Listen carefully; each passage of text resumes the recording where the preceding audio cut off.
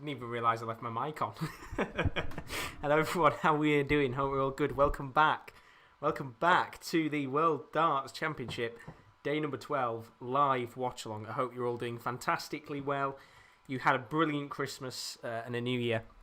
And we're back once again to watch some more live darts, as always, on the channel.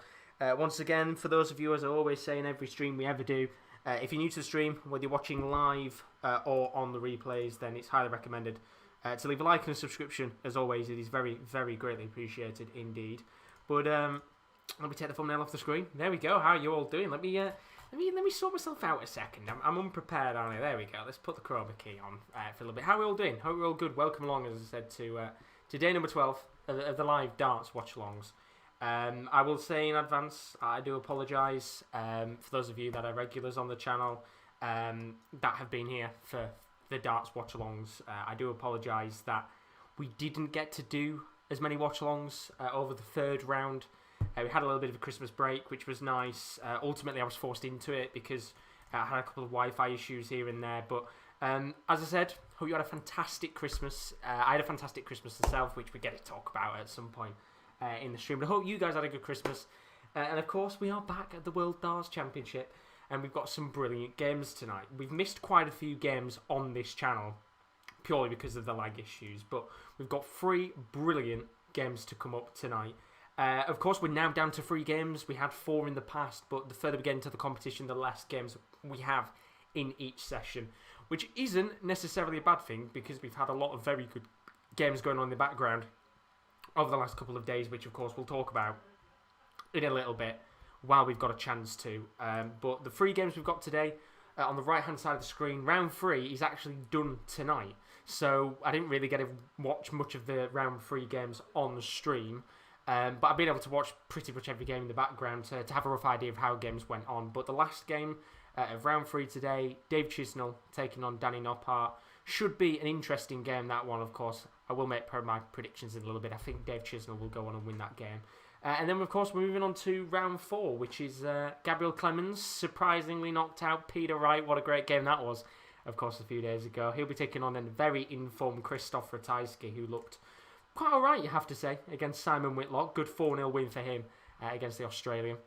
And then we've got the big one tonight. The biggest game so far of round 4. We're only 2 games in, though, of course, tonight in round 4. Michael van Gerwen taking on Joe Cullen. And these 2 guys have had previous experience this year against each other at the World Darts, not the World Darts Championship, sorry. In previous competitions, they've had experience. In fact, Joe Cullen, I believe, won one of the finals against Michael van Gerwen in one of the, I think it was like the German Open or something like that.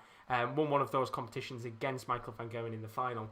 Will we see something similar in this game? Remember, Michael van Gerwen averaged nearly 110 in his ridiculous match against Ricky Evans a few days ago. Probably one of the best games we've had of the World Darts Championship so far. But the first game of the night is going to get underway very, very shortly, which means I'm going to put on the music in the background as we always do. Makes it nice and easier for me on the night. But, as I said before, hope you guys had a fantastic Christmas. And hopefully you've had a fantastic experience watching the World Darts Championship, because the games that we've missed over the last few days on this channel, absolutely unbelievable. I mean, we might have seen early this morning. If you haven't, keep you up to date, of course. We had our first 9-darter at the World Darts Championship in 5 years, and if there was one person that kind of deserved to hit a 9-darter after having so many 9-darters hit against him, is of course James Wade. However, even though he hit a 9-darter, he didn't go through to the next round. That was the first game of this morning. Stephen Bunting, a man who was kind of forgotten in terms of his world rankings, and as a player, of course, doesn't seem to really come up in many of the big competitions recently. In one of his biggest wins of 2020, in fact, probably one of his biggest wins of his career. In fact, he said today in one of his situations that he thinks that he's his best win of the of his career, and fair play to him, because you have to give him credit. It was an incredible result against James Wade. So he beat James Wade 4-2 in the game earlier on today. James Wade having an absolute stinker after the first 2 sets of the match. Daryl Gurney, he took on Chris Dobey. 4-1 win for Daryl Gurney in that game. Both players looking really good, and Chris Dobey deserved to at least get 1 or 2 sets on the board, but in the end, Daryl Gurney flying with 101.39 average, and that might be one of the performances for Daryl Gurney this year. That gives him that extra bit of confidence, and there's no better time to get confidence at the World Darts Championship, especially in the latter stages, of course. Chris Dobey going out, real shame for him this year. It's been a bit of a disappointing one for him. And then we had the final game of the morning session. Jason Lowe taking on Devon Peterson. I think that ended 4-0 in the end to Devon Peterson. Really, really good game for the South African, who struggled in his previous match to even hit a double.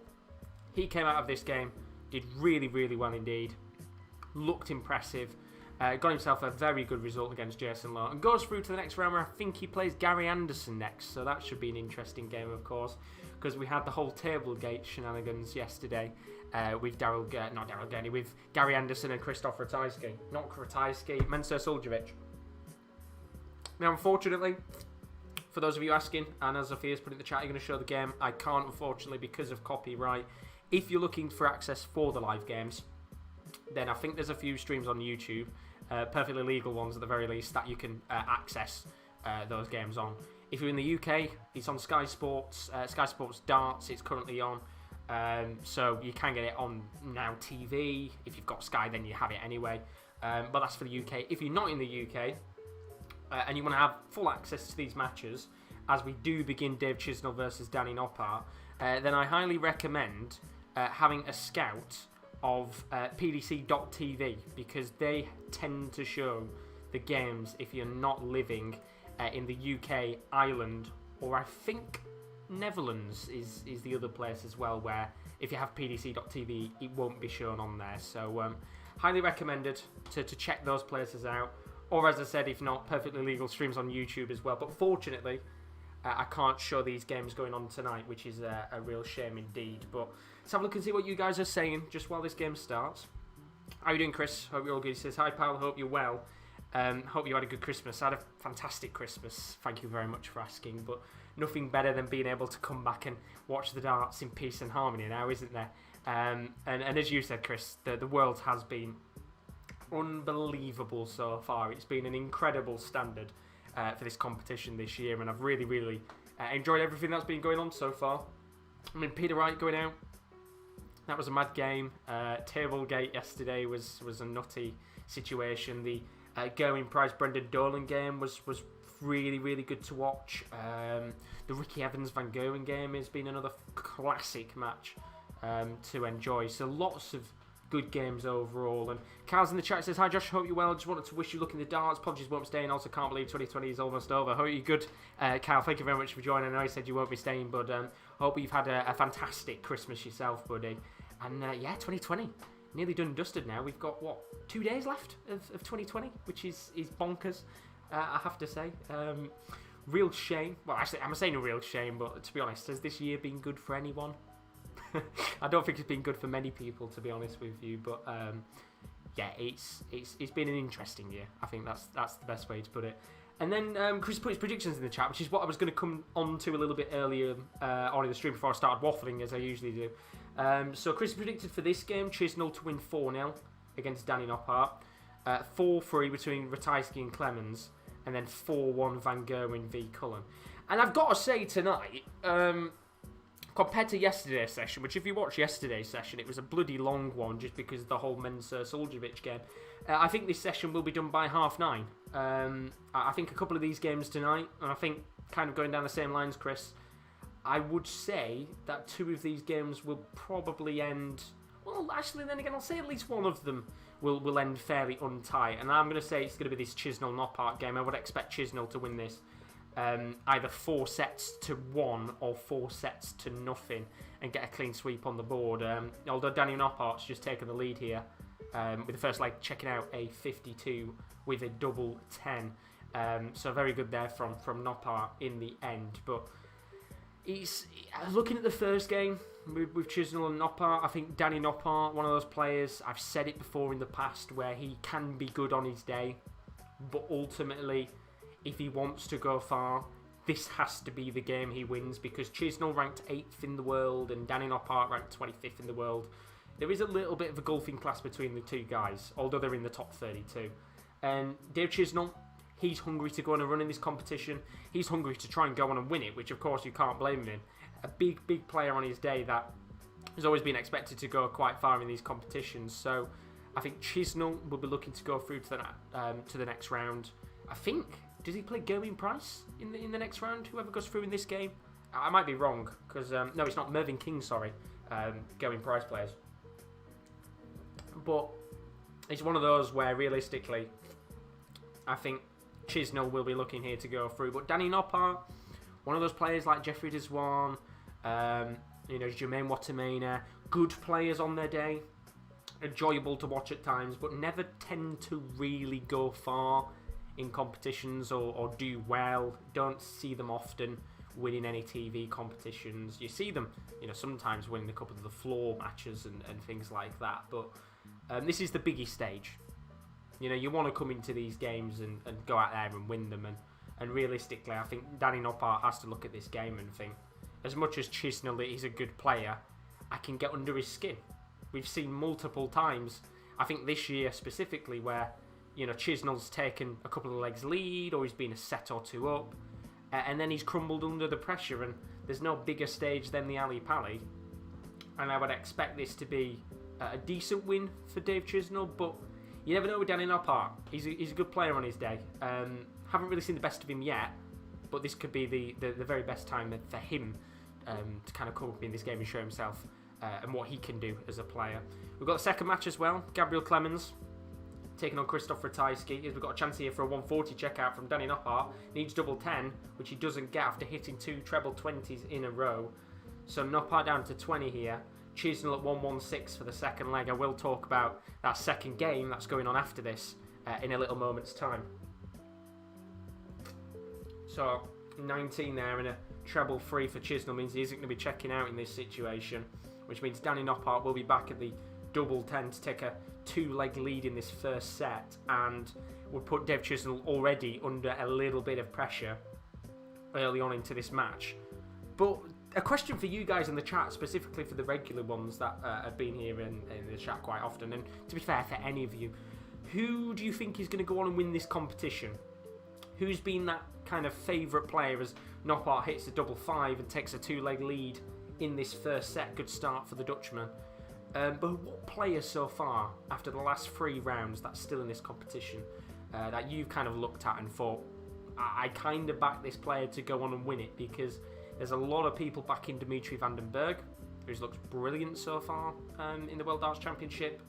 There's a lot of people who've been backing, of course, Van Gerwen, as you would expect. He's been incredible so far at the World Darts Championship. Looked very comfortable in the majority of his games that he's had to play so far in the 2 matches against Murray and Ricky Evans. But what player would you like to see kind of go far or maybe even win it? Because my first player that I said at the beginning, I said for me, I think Ryan Searle will go on a run in this competition.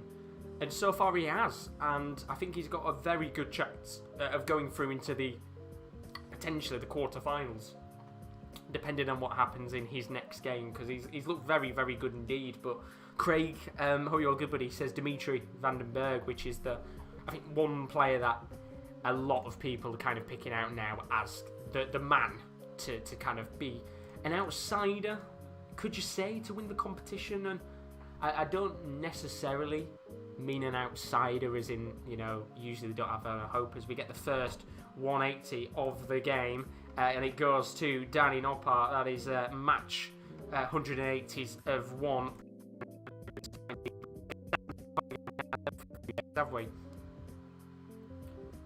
But I think as an outsider punt, if you're not including the likes of Van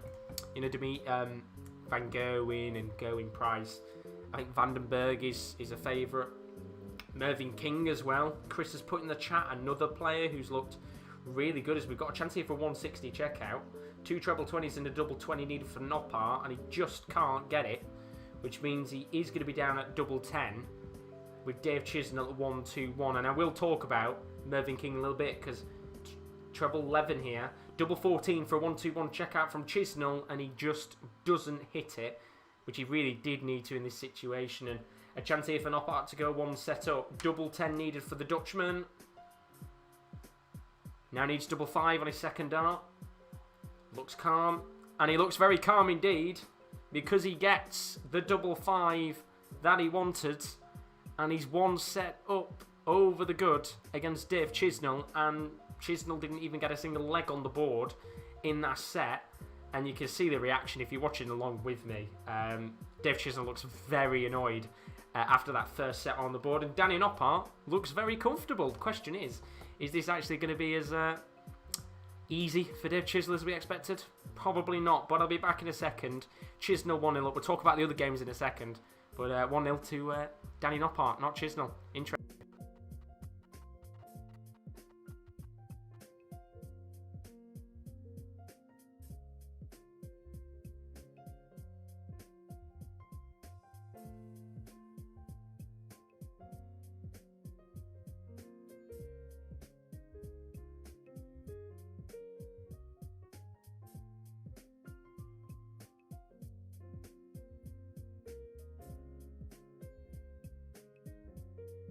That's set number 1 done of the night already, and as it currently stands, Danny Noppert is one set up to nothing against Dave Chisnall, and you've got to say he absolutely deserves it right now.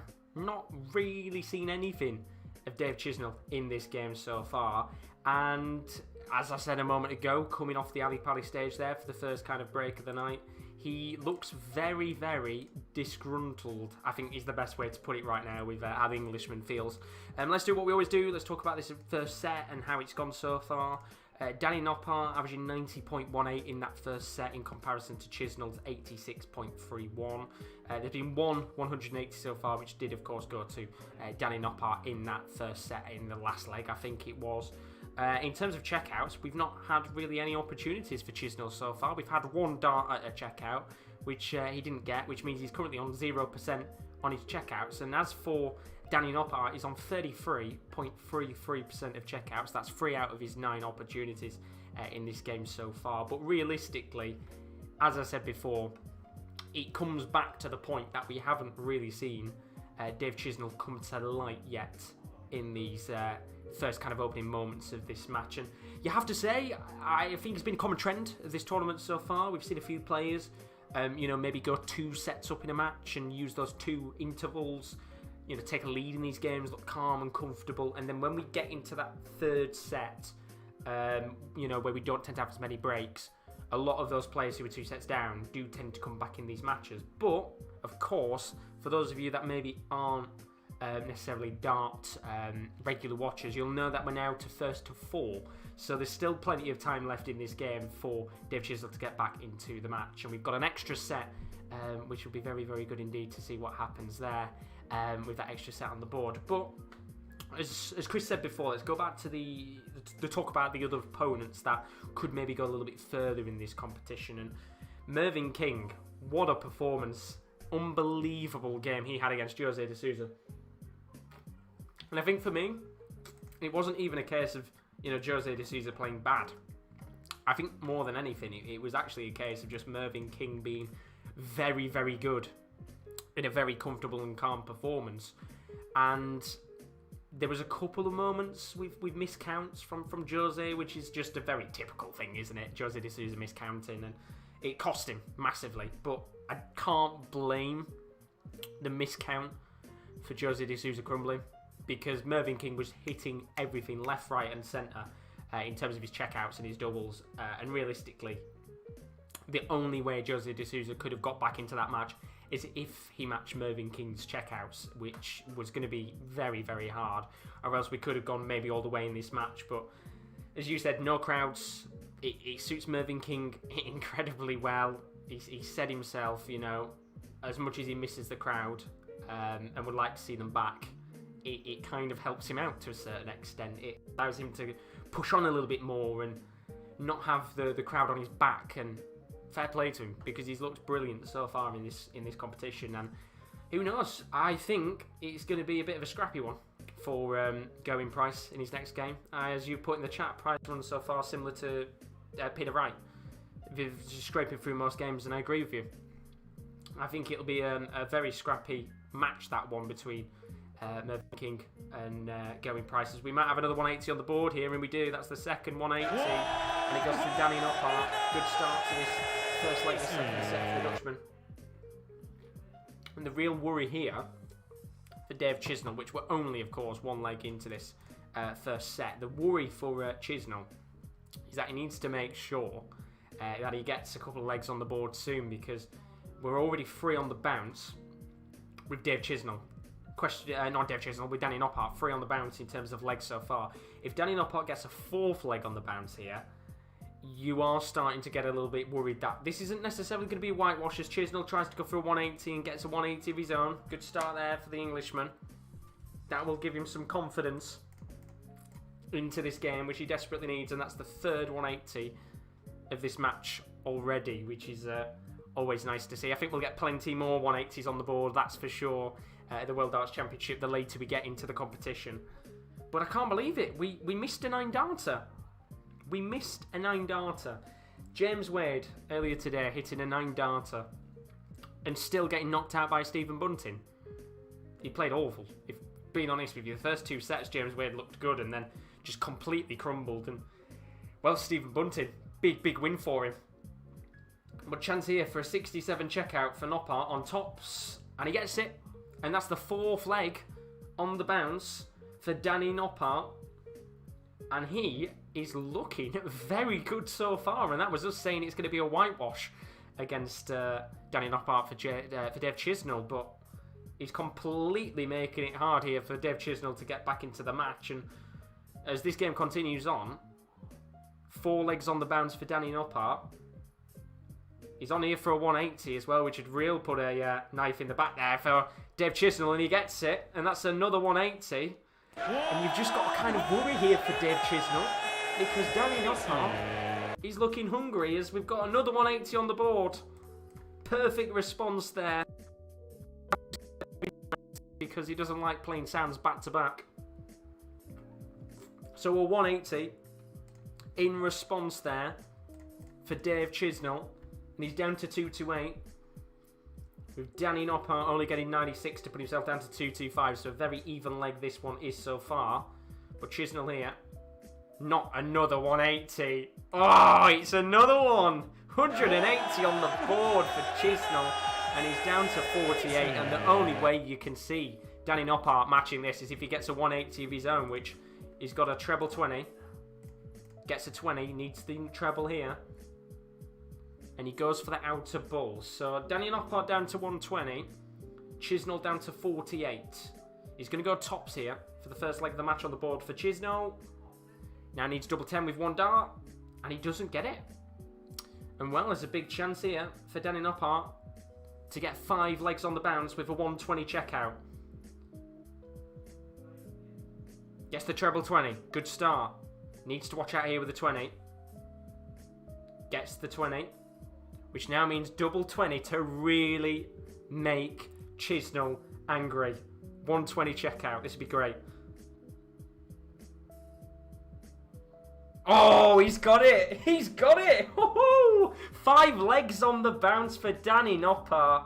And Dave Chisnall, all he can do is scratch his head and think what is happening right now. Because Danny Noppert is looking absolutely feisty right now in this game, and Chisnall's going to have to win the next 3 legs on the bounce if he wants to get a set on the board. And right now he's not won a single leg. He can't get 1 leg on the board. You mind 3? And Danny Noppert looking very, very good indeed. Chris saying in the chat, winner faces Vandenberg in the last 16. Vandenberg would prefer Noppert over Chizzy.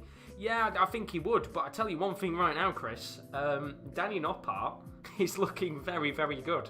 As you said, looks really calm and comfortable on stage. And as this match continues on, if he can get 6 legs on the bounce and go 2 sets up, then Dave Chisnall is under some real pressure, because the one thing you don't want to do here is give Chisnall a leg and allow him to get back into this match at the very least. If you can get 6 legs, Chisnall with none, he's going to be going into this break, he's going to be very annoyed, very angry with himself. Well, Danny Noppert will be, firing on all cylinders, but We've had no doubles from Chisnall so far. He's had 3 opportunities for checkouts, and none of them have gone in so far. But Noppert here at 280. Chisnall is at 304. Now, you will see on the bottom of your screen that the score is a little bit quicker than what I can see on my screen. So, you will be a little bit of ahead. So you kind of get to see the score before I do, which is probably better for you guys. But Chisnall here at 2.8. Danny Noppert's got himself down to 200 with an 80. And this is a very, very nervy leg. Very nervy leg, because you know here that Chisnall's going to have at least 3 darts. And that is so unlucky. Chisnall there hits treble 20. And then his other dart's going for the treble 20 and it falls out. So he's got 80 here. Which means Chisnall down to 128. He's going to have at least 3 darts at the 128. But how much pressure is he going to be under here? The answer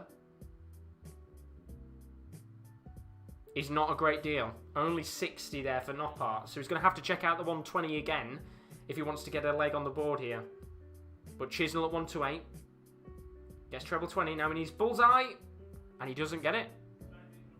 So Danny Noppert has got a chance to repeat the 120 checkout to go 2 sets up in this game.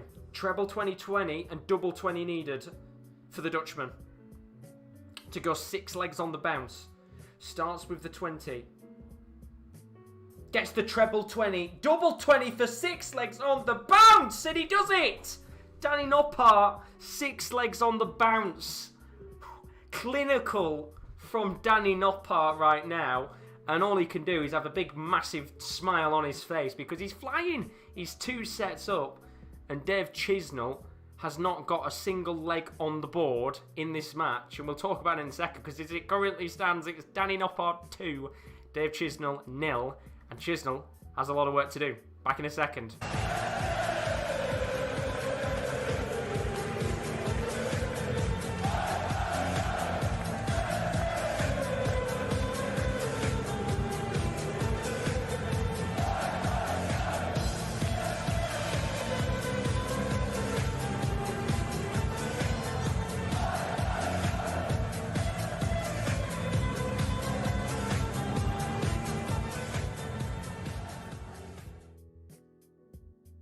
That is it. That's set number 2 done and dusted already, and this could be potentially at this rate. If Danny Noppert keeps going at the rate that he's going right now, this is going to be surely one of the quickest games we've had of the 3rd round so far. Incredible performance from the Dutchman so far. And as Chris has put in the chat, the Dutch are taking over this tournament. Van Gerwen, Van der Voort, Van Dijvenbode, now Noppert. At this rate, we're going to have an all-Dutch semi-final, and all of the non-Dutch players are going to be knocked out here. But an incredible performance so far from Danny Noppert, who, as I said, the only thing he can do right now is just look really good and confident on stage and keep going the way he is, because Dave Chisnall just can't seem to get anything in this game. And when we look at the stats of the match so far, in the first 2 sets, Danny Noppert is averaging 94.93. Dave Chisnall is averaging 96.83. However, once again, it's the checkouts. He's not really had many opportunities at checkouts so far, Dave Chisnall. Only 4 opportunities. He's 0% currently on his doubles. As for Danny Noppert, he is on 50% of his doubles. That's 6 out of 12. And more importantly, the one stat we have to talk about is the 2 checkouts of 120. 2 brilliant checkouts as well. I mean, to get the 120 the first time under pressure is impressive, but then to get a second one in a position where you can go 2 sets up against Dave Chisnall is fantastic. It's brilliant to watch from the Dutchman right now, and I can put my hands up and say, look, I wrote him off and said I think Dave Chisnall was going to win this game at least, 4 sets to 1 or 4 sets to nothing, but it could be the opposite way around here. It genuinely could be 4 sets to nothing to Dave Chisnall, to Danny Noppert, not Chisnall. Chisnall definitely doesn't feel like he's going to let a leg on the board.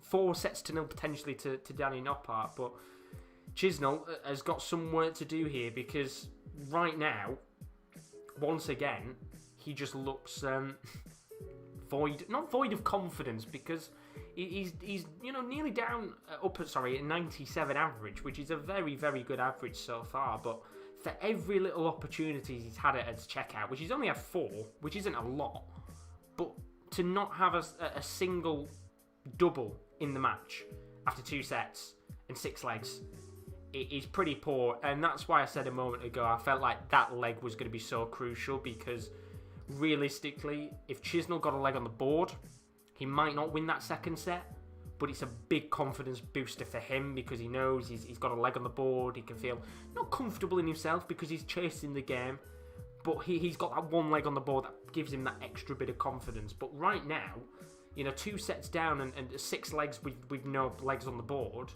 will come at a serious worry for him, because if Danny Noppert can continue at the rate he is, we could have this game done and dusted within the next kind of 15-20 minutes, because I'm pretty sure we don't get any more breaks now unless this game goes on for a couple more sets.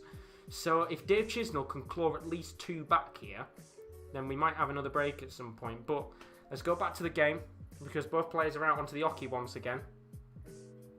And Dave Chisnall has got a mighty tough task on his hands right now. He's 2 sets down to a Danny Noppert that doesn't seem to be dropping any opportunities at checkouts at the doubles. And as we said before, the Dutch really are taking over the World Darts Championship right now. They're all clicking.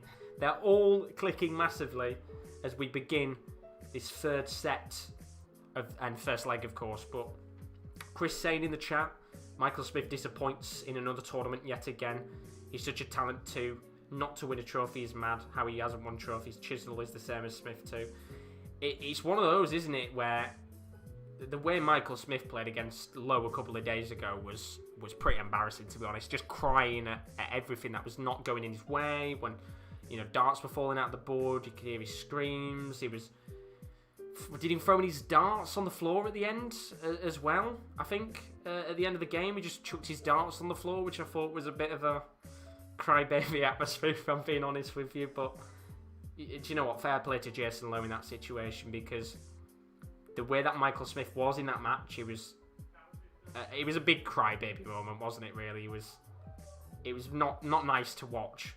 And in the end, Jason Lowe just played comfortable, played calm, and didn't really care. As Dave Chisnall here goes for a 180, and he gets a 180, and that, I believe, is the 7th 180 of the match.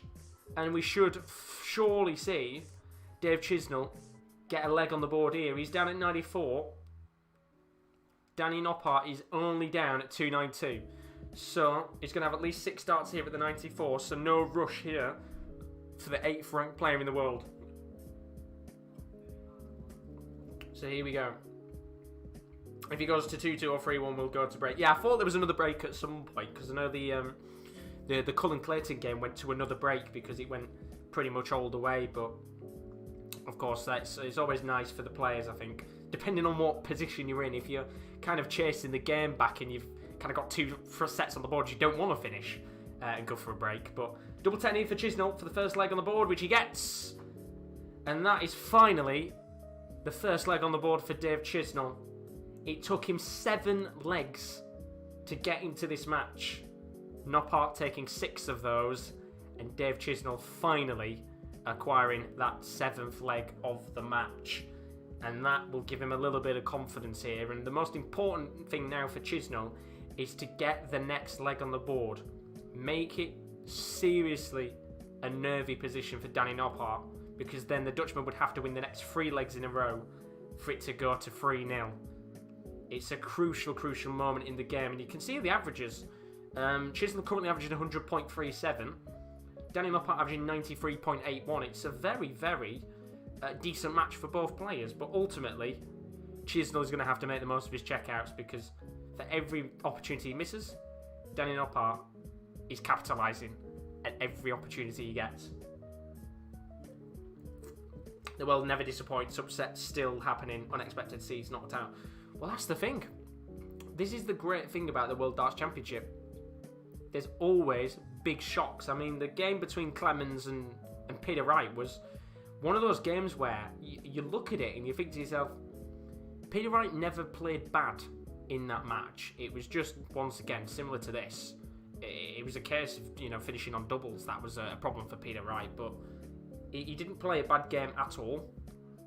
And I think, of course, in that situation, if you're Peter Wright, you're not going to come out of the game and think, oh, well, there's positives on the board from that match. But you're going to look at it and think, well, I can't defend my World Championship title. But he played very well indeed. And, well, there's a real opportunity here for Dave Chisnall to get 2 legs on the bounce here. Noppert at 186. Chisnall for a 170. He's going to go for the big fish, which he won't get in the end. But he's going to have at least another 3 darts at 36, because Danny Noppert's at 186 and I've got a very itchy eye. I apologise here. So this game has changed completely. Danny Noppert needs to get back some of the deadliness that he had in that first 2 sets, because double 18 here, 3 darts at that double 18 means Chisnall will go 2 legs up in this 3rd set of the match and really make things interesting. So double 18 needed. 2 darts at double 9, which he doesn't need 2 darts, he only needs 1. And now the pressure is on Danny Noppert, because if Chisnall wins the next leg, he will go and make it 2-1, which makes it a lot more interesting. As for Danny Noppert, he's going to have to win the next 3 on the bounce, and he could make it 3-0 and really put immense pressure on Dave Chisnall. But Chisnall starting to get a bit more confidence as this game continues on with his finishing more than anything. I don't think he really needs much confidence in terms of scoring, because he's scoring very well indeed. It's just the finishing that's been a problem. But a chance here for 180 for Danny Noppert, which he doesn't get, but does get a 140 in the end. Chris put in the chat, I thought Clemens would be a test for Wright, to be honest. I predicted 4-2 Wright. I thought Wright would edge it. Well, that was the thing. It was a good game. And, you know, as I said, Peter Wright, he can come out of that game and say, look, there was positives in the match because he didn't do much wrong. He played very well. It was just Clemens was so consistent on his finishing. And more importantly, Clemens would just not back off, which was the most important part. There was a point where Peter Wright, towards the end of the game, looked like he was going to go on and win it, but Clemens kept his cool, kept his composure, kept grinding legs back in the match. And it got to a point, of course, where he went on and won, and fair play to him, because it's a massive, massive win for the German. But I think in the end, it was one of those where Peter Wright will look at it, and as I said, he will be very disappointed that he can't defend his World Darts Championship title. But he can still look and think, you know, in a few weeks' time when maybe the dust has settled slightly, there were positives in that match. He played very well indeed. It was just, ultimately, his finishing wasn't as good in that match compared to Clemens, which is mad to say because it was a very good game overall. But a different situation here because Dave Chisnall is at 229 points, Noppert at 208, and he's just kind of fell off here a little bit, the Dutchman. Although he does get a 114, potential chance at a checkout. But how much pressure is he going to be under here? Because Dave Chisnall's on for a 180, which he gets. And that's some pressure. 180, which is the 8th for the match there for Dave Chisnall. And Danny Noppert is going to have to check out here a ton plus finish of a 114. Gets the treble 20, now needs the 14, which he gets. And tops here for a 114 checkout, which he doesn't get. And now 17 and double 16 for Dave Chisnall will put him a set back on the match and make things certainly much more interesting. Goes for 9. He's going to go for the tops instead, which I think is understandable. So 2 darts here at tops. Now he needs double 10 and gets the double 10, and it's 2-1 on sets in this match, and that is a massive, massive moment in the game because that set has just completely turned everything around. Because now Danny Noppert is the man who looks very poor in this game, and Dave Chisnall looks like the man in form, which is understandable because although he didn't have many opportunities at doubles and checkouts, he was averaging very well indeed so far in the game. And now Dave Chisnall will be looking here to make it 2 sets apiece and go into another break full of confidence. But he's going to have to play better here, Danny Noppert, because that first 2 sets he looked very, very good indeed and comfortable. And now everything seems to have turned very slightly. But Chris has put in the chat, massive opportunity for Clemens or Ratajski to reach quarterfinals for first time. Shows how open the draw has been. Well, this is the thing. It is a very open draw. I mean, from what I've looked at, there's so many players left in this competition that could quite easily, go on a decent run. Take, for example, the Gary Anderson side of stuff. Gary Anderson, as we've got a chance here for 180 for Noppert, which he doesn't get, but he does get a 140. But for Gary Anderson, he's got a massive opportunity to get into the quarterfinals. And he's on a very good side of the bracket as well, which would be massive for Gary. He's not necessarily been playing well, but the more he gets into this competition, the more he will certainly be thinking in his head, I could go on and win another third one. Doubtful? Possibly. I'd say it is doubtful, but you never know what type of Gary Anderson is going to turn up on the day. Devon Peterson, he'll come out of the match today thinking, I could beat Gary Anderson. I could go through and go very far in this competition. And ultimately, if he can get himself down into the quarters again, which would be massive for him, and into the semis potentially, then you never know what Devon Peterson could do, because he's a great player on his day. He's really good to watch. As we've got a chance here for 164 checkout. Bull needed for Danny Noppert, which he doesn't get, but he does get an outer bull in the end. So Chisnall here on a 118, which we'll see what happens here. But as you said, Chris, Daryl Gurney is another player who you have to look at and think, well, I've got a massive opportunity myself to go on and make the quarters and really boost what a poor year it's been for both Gary and Daryl Gurney, if you can go on a good run in this tournament. We've got a chance here for 25 checkout for Noppert. Needs double eights, which he gets. And that's a big leg on the board for Danny Noppert in the fourth set. And that is a big moment. As we said earlier, of course, Danny Noppert just slowly looked like he's teetering off in this game. But Dave Chisnall starts off with a 180 in that second leg of the fourth set. And he's on for a potential 9-darter. And well, we saw a 9-darter earlier between James Wade and Stephen Bunting. We're surely not going to see another 9-darter in this competition. I can't believe I missed it. Unbelievable. I didn't even get to see it because I went out to get some shopping. And I watched the first two... I watched the first two sets, but didn't watch all of the second set and missed it. Unbelievable. But 2-6-1 here for Dave Chisnall. And Danny Noppert has got to get at least a 180 of his own, I think, here, or at least a 140. But other players, for example, as you said, Ratajski and Clemens, will both look and think, well, if we can get through this round 4 game, get ourselves into the quarterfinals, who says, we can't go on a good run in this competition. We've got a chance here for another 180 for Chisnall, and it's another one on the board, and the 180s are flying now. That's 10 in the match already, and Chisnall is down to 81 with at least, I'd have probably said 6 darts at the 81. But yeah, Krzysztof Ratajski and Clemens will both be looking and thinking, we can go on a good run. Ryan Searle, he'll start to think, as we've got a chance here for an 81 checkout, which Noppert does get, and that's a 12-darter there from Chisnall to make it 1 leg apiece in this fourth set. It's a very interesting game, this one, but Ryan Searle, he'll be looking to go on a good run as well.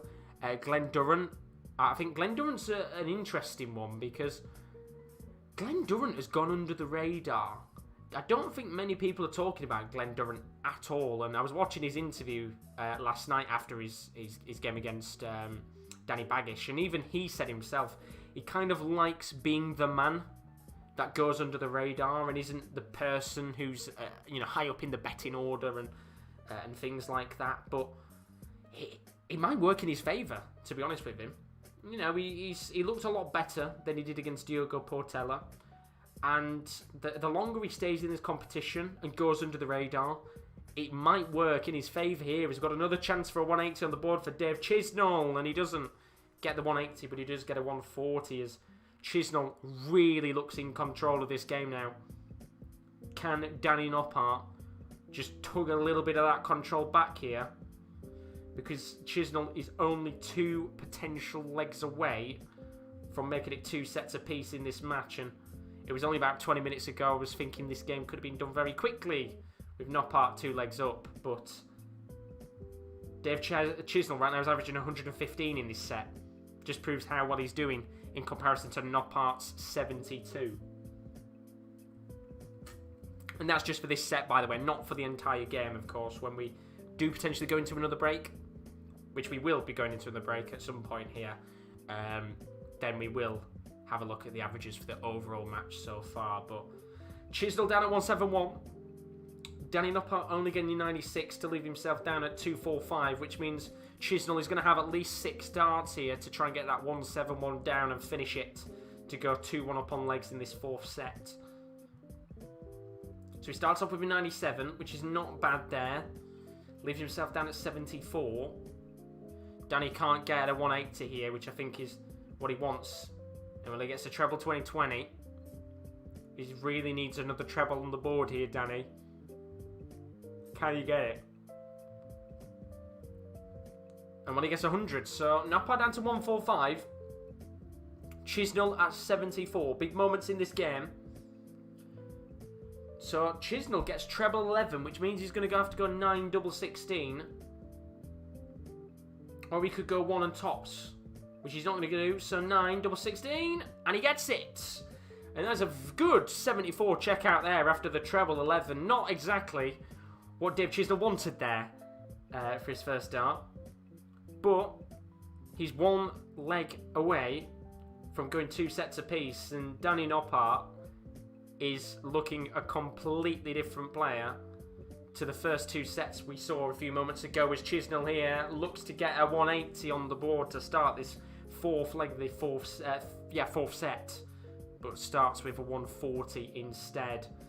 And it's a really interesting game, this one. A very good battle. And in terms of the set-by-set averages, set 2, Dave Chisnall was averaging 109.8. Danny Noppert averaging 100.2.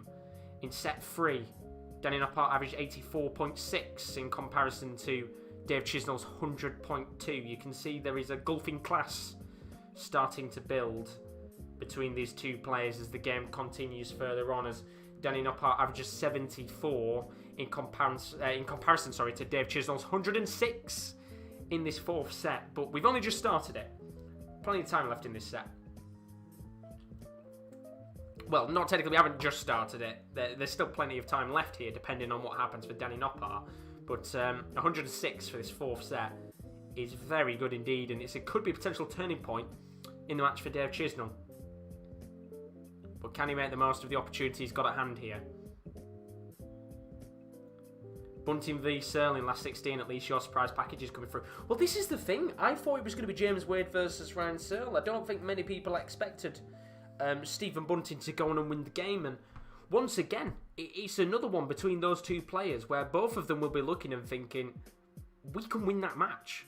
We can go into the quarterfinals and potentially shock people. I mean, Ryan Searle isn't, of course, a top-ranked player in the top 32. I think it probably won't be long before he's in there, or at least creeping down to that point. And Stephen Bunting, if anything, a win like that against James Wade could revitalise his career. We've got a chance here for a 120 checkout. Double 20 needed here for Dave Chisnall to repeat what Danny Noppert did to him earlier. But he just can't get it. And Danny Noppert here has to check out this 68. Treble 20, double 4 needed. Gets 20. Gets 8. Which means tops for Danny Noppert, which he doesn't get. And that would have been a massive opportunity for a last leg decider in this 4th set. And a real opportunity to claw back a 2-set lead against Dave Chisnall. But both players down to double 10. And it'd be Dave Chisnall, who has 3 darts, to get this game to 2 sets apiece. Big moments here for Dave Chisnall. Can he get it? First dart is completely wayward. Second dart means he's going to have to go for double 5, which he gets. And that is massive for Dave Chisnall. He was 2 sets down in this game against Danny Noppert, who was flying in this match and doing really, really well indeed. But all of a sudden, since that 2-set lead, Dave Chisnall has just seemed to turn it on.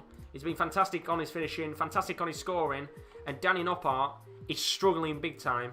And as we go into this break and head into set 5 in a few moments' time, it's Dave Chisnall 2, Danny Noppert 2. Still all to play for, back in a moment.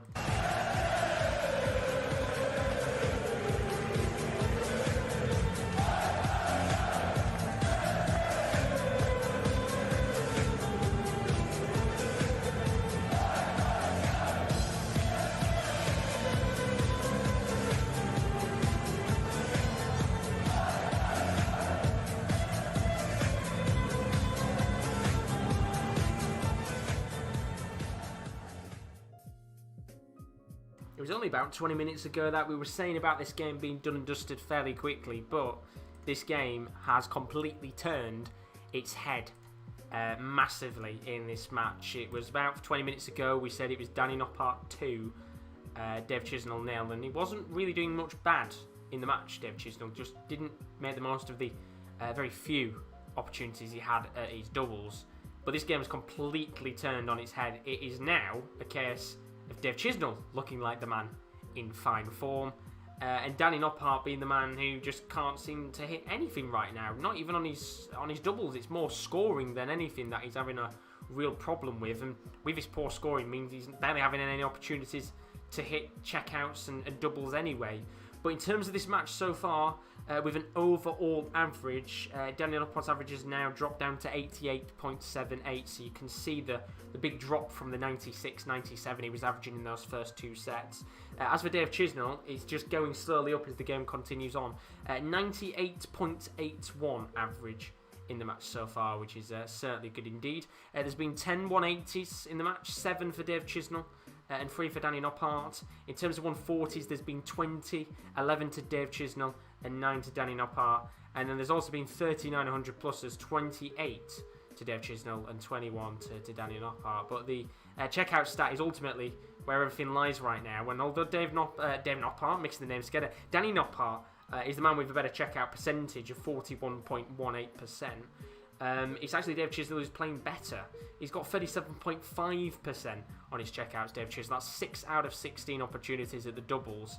But realistically, the majority of those checkouts will have come in the last 2 sets, the third and fourth set. And when I actually look at the third and fourth set, it was 50% on his checkouts in the third set and 50% on his checkouts in the fourth set, which if you compare it to the first two, it was 0%. So he's playing very, very well indeed so far.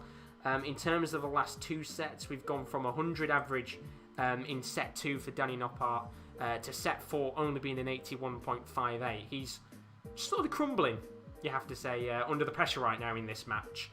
And you can see Dave Chisnall going on and taking a lead in this game, but we're going into set 5.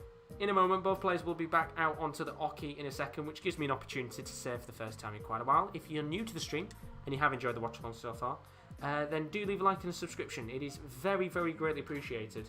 As we push towards 1,500 subscribers on the channel, we did aim to get 1,400 subs by New Year's. You guys smashed that, so we are just slowly working towards 1,500. So thank you very much for all of you that have subbed. It is very, very greatly appreciated indeed. And if you haven't, I highly recommend do leaving a sub as always. But we are 2 sets apiece right now in this match between Dave Chisnall and Danny Noppert. And I would usually say in some situations like this, the majority of games that are even at this stage of a match, you look at them and you think it's very hard to tell what's going to go on here and who's going to win it. Right now, I have to say it's quite the opposite. There looks like a clear winner on the board, and that to me is Dave Chisnall. But will that break have come in handy for Danny Noppert? We'll have to find out as both players are back onto the oche as we get underway with the 5th set of this match. I'm going to kind of just unbutton the top part of my shirt for a second. I feel like I'm getting very tight around the neck there with the buttoning. But you can see on the right hand side of the screen the order of play tonight. There's still a couple more games to come. Of course, we're now down to 3 matches a night, which is a shame, but it's a longer format, so we're kind of pretty much playing 4 hours of darts anyway, maybe sometimes more. We've got Gabriel Clemens coming up against Krzysztof Ratajski as Dave Chisnall hits a 180 on the board, and that's 8 in the match for Chisnall and 11 in the game overall, as the Englishman looks to just kind of take a foothold in this match and run away with things. But as I said before, we've got Gabriel Clemens coming up against Krzysztof Ratajski. That one is going to be a great game to watch. 2 very under-the-radar players doing very good in this competition. One of them will be going through to the quarterfinals, which is very good to see indeed. And then a player who doesn't go under the radar, never has done, never will, Michael van Gerwen. He comes up against Joe Cullen, who is going to have a very tough job in his hands there, Joe Cullen. If you watch that last game between Ricky Evans, he knows he's going to have to try and improve on what Ricky Evans did against Van Gerwen. But will Van Gerwen turn up to the same fashion that he did against Ricky Evans a few days ago? I think he will, and I think that one is going to be a tough one for the rockstar Joe Cullen, as we've got a chance here for a 1-2-1 checkout for Dave Chisnall. If he can hit the ball, which he can't, And Danny Noppert is going to have the same chance here with a 1-2-1 checkout himself. For the first leg of the 5th set. Just gets the treble 20. Now needs treble 11. Which he does get. So double 14 for a 1-2-1 checkout and do what Dave Chisnall couldn't do a moment ago. And he doesn't get it. And there's a big let off there for Dave Chisnall. Because he's going to have 2 darts here with the double 8. To get the first leg on the board of this 5th set. And that will mean he will definitely have taken the lead for the first time in this match. So 9 double 8 needed for Dave Chisnall here. Guess the 9. 2 darts at double 8. And he's double 4. And he gets the double 4. And that is the first time in the match that Dave Chisnall has taken a lead in this game. And that was a real let-off, I have to say. The 1-2-1 opportunity there from Danny Noppert. I thought he was going to take it out. And then we're going to have another ton plus finish on the board from him. I think that would have been his 3rd of the match, if I'm correct. But in the end, Dave Chisnall, very simple finish indeed from the 25. And, well, he starts off there with 66, which is not a good start at all for Chisnall. And allows a bit of an opportunity for Danny Noppert to get back in, or Noppert, however you pronounce it, in this second leg of the 5th set. But as you said, Chris, basically, in other words, you have to average 120 versus MVG. You have to just hit 180s endlessly and hope that MVG never has an opportunity to check out. He's unbelievable. He's turned it up, hasn't he? As you would expect, of course. Michael van Gerwen will turn it up at the biggest stage where I think he will keep his #1 world ranking. I've said it before. Has my position changed a little bit? On if Gerwen Price is going to make the final against Van Gerwen. I'm doubting it a little bit more. I mean, Van Gerwen is looking very comfortable and calm, and I think he will make the final. But Gerwen Price has looked fairly shaky. His body stance has looked a bit nervy. In his interviews, he said he'd rather be at home over Christmas than at the World Darts Championship. And it's kind of comments like that that have come out that you think is in the right frame of mind right now. And ultimately, he's plowing along.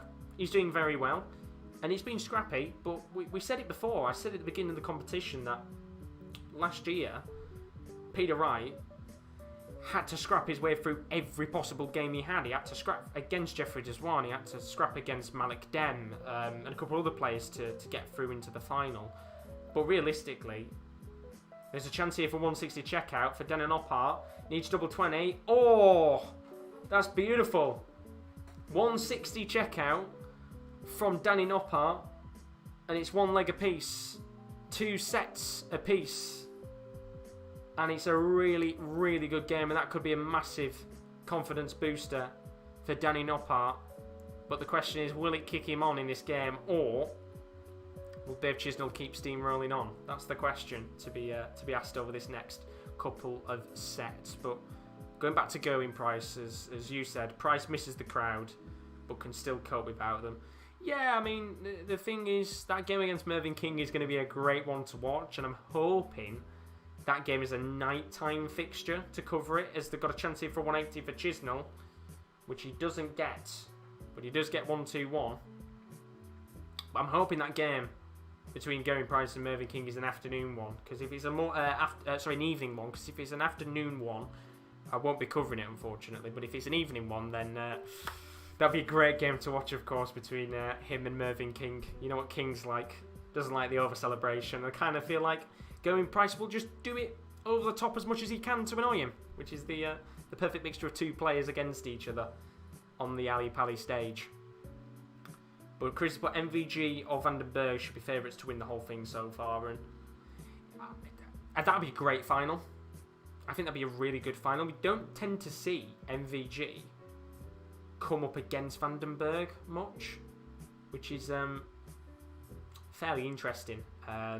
Be a really good game to watch, actually, because it is one of those matches where I kind of look at it and I think to myself, it is genuinely one of those games where Michael van Gerwen can't let Vandenberg off the hook, because for every opportunity Michael misses, 9 times out of 10 Dimitri will make the most of those chances. He's just very, very good, the Belgian player, of course. And it is a nighttime fixture. Come on, that's what we love to see. Nighttime fixture between, of course, in round 4, Gerwen Price and Mervyn King. That's going to be a great game to watch. In fact, Looking at tomorrow night's fixtures, for those of you wondering what's coming up over the next few days, they're not there. I can't actually see them, which is very annoying indeed. I'm pretty sure Gary Anderson's on tomorrow as well, so we'll have to find out who's on tomorrow night later on. But I'll be live again tomorrow at 6:10 as always. Streaming all the time now until the end of the competition. So we've got plenty of darts to come over the next 5 days left now, which is mad, hasn't it? It's gone by really, really quickly, this World Darts Championship. But chancing it for a 2-1 lead on legs in this 5th set with a double 12 for Dave Chisnall, which he gets first time with his first dart. And he's 1 leg away from taking the lead on sets. And Dave Chisnall, I've got to say, is looking fairly comfortable. As much as this is a tight match, he doesn't feel tight. It feels like Danny Noppert is miles behind Dave Chisnall, but it was the 2-set lead at the start that made this game look a bit more tight as Dave Chisnall rocks in another 180 in the match. That's 12 in the game. That's 9 now for Dave Chisnall. And might have a chance for a 9-darter, which would be fantastic indeed. And as I said before, it's one of those where realistically, there's so many 180s now as we get to the later stages of the competition. But of course, Chris, send it in the chat. Send it in the chat. I've got a website you usually use called Sporting Life, which has all the fixtures on, but they've not updated the 4th rounds yet, which I think is a bit strange. But there's some very good matches to come. Some very, very good matches indeed. I think Gary Anderson plays tomorrow, if I'm correct, which will be a fun one at the very least. But Dave Chisnall averaging 100.06. Danny Noppert averaging 89.87. The gulf in class is starting to show as Dave Chisnall is on here for another 180 on the board, and he gets another 180, and it's a 180 central right now. Unbelievable. That's 10 180s for Dave Chisnall, and he is firing 180s left, right, and centre in this game. He's down to 48, and he's going to have at least probably 6 starts here at the 48. As Danny Noppert only gets 58 to leave himself down at 150. So Chisnall here, 16 double 16 to go 3-2 up on sets and complete the ultimate comeback. Well, not complete it, but he will have come back in the game at the very least. Needs tops. Now needs double 10. And he just takes a moment to just compose himself and come back here. Big moment indeed. Oh my lord, I've just seen the games tomorrow night, Chris. Oh Jesus. The thing is that all the games are good tomorrow. There's not one bad game now to watch, but my lord, that is an incredible lineup of games tomorrow. Fucking hell. I definitely will be watching the tomorrow afternoon ones, but I won't be streaming them, of course. I said I'd always do the nighttime ones instead. But double 10 here for Dave Chisnall, which he gets, and all that time of composing himself comes in handy as he now goes 3-2 up on sets, and it's the first time in the match that Dave Chisnall can really celebrate as Danny Noppert steps back up to the board. You can see the fist pump from Dave Chisnall as he goes 3-2 up on sets, and he's 1 potential set away from the next round of the World Darts Championship. And we've said it before, he's got to go on a run in this competition, Dave Chisnall. 3rd round's not good enough. Quarter-final, in my opinion, is not good enough for him. He wants to go as far as he can in this competition. And, well, he could easily be one of those players that could go on and win it, depending on what Dave Chisnall turns up. But right now, the Dave Chisnall that's turned up is a very strong-looking Dave Chisnall. And Danny Noppert starts off with 63, which means Chisnall here does have an opportunity to capitalise in the first leg of the 6th set. And he's going to capitalise here. Is this another 180? Oh, it isn't. 121. But tomorrow's games, Vincent van der Voort taking on Daryl Gurney. That's going to be a great match to watch. Stephen Bunting taking on Ryan Searle, the 2 English underdogs, you could say. That'll be a brilliant match to watch. Very looking forward to seeing how Ryan Searle can do. Great player on his day. Devon Peterson taking on Gary Anderson. That is another great match. And I genuinely think that Devon Peterson could beat Gary. Although Gary will be very happy he wasn't playing Jason Lowe in the next round, because we know that Jason Lowe is a fairly slow player when he plays. So I think he'll be very happy he's got to play Devon instead. But I genuinely think that Devon Peterson can beat Gary Anderson. And then the evening fixtures, which is the ones that we'll be covering. Dirk van Dijvenbode against Glenn Durrant. What a game that is. I mean, Dirk van Dijvenbode in that match against Adam Hunt looked unbelievable. I mean, people were saying it was very MVG-like, and I kind of have to agree to a certain extent. He was not missing a single thing in that game against Adam Hunt yesterday. Going Price taking on Mervyn King, which is going to be a brilliant match to watch. And then the winner of this facing Dimitri van den Berg, which I think will be Dave Chisnall. And that is another bloody good game. So tomorrow night could potentially be an absolute belter of a quarter-final kind of setup of matches. As tonight is a belter, but there's a chance here for a 170 for Chisnall, for the big fish. We've not seen many of those in the tournament so far. He's on for the bull to take the first leg of this 6 sets. And he just misses, and it hits the outer ring of the bull. And Danny Noppert has 3 darts here at double 18 to get a leg on the board in this 6th set. 2 very good markers for the double 18, and he doesn't get it. And well, Danny Noppert only gets himself 4, and Dave Chisnall is going to have 2 darts here at the double 8 to go 1 leg up in this 6th set. Gets the 9, and with the way Chisnall has been playing, you'd expect him to get the double 8 first time. Doesn't, but does with the second dart. Well, technically it was the last dart, but the second dart at the double 8. And he's 1 leg up in this 6th set, and he's 2 legs away from a quarter-final tie against Dimitri van den Berg, which will be a brilliant, brilliant match to watch as we move to the round 4 fixtures in a moment in time. And I'm pretty sure, isn't it, with round 4, that it's still first to 4? I'm pretty sure, if I'm correct. I don't think it goes to first to 5 until we hit the semis, I think. I might be wrong. It might be first to 5 in the quarters. No, I think it's first to 5 in the quarters, first to 6 in the semis, and first to 7 in the final. I think that's how it usually works, but fair to say MVG was happy Wright got knocked out. He said that's what you get for playing mind games before the World. Yeah, to be honest, I think most of them are happy as Chisnall gets another 180 on the board. That's 14 in the game. 11 of them have gone to Dave Chisnall, who is firing 180s in left, right and centre in this match. Yeah, first to 4 in round 4. I thought it was. It's first to 5, isn't it, in the quarters. First to 6 in the semis. And first to 7 in the final, which that's going to be an absolute cracker to watch, isn't it? First to 7! Could be a belter of a game. I mean, the dream scenario is somebody goes 6-0 up on sets, and then somebody comes back and wins it 7-6. That would be the ultimate comeback in a World Darts Championship final, but that's probably never going to happen. But Chisnall here at 127. He's going to have at least 6 darts here. Starts off with a treble 20. Gets 17, which means he can go for the bull if he wants, which he won't.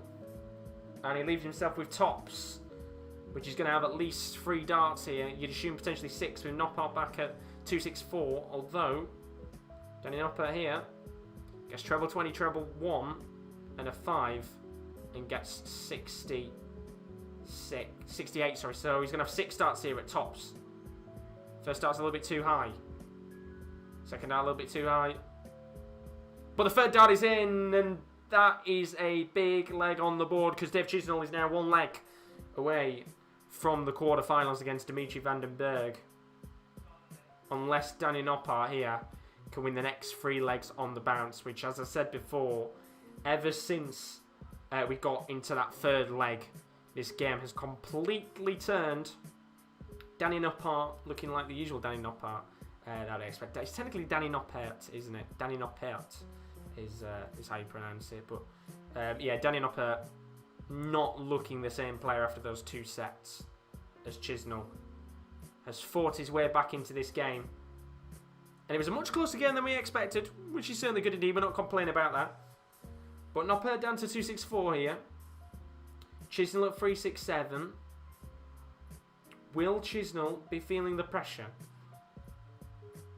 The answer is no. Gets himself down to 233. And it puts the pressure here on Danny Noppert, who probably thought he'd got a bit of breathing space there until Chisnall started firing in the 2 treble 19s. And, well, 56 is not good enough for Noppert here. So, Chisnall at 2-3-3.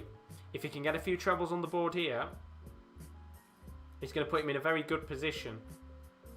I'm pretty sure he's just got 2 treble 5s. Not good there for Chisnall. Could get a hat-trick of treble 5s, which he won't. And only gets himself 20... That's why he got 49 in the end now, apparently. So treble 20 for Noppert. Could get a 180 here, which he doesn't. But he does get 121 to leave himself down at 87. So he's going to have at least 3 darts here, Danny Noppert, to get a leg back on the board on the 87. That's treble 17, double 18 needed. But he's going to be under some real pressure as Chisnall's down to 50. Gets the treble 17. Double 18 for a leg on the board in his 6 sets. Now needs double 9. And well, that sums up how Danny Noppert has been playing ever since we've got into the 3rd set. Not good at all. So Dave Chisnall here with the opportunity to finish the match with 18 and double 16. For a place in the last 16 against Dimitri van den Berg, he's going to go 10 and tops, which means 2 match darts at tops, which he gets. And Dave Chisnall is going through to the next round of the World Darts Championship. He will face Dimitri van den Berg in the next game. And you have to say, if you were watching that match, or if you was listening to the commentary that I was going through on there, it always looked like Dave Chisnall was going to go through in the end in this match. And we started off 2 sets to nothing up for Danny Noppert. It looked like a very different game about an hour ago, but ultimately in the end, Dave Chisnall, he fought his way back into the match and wins 4 sets to 2. We'll talk about that game in a moment, as well as the other match between Clemens and Krzysztof Ratajski in a second.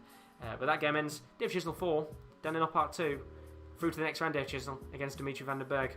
Good luck to him in that one.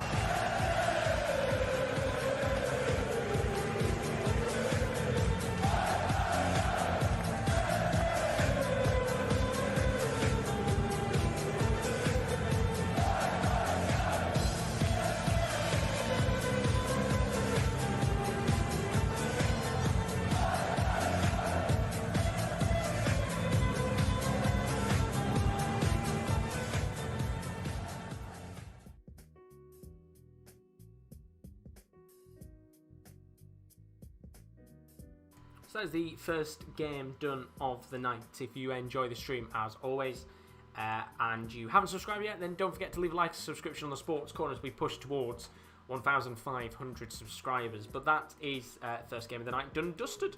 And that was a very interesting match there between Dave Chisnall and Danny Noppert. As we said a moment ago, Danny Noppert was actually 2 sets up in this game to start us off. Looked very good and very calm in the match in those first 2 sets. But ultimately in the end, Dave Chisnall looking very, very good indeed. A really comfortable performance in the end from the Englishman, who always looked like he was going to go through in the end. And a man who we've said he's going to be under a little bit of pressure to go far in this competition. He knows that he has to go out there and prove himself to a certain extent if he wants to go and win the World Darts Championship altogether. But ultimately, he did get a very good 4-2 win against Danny Noppert. And I'm trying to get up the stats for the match, but they don't seem to be working. Give me 2 seconds here. It's just quickly gone off the screen, and I will bring it back for you now. Give me 2 seconds here. Where is it? Let me click on that one there, Dave Chisnall. So we're back. There we go. So in terms of the game itself and the stats of the match, let's talk through it all, because we've got a few minutes before we go into that next game. But what a performance from Dave Chisnall. Averaged 99.69 in the end in comparison to Danny Noppert's 88.7. But it was the 180s. 11 180s for Dave Chisnall in this game. He was just chucking them in left, right and centre. And ultimately, brilliant indeed from him. To be able to go on and get that many 180s. And ultimately, could you say the 180s cost Danny Noppert to a certain extent? No, I think it was just Danny was really poor in his finishing, and he got 3 180s of his own, but we didn't really see many 180s after, I think, Most of those came in the first and second set, if I'm being honest with you. In terms of 140 pluses, 18 for Dave Chisnall in comparison to Danny Noppert's 13. 100 pluses, there was 32 for Danny and 44 for Dave Chisnall. But it was the checkouts, 41.38% for Dave Chisnall. That's 12 out of 29, which, if we said about the first 2 sets earlier, it's a completely different story because Dave Chisnall after 2 sets had 0% on his checkouts. As for Danny Noppert, it's 33.33. That's 8 out of 24 checkout opportunities. Not the best of games at all from Danny. In terms of the highest checkout, only 81 for Dave Chisnall, which is interesting. There was a 160 on the board for Danny Noppert in the end. But ultimately, Dave Chisnall steamrolled on. And although Danny Noppert won the first 6 sets on the bounce, he only won 2 in the rest of the match, which is certainly interesting indeed. That's 8 out of 18. That was 6 out of those 18 legs in the first 6, which is very, very interesting indeed. And as I said before, Dave Chisnall, he goes on to face Dimitri van den Berg in the next round, and the winner of that game will either face Michael van Gerwen or Joe Cullen. So, yeah, they've both got a very, very tricky game on their hands. Well, in fact, they've both got 2 tricky games on their hands. It's not going to be easy for either player, Dave Chisnall or Dimitri van den Berg, but they've got an even tougher game if they do get through into the quarterfinals. So that is the first game of the night done. We've got 2 more games coming up tonight. Clemens taking on Krzysztof Ratajski and Van Gerwen also taking on Cullen. Let's move on to the second game of the night. And as I said, this one is going to be a really, really good game to watch. Gabriel Clemens is taking on Krzysztof Ratajski in a very, I've got to say, very even game. You look at the rankings in terms of the world rankings between both players, and let's be honest, it doesn't really mean much at this stage. 31st ranked in the world, Gabriel Clemens, in comparison to Krzysztof Ratajski being ranked 15th. Take world rankings out of it now. It doesn't matter at this stage of the competition. Both players will not care about it. Both players will be pushing to go on and win and do really well indeed. And Gabriel Clemens, I think, is under a little bit more pressure than Ratajski is, because it was only a few days ago that Gabriel Clemens had knocked out Peter Wright, the world champion. So he's going to be under a bit of pressure now to go on a good run in this competition. And realistically, if you were knocking out someone like Peter Wright, there'll be little thoughts maybe in his head of, can I go on and win this competition? Can I beat the likes of a Van Gerwen? Can I beat the likes of a Gerwin Price or a Gary Anderson? I think he could. I think any player left in the competition could quite easily be one of the big dogs left in the World Darts Championship. But it's going to be a tricky game indeed, because Krzysztof Ratajski so far has looked very good. Very, very good in the competitions. And let's just have a reminder of how these two have done so far in the World Darts Championship. We'll start off, of course, with Gabriel Clemens in his first game. It was an all-German affair between himself and Nico Kurz, which was a very good match indeed. Nico Kurz looked very good in that game, but ultimately it was Gabriel Clemens who went out and won that match in the end with a 95.7 average. Got 6 180s in that game, won 10 out of the possible 17 legs, 45.45% on his checkouts. Looked very good indeed in that match, and then of course 4-3 win, an absolute belter against Peter Wright. He averaged 98.65, which was less than Peter Wright. He averaged 101.50, but it was the checkouts. Once again, 45.45% of his checkouts against Peter Wright. 5 180s in the match as well. 15 out of the possible 29 legs won. It was a fantastic game to watch overall. Really, really good match. And ultimately, I think it's going to be one of those games that's going to be very tight indeed, because Krzysztof Ratajski has played very good indeed. In fact, Krzysztof Ratajski so far at the World Darts Championship has not conceded a set on the board in a match. He's won both games by at least 4 or 3 sets to nothing. His first game was against Ryan Joyce, 3 sets to nothing in that match. Ryan Joyce played very well in that game. He averaged 96.12, but ultimately Krzysztof Ratajski averaged 100.41, got 3 180s in the match, 45% of his checkouts, steamrolled in that game, and looked very comfortable indeed. And then I think the biggest shock of them all was the 4-0 win against Simon Whitlock. Don't think really many people expected that one, especially with them being very even in terms of their world rankings and things like that. But it was a 34.29% on checkouts. That was 12 out of 35. 93.37 average for Krzysztof Ratajski. 4 180s as well. 18 140 pluses. It wasn't a convincing performance, realistically, from Krzysztof Ratajski. In terms of the actual match itself, it was a 4-0 win. You're never going to say no to that. But if you look at the stats of the game, it wasn't a convincing match. Overall, Ultimate Whitlock just not really coming into the game as much as he would have expected to.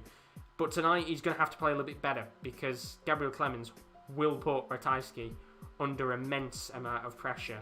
And I do think this one could go all the way where we get the full 7 minimum sets on the board in this match, depending on what happens. But that game will be coming up in a moment. Gabriel Clemens ranked 31st in the world. Krzysztof Ratajski ranked 15th in the world. But Chris said in the chat, there's a record usually if you knock out defending world champion or one of the big seeds, you get knocked out in next round. Well, might happen today. We'll have to find out very, very shortly. But that game's coming up in a second, so I will be back in a moment. We'll be talking about that game, and we'll be underway with it. Gabriel Clemens, Krzysztof Ratajski coming up in a minute, so I'm just going to take a quick break. Back in 2 seconds.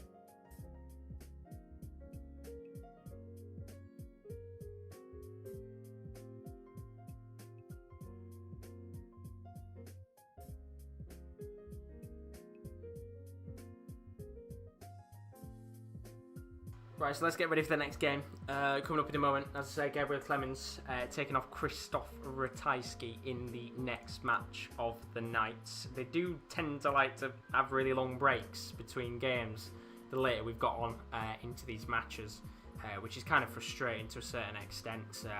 Makes it a little bit harder, of course, to kind of fill the breaks up a little bit. But we are back, as I said. Next game coming up now. A really interesting battle this one is going to be. I think most people are expecting this game to kind of go all the way to a certain extent, depending on what happens in this match. Two very, very good players on their day. But it gives me an opportunity to say, of course, as always, if you're new to the channel and you've enjoyed it so far, do leave a like and a subscription as always. It's very, very greatly appreciated. We are about just above 50 subscribers away from 1,500. In fact, we're about 68.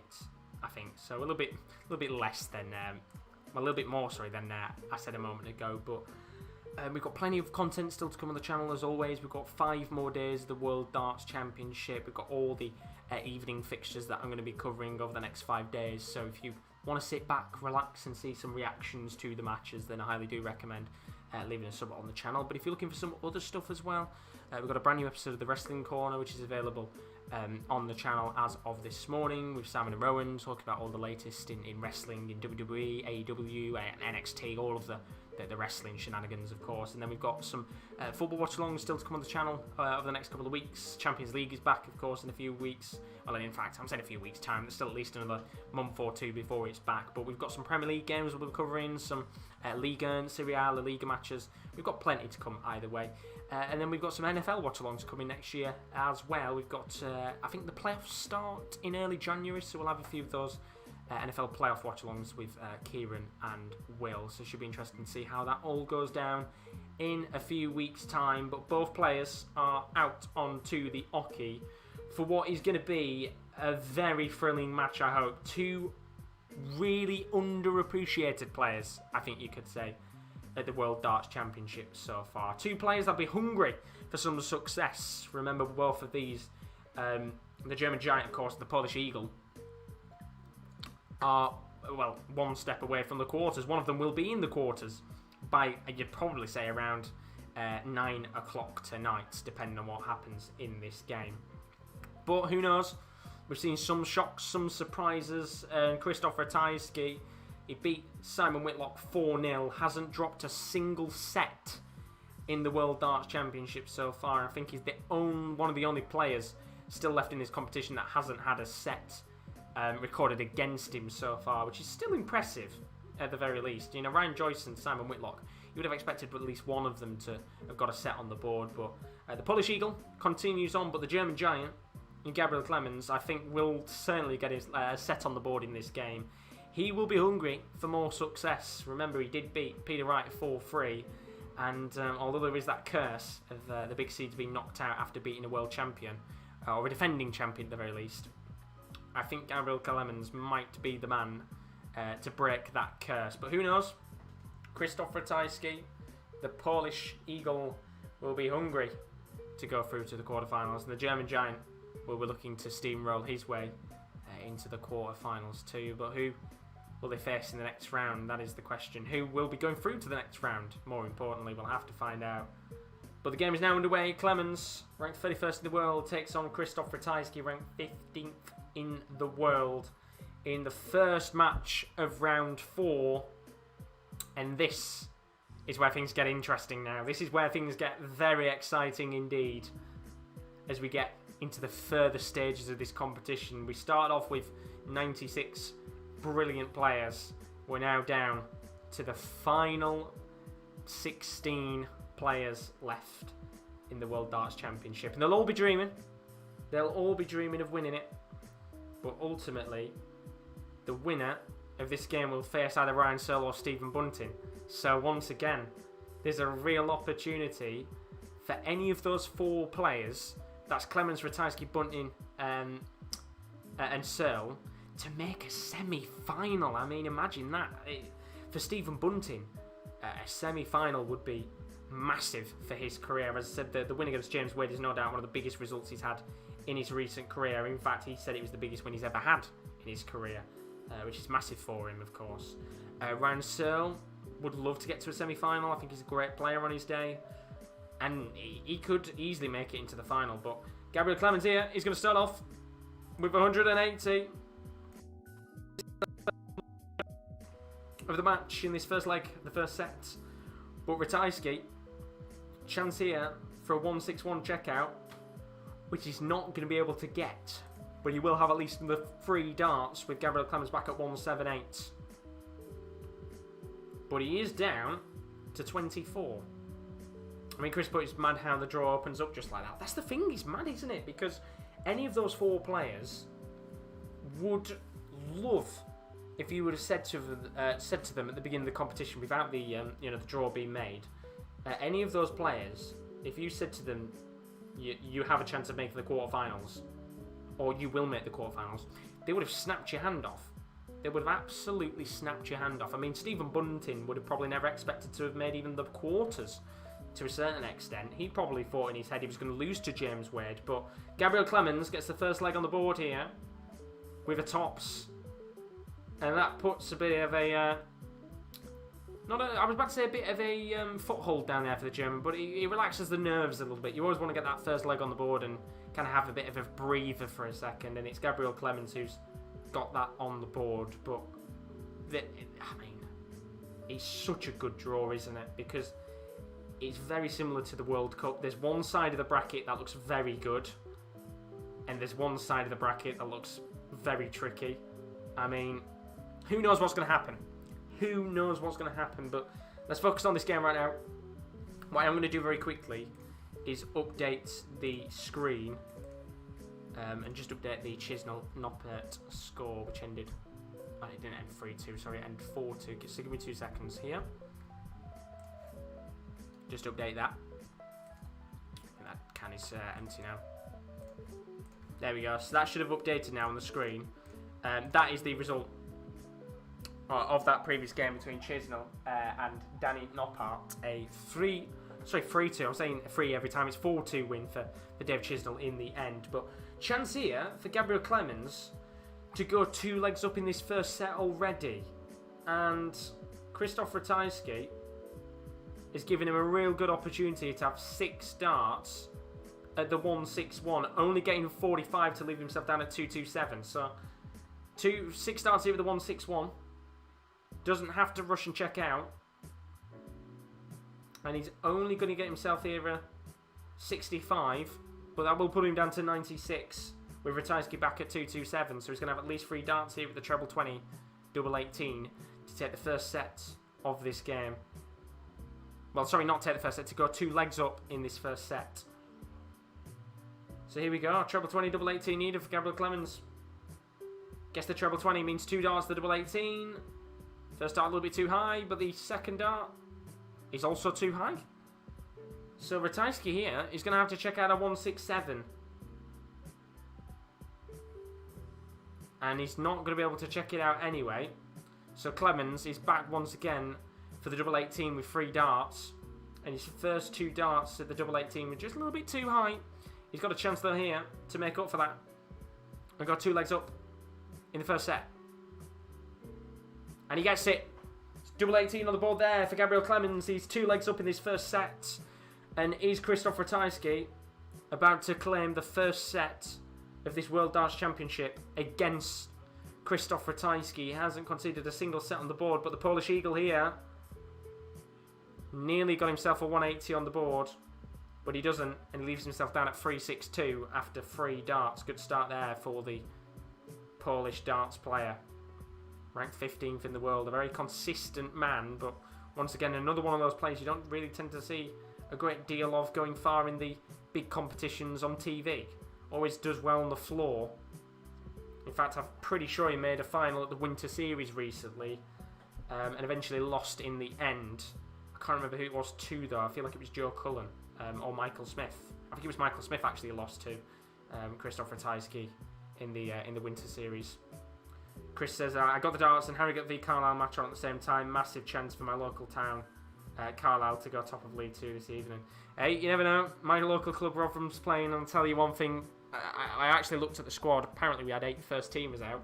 Doesn't look like we've had first 8 team. Doesn't even look like we've got 1 first teamer out, if I'm being honest with you. Don't know whether they're playing with COVID, but can't complain in the end. But yeah, some football going on tonight as well. God help us. We need a win against Barnsley. Very nervous indeed. But very nervous right now is Krzysztof Ratajski. He's currently got 2 or 4 points. Clemens at 2-4-2. But a 140 will ease that pressure for Ratajski. He's got to win the next 3 legs on the bounce if he wants to get the first set on the board. And he's going to have at least here 3 darts at the 64. In fact, he's going to have 6 darts at the 64 with Clemens back at 182. So treble 16, double 8 needed here for Ratajski. Gets 16. Gets another one, which means double 16 needed. Which he doesn't get, but it's alright for him. Because Clemens isn't on a finish. Which means Ratajski can come back for the double 8. Question is, will he get it and put himself a leg back in this match? It'll be interesting to see what happens here. So double 8 for Ratajski. Gets it first time. Brilliant there from Krzysztof Ratajski. And he goes 2-1 on legs. Clemens still in the lead, but that will give him a little bit of confidence that he can come back, although he's going to have to win the next 2 legs on the bounce if he wants to get anything in this first set. Very nervy times indeed for Krzysztof Ratajski, but a good start for Clemens, who gets 100 with his first 3 darts of this 4th leg of the first set. But Ratajski here on for 180. Plenty of the bed to fill, and he gets it. 180 on the ball. That's the second of the aim, the first for Ratajski. And while he might be on for a 9 darts potentially, who knows? We've already had one today. I don't think we'll see another one though. I was angry Carlisle with 3-0 up at home to Bolton and bottled it, ended 3-3. We would have been top after that game if we'd won. Yeah, I saw that result. Not a good result, is it, against Bolton? Especially when Bolton had come out and said they were one of the best teams in the league too. Well, kind of proving it to a certain extent with the result, but they've got a lot of work to do, Bolton. But a lot of work to do here for Ratajski. He's currently at 264. Clemens down at 210. And Ratajski really needs to take this next leg here, or else Clemens will be going 1 set up in the match and going into the break full of confidence. And only 60 for Ratajski here, so he's down at 204. Clemens at 210. Real good chance here for the German giant to take a giant leap over the Polish Eagle if he can get a treble, which he needs, and he doesn't. So Ratajski let off there with a 60 from Clemens, although he is on a finish. So Ratajski here just needs to get himself down to a good finish. Gets 20, 19 and a 19. So only 58. Not going to be good enough there for Ratajski. And the chance of the 150 for Clemens, you'd assume he's going to have at least 6 darts here. Starts with a 3, so he's not going to be able to check out. And he gives a little window of opportunity for Krzysztof Ratajski to try and check out this 146. Treble 20, treble 18, double 16 needed for Krzysztof Ratajski. Doesn't get the treble 20, which means he won't be able to check out either. And he gives another chance here for Gabriel Clemens on the 110. Ratajski just trying to find himself a decent finish.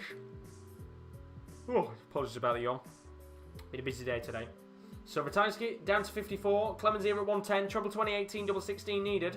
Goes treble 19. Gets 17, which means he needs double 18. And he doesn't get it. And Ratajski has a chance here with the 54 to go 2 apiece on legs in this first set. Gets 14, means he's got 2 darts at tops. And he doesn't need 2, he only needs 1 dart at tops. And it's 2 legs apiece in this first set. And there's a real opportunity here for Krzysztof Ratajski, who was 2 legs down, to go and win this first set 3 legs to 2. And that would be the 8th set in a row in the entire competition so far where Krzysztof Ratajski hasn't conceded a single set on the board. His record in this World Darts Championship in all the games he's played currently stands at 7 sets to 0 against the 2 players he played against, which were Ryan Joyce and Simon Whitlock. Chris Welch's spot. Scott Waits will have a great PDC career. Unlucky to get knocked out by Aspinall. Waits should have moved to PDC earlier. Was way too good for BDO. Don't forget, only BDO player to win Grand Slam in 2010. Yes, that game against Nathan Aspinall was unbelievable. The fact he didn't win it was shocking. And, you know, you have to give credit to Aspinall for the way that he got back into that game. But it was such a good match to watch. And it was a shame because Scott Waits, I think, had he gone through, would have certainly given Vincent van der Voort a good game as well. But ultimately, in the end, I think he you know, he's got a good career ahead of him in the PDC. Very good player, and proved what he can do on the World Darts Championship stage. But Clemens here at 346. Krzysztof Ratajski at 301. Gets himself 2 treble 20s. And a 1-2-1 leaves himself down at 180. There's a real window of opportunity here for the Polish Eagle to get that first set on the board. Clemens isn't going to be able to put much pressure on though. Oh, apologies. He's down at 247. Ratajski at 180. You'd assume here he's going to have 6 darts to be able to try and check this out. Gets treble 20, 20. Really needs another one, which he does get. So Ratajski down to tops. He's going to have at least 6 darts, you'd potentially think, depending on what Clemens gets here, to check out on tops and take the first set of this game. Remember, it is first to 4 in round 4. So tops needed for Ratajski. Got 3 darts in hand. And he only needs 1. 1 dart in hand, and Krzysztof Ratajski, who was 2 legs down in that first set, fights all the way back, goes 3 sets down. He was 2 legs down in the match. Wins 3 legs on the bounce. And Gabriel Clemens, who must have thought about 5 minutes ago he was going to go on and win the game, walks off stage frustrated. And it's Ratajski who stays on the stage just to practice a few more darts. And in the end, it is Krzysztof Ratajski who takes the lead. That's his 8th set on the bounce in this competition without conceding. And it is 1-0 to the Polish Eagle, who soars potentially into the next round. We'll have to find out back in a moment.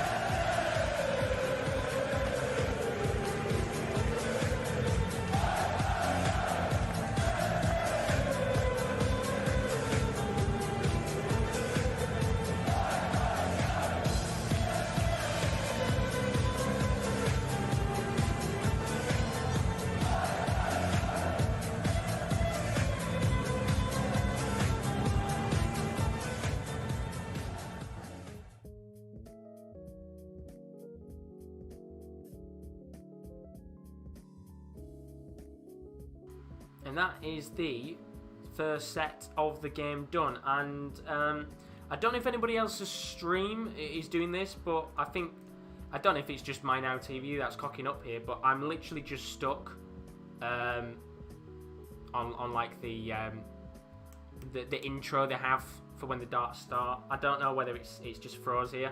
There's no adverts going on in the background. But let's talk about this game for a second, because Krzysztof Ratajski is soaring in that first set after going 2 legs down. He's made it 3 legs on the bounce to take the first set of this match. It's first to 4 in these matches of round 4. In fact, it's the first game of round 4 which we've had today. And so far in this match, Gabriel Clemens averaging 87.57, Krzysztof Ratajski averaging 97.22. And so far in the game, it has been 180 on the board for Gabriel Clemens, 1 for Krzysztof Ratajski as well. And in terms of the averages, 87.57 for Gabriel Clemens, 97.22 on the board for the Polish Eagle. In terms of checkouts, 40% for Gabriel Clemens, that's 2 out of 5. 42.86 for Krzysztof Ratajski, that is 3 out of 7. And well, it must have been a mistake on Sky's side, because of course they've all gone for a break, and it is currently Gabriel Clemens who is just on the stage, just practicing on his darts, but Ratajski's back as well, and they're just waiting for the match referees to come out. And I don't know what went on there. It just kind of stopped for a second. I thought it was my Now TV that had gone, but it must have just been a problem with Sky Sports there. But we've got one more game coming up tonight, and that is Michael van Gerwen, who's going to be taking on Joe Cullen. What a game that is going to be. A thrilling round 4 night of action. It's been a fantastic night so far, because we have Dave Chisnall coming up in a 4-2 win against Danny Noppert.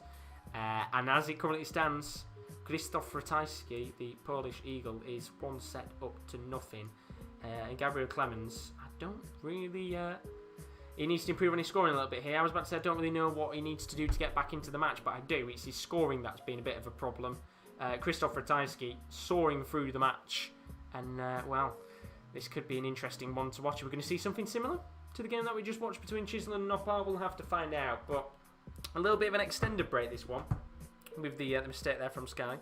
But either way, let's go back into this game between Gabriel Clemens and Krzysztof Ratajski. I'm just going to fill up my drink here, because of course we are at that stage of the competition where we need to bring the drinks out. Let me just open this bottle up, 2 seconds. Bit of ASMR on stream, as we always do. But Gabriel Clemens here, he's going to be feeling the nerves slightly, because Ratajski's on for a 180, which he doesn't get. He does get a 140 though, to start off this first leg of the second set. Can he get a 180 of his own here? He won't. And he won't match the 140 either, but he does get himself down, Gabriel Clemens, to 306 after 6 starts. So not bad at all. It does give Ratajski, though, a little window of opportunity to maybe start soaring away in this second set, first leg. But if you're new to stream, as always, do leave a like and subscription. It's very greatly appreciated as we push towards 1,500 subscribers on the channel. We've got so much sporting content still to come over this festive period. It might not be Christmas anymore. We've still got New Year action to come. But Chris has put Harrogate 1, Carlisle 0 after first minute. Brilliant start. A team we should be beating, if you get my sarcasm. To be fair though, it's very typical. On a night where you want to get a result, you don't come out with anything. It's very typical. In fact, I'm going to try and keep my eyes out on my game between Rotherham and Barnsley. Oh my lord, Wednesday are 2-0 up as well. You couldn't write it. You couldn't write it. But I'm going to keep my eyes out on that as well, because I want to see if my local home team win. Local town, Rotherham. Or local club, at the very least. But Krzysztof Ratajski here. Had a chance to check out on a 1-2-1. Hasn't been able to get it. So Clemens here on a 71. Needs treble 13, double 16. To go with a leg lead in this second set, which he doesn't get. And Ratajski has a chance here to make it 4 legs on the bounce with 31. Gets 15. 2 darts at double 8. Now needs double 4. He's got 1 dart to get it. And he doesn't get it. And well, Clemens here. Now on tops. Certainly been led off there by Krzysztof Ratajski. Got 2 darts at double 10. Now needs double 5. Third time lucky. Third time lucky it is indeed for Gabriel Clemens. And that is the first leg of the second set on the board for the German giant. That is Gabriel Clemens. And well, it was a real good opportunity there for Krzysztof Ratajski to go 4 legs on the bounce. But Gabriel Clemens seeks the opportunity on tops and takes the leg. And well, he's going to have to try and make sure he doesn't do something similar to that first set where he was 2 legs up and then lost 3-2 in that first set. And Krzysztof Ratajski is already under the cosh here a little bit. Clemens starting off with 1-3-4 to leave 3-6-7 after 3 darts. Ratajski can only match himself with a 59. So Ratajski's only down to 3-4-3 after 6 darts. And Clemens has a chance to break away in the second leg if he can get a few trebles on the board, which he's got 2 20s here. Really needs a treble and gets it to give himself 100. So Clemens here at 2-6-7. Ratajski at 3-4-3. He's going to have to try and break the throw of Krzysztof. And he's got a real good chance here because Krzysztof only down to 2-8-4 after 9 darts. Clemens really needs to get a few trebles on the board. Gets 2 20s. Only gets 60. So big let off there for Ratajski if he can kind of get a ton plus here. Starts off with a treble 20. Needs another one. In fact, he's gone for the 19s instead here. And gets himself 98. So a little bit of let off there for Clemens himself. So Ratajski at 186. Clemens at 207. What can the German giant do here? Gets a treble 20. Gets a 20. And another treble 20. So good 140 there from Clemens. He's down to 67. He's going to have at least 3 darts here at that 67. With Krzysztof Ratajski down at 186. But he's going to be under some pressure here because 52 for Ratajski's left. So treble 17, double 8 needed for Gabriel Clemens. Gets 17. Gets 18, which means double 16, 1 dart. And he only needs 1 dart because he is once again 2 legs up in this second set. And he was 2 legs up before in that first set. Lost it by 3 legs to 2. Now he's got 2 legs up again in the second set. Is this an opportunity for him to finally get a set on the board and break Krzysztof Ratajski in terms of the amount of sets that Ratajski has won back-to-back in every game he's played at the Ali Pali so far this year?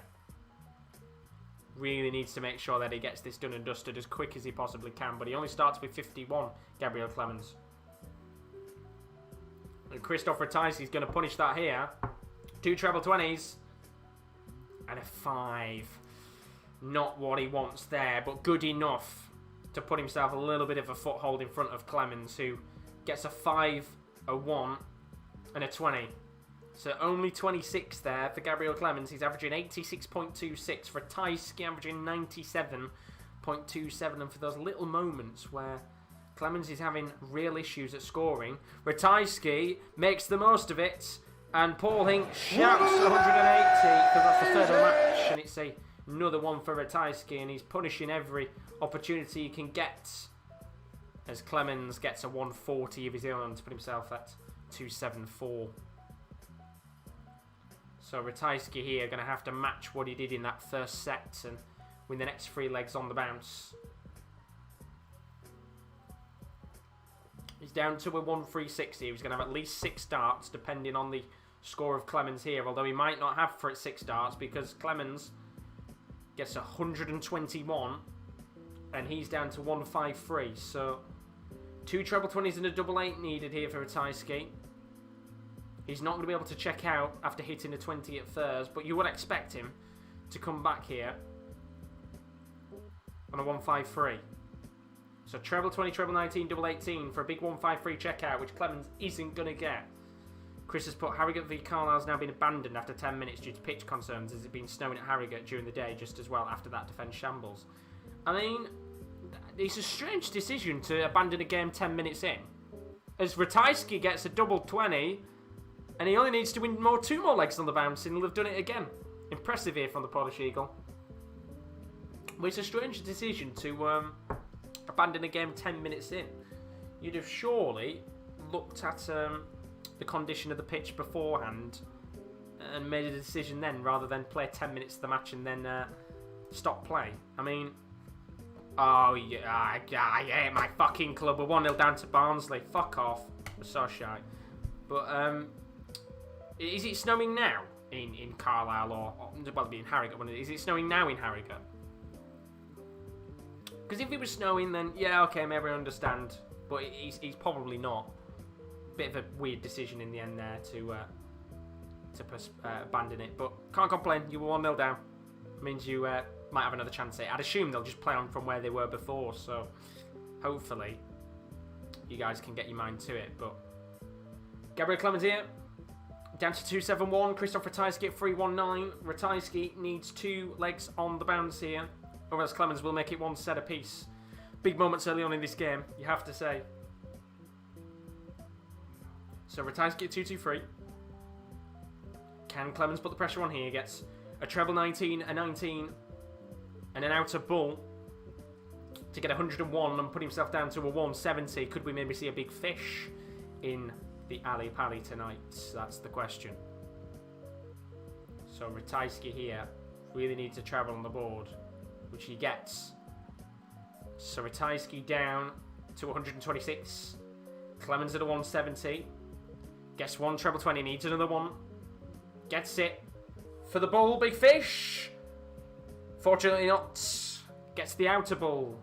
And he's down to 25. So Ratajski with a chance of the 126 checkout. 19.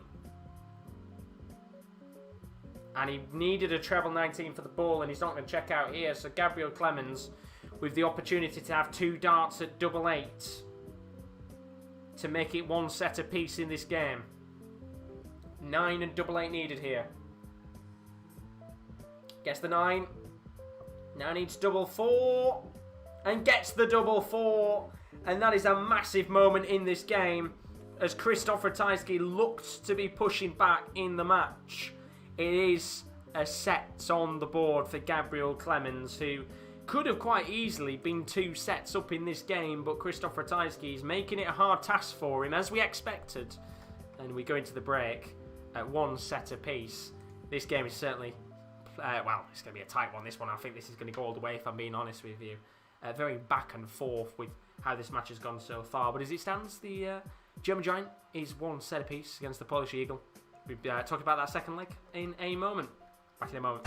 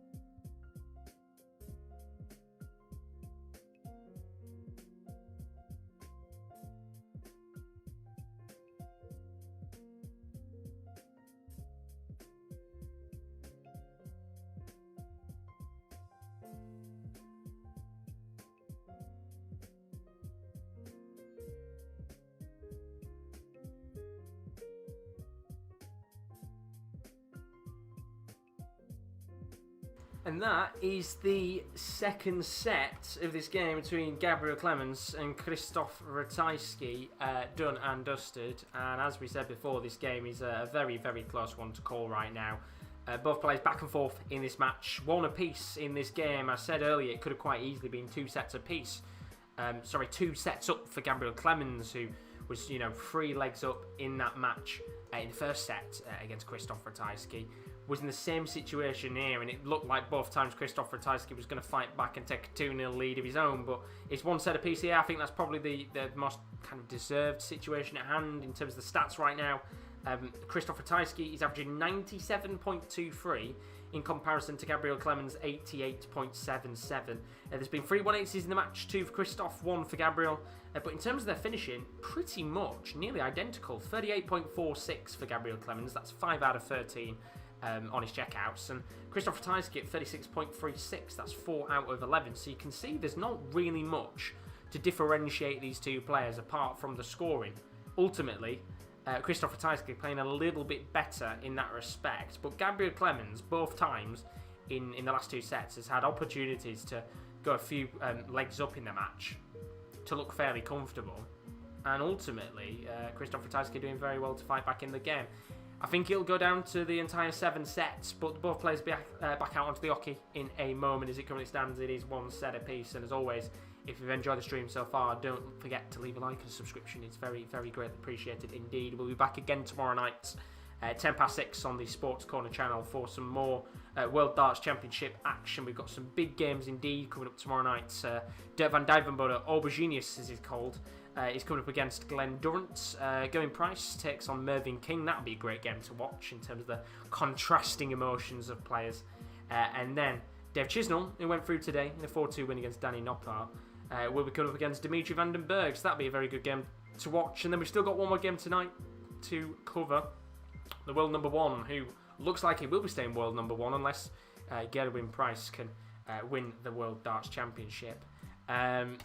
Has a game against Joe Cullen, which is not going to be an easy game for the Rockstar, but it won't be an easy game for Van Gerwen because they've had history at some of the previous events, floor events and things like that in this last year. But we're back on the way now between Clemens and Ratajski. 1 set of pieces it currently stands, and I've decided I'm not going to bother looking at the Rotherham Barnsley game. I'm not a Rotherham fan. I've decided I'm going to become a Barnsley fan. I am now a Barnsley fan. I've changed my club that I'm supporting. Sad times, but good times right now in this game between Clemens and Ratajski. Very good round 4 match this is. Very hard to tell, and in fact, I've said it before, of course, it's the first time so far at the World Darts Championship that Krzysztof Ratajski has conceded a set. That was 8 sets on the bounce in 3 matches, where Krzysztof Ratajski hadn't conceded a single set, as we get a 180 on the board, and it's Gabriel Clemens who gets that 180, and that's the 4th of the match, and that'll be certainly a bit of a confidence booster for Clemens here, who will be looking to try and take a lead for the first time in this game, currently down at 181. Krzysztof Ratajski, they're not too far away at the 220. Good score there from Clemens.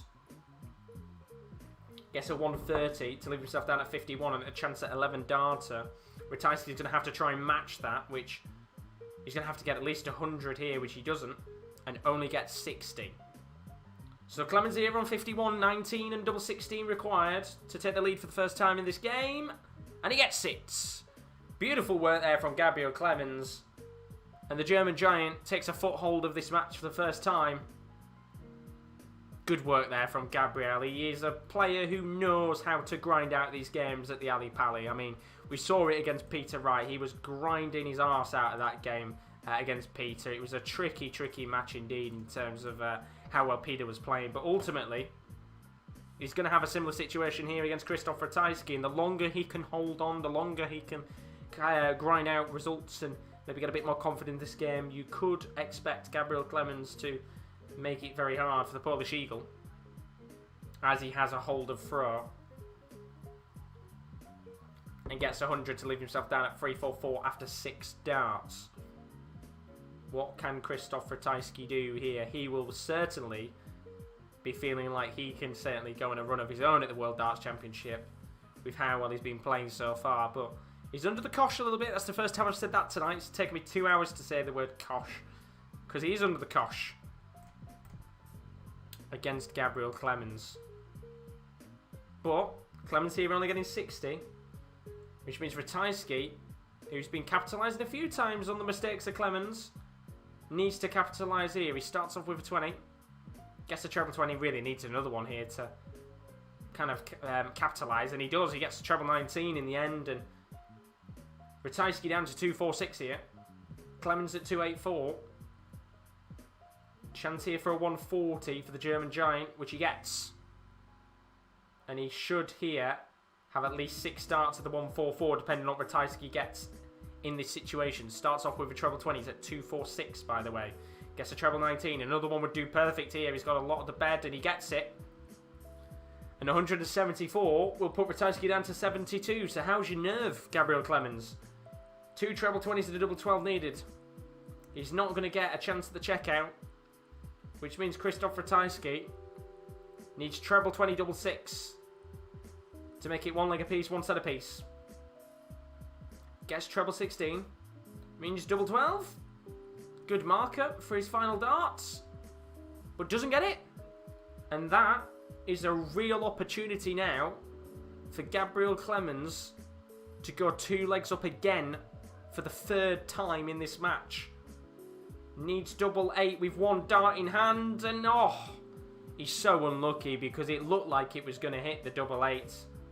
And in fact, it just ricocheted off the side of one of his darts and fell out of the board. And Ratajski here now needs double 3 to make it 1 leg apiece. And he's not going to get it. Which means Gabriel Clemens, who probably thought he wasn't going to be coming back up here, has a chance at double 8. To go 2 legs up. First dart's a good marker. Second dart's another good marker. And the 3rd dart he doesn't get.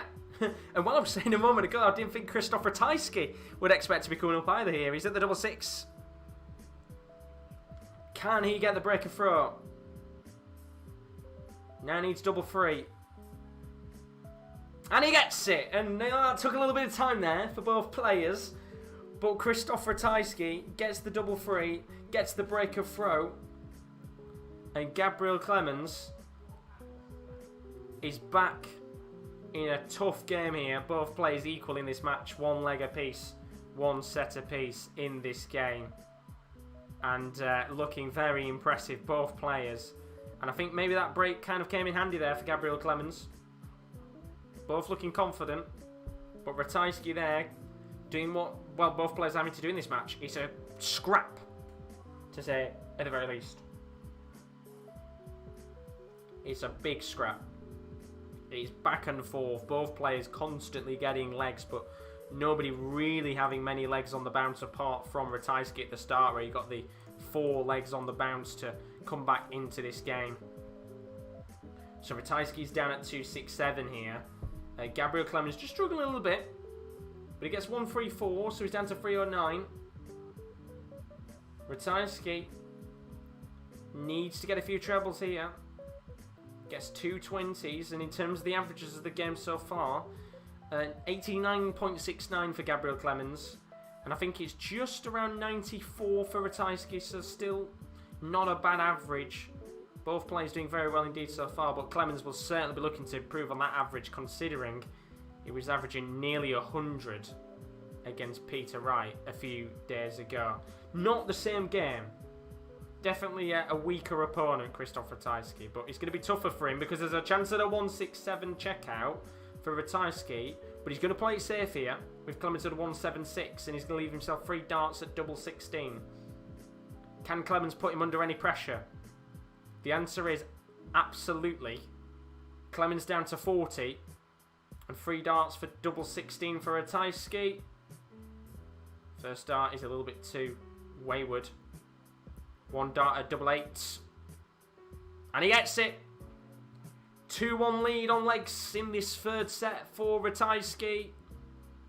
And he gets there in the end. He was struggling on the double 16, but he didn't struggle on the double 8, that was for sure. And he goes 2-1 up on legs in this match. And this will be a very back and forth game. I think both players are going to take the lead constantly in this match. No one will really have a major foothold in this game. Although, Ratajski here, starting off with 122 after his first 3 darts. Clemens only starting with a 60. And in terms of 180s, there's been 2 apiece. And in terms of doubles, exactly identical. 6 out of 20 for both players so far on the board. How are we doing, David? How are you all good, buddy? Good to see you with the stream as always, pal. Nice to see you. Hope you had a good Christmas as well. Nice to have the regular faces jumping back in the stream once again. So averages, Clemens is now creeping into the 90s. Ratajski getting 94.76. Very, very good game so far. But is Ratajski going to get the next leg on the board? It is now Gabriel Clemens who's going to have to win a few legs on the bounce if he wants to get this second set on the board. Only 57 here for Ratajski. Puts him down at 2-2-3. Real opportunity here for Gabriel Clemens to capitalise at 2-6-2. Starts off with 2 treble 20s. A third one would do some handiness for Gabriel Clemens. And I want to say would do in handy. He has done 180 on the board there for Gabriel Clemens. And that's his third of the match. And he's down to 82. And it looks like we're going to go to a last leg decider unless Ratajski has a 180 of his own, which he won't go for. But he does get 99. So, Gabriel Clemens here. Needed bull, double 16, gets outer bull. Gets 17, which means 1 dart at tops. With Ratajski at 1-2-4. To take this to a deciding leg. And he gets it. Brilliant work there from Gabriel Clemens. And we're going to a deciding leg. In set 3. To determine who's going to take a lead in this match. Of both players. Playing brilliantly well so far. Can't seem to shrug each other off. It's a very tough one to watch so far in terms of how well both players have been playing. No player really doing much to bad in the match, I think is the best way to put it. Of course, both struggling on the doubles, which means that they can kind of afford to struggle at points, both players, but it's a nervy game. I think that's the best way to put it. It's a nervy game right now. That's all I'll say. You can restart Harrogate v Carlisle match another day at 0-0 too. I think it's more likely they'll restart it at the minute that the game was played at. So you'll probably start you'll start with Harrogate 1-0 up in the 10th minute as Gabriel Clemens here gets a 140 to leave himself 2-8-3. Krzysztof Ratajski at 3-4-3 here. On for a 180 of his own, and this would be a certain good response to the 140, which he gets, and that's a 180 on the board for Krzysztof Ratajski, and the Polish Eagle is soaring towards a potential 2-1 lead in this game. He's at 163, which he's not going to be able to check out, and only 41 for Clemens means he's going to have at least 6 starts at the 163, so he doesn't have to rush here. He can leave himself on a good finish. He starts with a treble 20. Then gets a 20. Another treble would do, which he doesn't get. But 87 will put Ratajski down at 66 with Clemens all the way back at 242. And he's going to have at least 3 darts here at that 66.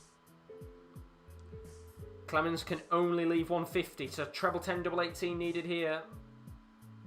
He's going to go 14, 20 and double 16 to take the lead. And he doesn't get it.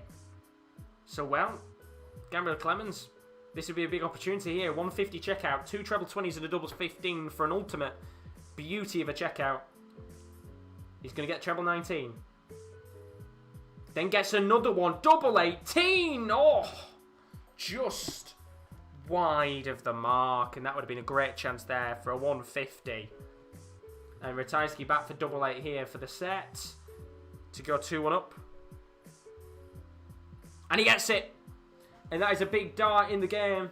Because Krzysztof Ratajski goes 2-1 up on sets. And in a game where both players aren't shrugging each other off, it's a real big moment in the match. And Ratajski is 2-1 up on sets. And this is a real good battle to watch. Both players just not being able to shrug each other off, and I think we are going to certainly be watching a falling fixture that will, I assume, go down to all 7 sets, as Ratajski here tries to bang in a 180 but gets a 140 instead. Chris, his icy service, to be honest, Harrogate knew what they were doing before the game. Let us have the rough icy service. Well, that's the thing, though. They shouldn't be calling the game off 10 minutes in, as Clemens gets a 180 on the board, and they're starting to show what they can do now. That's the 7th 180 of the match. And, well, we saw Dave Chisnall hit 11 180s earlier on today. As it currently stands, Gabriel Clemens has hit 4. Krzysztof Ratajski's hit 3. Could we maybe see something similar in the match? We have a couple of sets left to go in this game. But after getting a 180, Clemens only gets a 60. And Ratajski has a really good chance here to capitalise on that 60. With the Polish Eagle at 227, gets a 20. Gets another 20, really needs a treble. And doesn't get a treble. And well, Gabriel Clemens here, both players at 161 and Ratajski at 167. It's going to probably go down to a lower finish for both players, which Clemens is going to be able to check out here. Ratajski is going to have to try and hit the 167. And he's not going to be able to, so Clemens will be coming back for the 96. Treble 20 double 18 needed here for the German to take the first leg of this 4th set of this thrilling match so far, you have to say. Gets 20. Gets another 20, so he isn't going to be checking out. And Ratajski, double 18 to get that first leg of the 4th set on the board. Good mark of the first dart. Now he's double 9, which is always an awkward one. And he doesn't get it. And well, that means now he's going to have to only have at least 2 darts here for the leg, unless Clemens hits the double 16. First dart misses.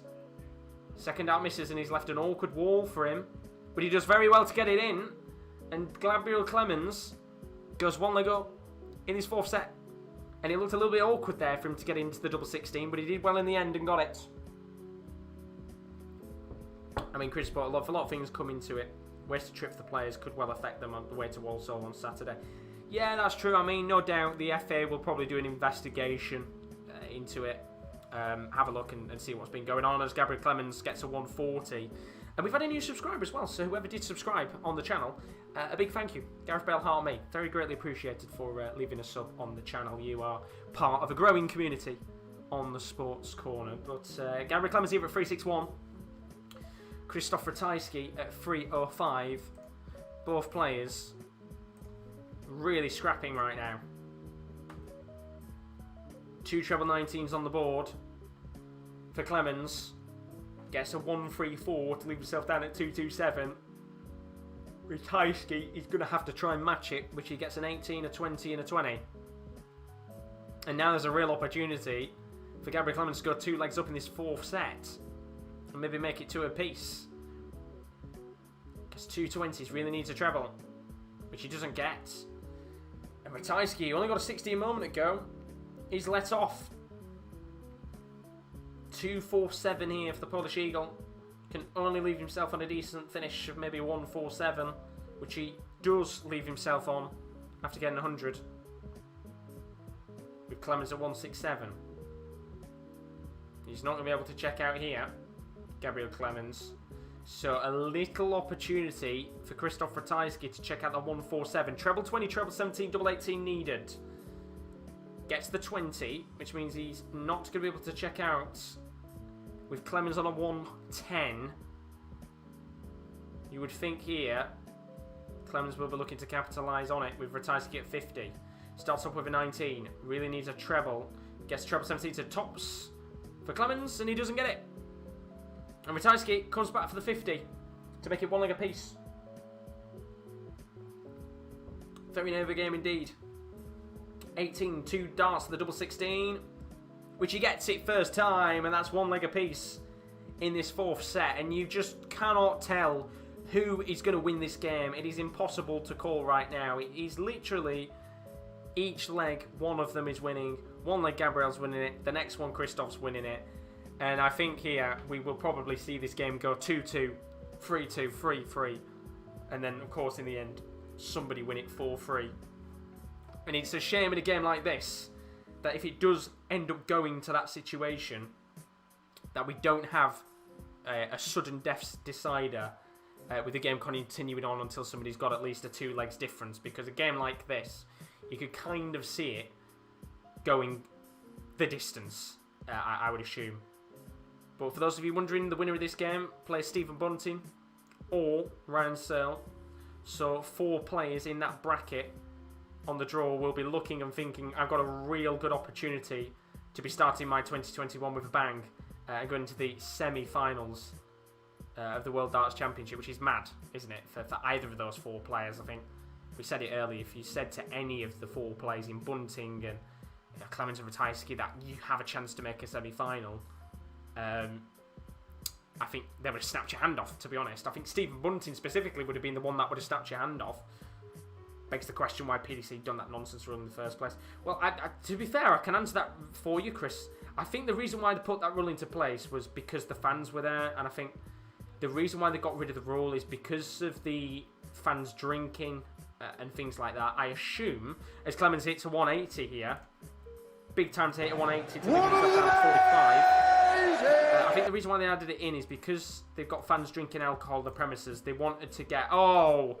Ratajski responds with a 180 of his own. Beautiful. Clemens here with a chance at a 45 checkout. Needs double 16 and doesn't get it. But I think basically what they wanted to do is have fans out by 10 o'clock. So if they get rid of the sudden death rule, games won't go on for longer than expected, which, to be honest, I think there's been quite a few games that have gone on for longer than they expected to anyway. But Ratajski here can't check out 79. So chance here for Gabriel Clemens on double 16 to make it 2 sets apiece. Now needs double 8. Got 1 dart at the double 8 and doesn't get it. And a chance here for Ratajski to put the pressure on Gabriel Clemens. We got 2-1 up on legs with a double 10. First dart is a good marker. Second dart is a little bit awkward. But the third dart creeps in. And now Gabriel Clemens is going to have to win the next 2 legs on the bounce, or else he's going 3-1 down to Krzysztof Ratajski, who is looking hungry to get this leg done as quick as he can. And there's a big celebration there from Ratajski. He knows how crucial every leg is at this stage of the match. But I think they wanted fans out by 10 o'clock, so they didn't have any issues with government. They knew that fans were going to be drinking on premise, so they wanted to get rid of the sudden death rule, have fans out by 10 o'clock. And well, we only saw 1 day of fans, and we know now as well that we aren't going to be seeing any more fans at the Ali Pali, because we know that we're probably all going to go into lockdown again, which is just absolutely stupid. But that's another rant for another day, isn't it, if we're being honest with you. It's a bonkers situation, that, to be honest. I couldn't care less about next year, if I'm being honest with you. But Krzysztof Ratajski is something that I can care about, because he's only 1 leg away, potentially, from going 3-1 up against Gabriel Clemens and putting the German Giants in a real tricky situation, I think you have to say. Or will Gabriel Clemens take us to a last leg decider for this 4th set and maybe put us at 2-all, which I think Ratajski is just looking a little bit better in this last couple of legs. Clemens just kind of gone off the boil very slightly, but as I say that, he does get 134 to put himself down to 149. Ratajski at 215 here. Can Gabriel Clemens make Ratajski really work to make it a 3-1 lead? 100 for Ratajski puts him down to 115. Clemens at a 149. Treble 20 needed, which he doesn't get, and he's not going to be able to check it out. But he can leave himself on a decent finish and gets the 90, which is not what he wanted. So 59 there, and Ratajski at a 115 isn't going to be able to check it out here unless he gets a treble 20, which he doesn't, and he won't be coming back.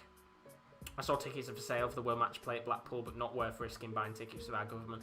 Well, I was going to book tickets for it myself, actually. But as you said, It's just not worth booking tickets right now. As Clemens gets the double 10 for a 59 checkout, and we're going to a last leg decider to decide whether Ratajski goes 3-1 up on sets or Clemens makes it 2 apiece. What a game this is right now. You cannot tell who is going to win this. And that was a big moment there for Clemens. So I think with his reaction there, just thinking, where has those checkouts been? He's been a little bit sloppy in the last set. And he starts off here with a very sloppy 40. Not a good start at all in this deciding leg of the 4th set. But yeah, as you said, Chris, it is one of those where I was thinking in my head, I was tempted to book the tickets for Blackpool for July, but there's no point in booking them right now because God knows what's going to happen in July. Same with the Premier League of Darts. I was looking at booking the Leeds and Sheffield Premier League of Darts to go to those two. Might even book the Manchester one actually as well, but ultimately right now there's no point in booking them because God knows what's going to happen. It's a situation to talk about another time. It's one of those where I said I couldn't really care next year what happens. It's just situates the media so much. It's ridiculous. Sick of talking about it, to be honest. But Clemens here at 420. Ratajski at 385. 140 for Clemens is certainly an improvement from the 40 he got to start off this leg. Ratajski at 385. And the German is looking in a good position here because 58 for Ratajski puts him down at 327, and Clemens has a bit of a foothold here on this deciding leg. Remember, if Clemens wins this leg, it will be 2 apiece. If Ratajski wins it, it will be 3-1 to the Polish Eagle, but 140 for Clemens means he's down to 140. Can Ratajski respond? Gets 2 treble 20s. He's got plenty of the bed to get a 180. And how about that for timing? 180 at the perfect time for the Polish Eagle. And this is going to be interesting. Clemens to check out the 140, which he's not going to be able to do. And it gives a chance here for Ratajski on a 147. Treble 20, treble 17, double 18 needed. Gets the treble 20. Gets the 17, which means he's not going to be able to check out. And Gabriel Clemens has 3 darts at the double 12 to take us to 2 sets apiece before the break. Double 12. Now double 6, which he gets. And that is double 6 for Gabriel Clemens. And in a game where I said I think this is going to go all the way in sets, it looks like it is going to go all the way in sets. It's 2 apiece in the match between Gabriel Clemens and Krzysztof Ratajski. And this one is nowhere near from being completed. I think this is going to be a real scrap to the end. Krzysztof Ratajski probably thought he was going to take that set and make it 3-1, but Clemens this time is the man to fight back. And it's 2 sets apiece. Back in a moment to talk about that set and the stats. 2 apiece in this game.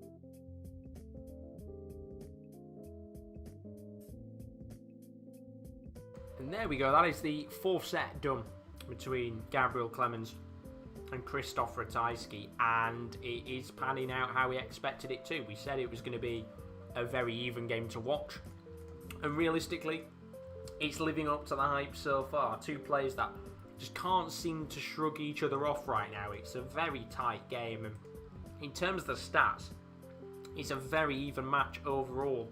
There's been 10 180s in the game so far. 5 apiece for both Gabriel Clemens and Krzysztof Ratajski. In terms of 140s, pluses, 16 for Gabriel and 13 for Krzysztof. In terms of 100 pluses, 40 for Gabriel Clemens, 18 for Sorry, 38 for Krzysztof Ratajski. I'd be worried if he had 18. I'd be saying, how is he bloody in this game? It's the checkouts again. Such similar stats across the board. 29.41% on checkouts for Clemens. That's 10 out of 34 on his checkouts. As for Krzysztof Ratajski, 9 out of 31. That's 29.03% on his checkouts. In terms of the averages, 91.18 for Gabriel Clemens, 93.02 for Krzysztof Ratajski. It is impossible to call what's going to happen in this game right now. Both players playing very evenly. Both players playing very well. Don't seem to be able to shrug each other off.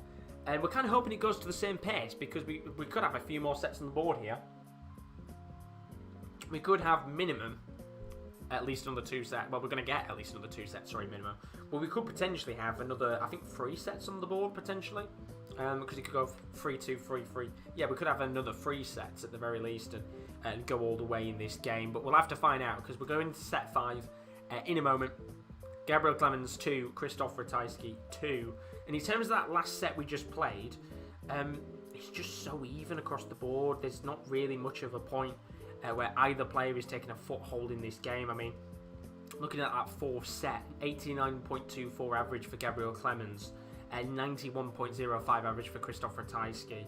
Only around 20 to 25% on checkouts for both players. A couple of 180s here and there, but it's a tight game. Very tough to call indeed. As we go back into the match, Gabriel Clemens 2, Krzysztof Ratajski 2. If you're new as always, do leave a like and subscription on the channel. It is very greatly appreciated. We've got one more game to come tonight, which is Michael van Gerwen coming up against Joe Cullen. But how long will that be before we see that game? I think it might be another about half an hour before we see it because we've got another very good game, Clemens and Ratajski, which is a very, very good game right now. But the darts never lets you down unless it was Anderson versus Suljovic last night. I'm not going to lie, as much as I like Anderson, I actually stopped watching the game towards the end. It was just that depressing to watch Suljovic play slow. It was painful enough watching Anderson getting annoyed about the whole situation that I kind of just stopped watching it for a bit and then came back for the end of it because it was frustrating to watch. And then the interview yesterday was unbelievable. I mean, the table stuff I didn't get. He was at the wrong table, Mensah, Suljovic. Gary Anderson wasn't happy with it, but never said anything to the referee, which I don't get. It's just a simple case of saying to the referee that he's on the wrong table and swapping them over. Do you know what I mean? It's not a problem there. There's a chance here for Ratajski to get the first 180 of this set, and he gets the 180 on the board, and that is I believe that's the 11th 180 in this match. As Ratajski goes down to 181, Clemens on 4-4-3, and quite a far way away back. But the whole situation was bonkers. I mean, I understand to a certain extent with the Suljovic, the pace was really weird. 1 minute he was playing fast, next minute he was playing really slow, and I think it was to put Anderson off a little bit. And ultimately, in the end, I think it did its job. He didn't win the game, Mensah, but he did his job. It irritated Gary, and I think there'll be a few players who'll be thinking, well, if I can, maybe get a Gary in that way, then I might maybe try and do it in the future. But ultimately, in the end, Gary went on and won the game, and he can forget about that game now. He won it in the end. He just had to let off steam in that interview when he was saying, oh, if people are going to play like that, I'll quit darts. And to be fair, I don't think it'll be long before Gary Anderson leaves darts anyway and retires, if I'm being honest with you. But Gabriel Clemens here at 224, Ratajski at 62. And a 140 from Clemens puts him down at 84, but treble 10 and double 16 for Ratajski will put him one leg up in this 5th set. Starts with the treble 10, now needs double 16. First dart is a good marker, he's going to have 1 dart, which he gets. At the double 16. And it's 1 leg on the board for Krzysztof Ratajski in this 5th set. He takes the lead, but ultimately I wouldn't kind of look into that, to be honest, right now. It really is one of those games where ultimately it is going to go back and forth on legs and sets. Devon Peterson said he will go to wrong table on purpose. But the thing is, I think, I said it before, if he played Jason Lowe in the next round, he's quite a slow player himself. But I think people were saying last night, well, why would he not react like that to Justin Pipe? And I think the thing is with players like Justin Pipe, as Clemens tries to hit a 180, which he doesn't, he gets a 140. I think the thing with Justin Pipe, you know that Justin Pipe plays slow, for example. And it's the same with Jason Lowe. You know that Jason Lowe plays slow, that's his style. So ultimately, I wouldn't expect Gary to get frustrated in that situation because you know how they play. But the Devon one, I think he'll be happy that he's playing Devon because ultimately he doesn't have to sit there and realistically play against someone who's a little bit slower. As Clemens gets a 180 on the board. Big 180 there, which puts Clemens down to 139. That's the 12th 180 of the match already. And Ratajski here matches a 180 of his own. And that is the 13th 180 on the board. And Clemens down here to 139. Ratajski to 203. Which Clemens isn't going to be able to check out here. But he's going to have at least another 3 darts with Clemens back at the... so Ratajski at the 203. Only needs 16 double 16. Chris, but who cares anyway? What table you are? Pick any table before you play your opponent. Shouldn't be any problems. Yeah, exactly. Don't... The thing is, don't worry about the sodding table that you're on because it doesn't affect the game. But Clemens here, 16 double 16 to make it 1 leg apiece in this 5th set, which he gets. And it's 1 leg apiece in a game that does feel like we're going to go all the way, and it frustrates me that we don't have the sudden death situation on because we could be here for a long time as Ratajski might hit the 14th 180, opts to go for the 19 instead and gets himself down to 362 after 3 darts. But Clemens here has ideas of his own because he wants a 180. And he gets a 180. And that's another one. It's 180 central. And that's 14 in the match now. And they both seem to be hitting 180s left, right and centre, which we're not complaining about. As Clemens could go for a 9-darter. He needs another 180 on the board here. The German giant, he starts with a treble 20. Gets another one. Go on. Oh, I was about to say, go on there. He gets a 140. And, oh, well, we're not going to see a 9-darter on stream now, are we? Now we had James Wade hit a 9-darter. We're not going to see one again now for another 5 years. So, I might have to keep this channel for 5 years as Ratajski gets himself down to a very good score of 123. Clemens at a 181. And as I said, I can't believe we saw a 9-darter because if it's going to be like that, we're not going to see another one on the channel for like 5 years. I mean, as I said, I'm going to be doing the Premier League of darts when that comes in February, so do keep your eyes out for that, by the way, because that is in February. 14 weeks on a Thursday I'll be live for. Well, probably won't be all the 14 weeks. If I can go to some of the Premier League of darts, then I'll be going to it, that's for sure. But I will definitely be live for pretty much every session on a Thursday night of the Premier League of darts. So do keep your eyes out for that. But Ratajski here on 68. Chance to go 2-1 up on legs in this 5th set. Treble 20, double 4. Clemens is also at 68 too, so if he doesn't get it, he can match it. Gets a treble 12. Means double 16 needed. Now needs double 8. Ratajski. And he gets it. And he's back in the lead once again. Krzysztof Ratajski. It's 2-1 on legs. 2 sets apiece. And Ratajski here is 1 leg away from a 3-2 lead. Clemens needs to win 2 on the bounce if he wants to have a 3-2 lead of his own. Very important stages of the game now as we get towards the kind of tighter section of the match. Chris has put whenever there's a 9-darter, it's always in James Wade matches. Exactly, and when he hits a 9-darter, there's no one there to watch it. I mean, his reaction wasn't anything amazing. It was kind of like someone had stolen his lunch money. He didn't react at all, but I guess if you were watching the game, as much as it was nice for him to hit a 9-darter, the way he was playing was fucking awful. So I kind of understand why he didn't celebrate as much. I think if he had a bit of a foothold in the match, then he would have celebrated it a bit more, but it was one of those where he was playing so poor that I think a 9-darter just didn't matter to him.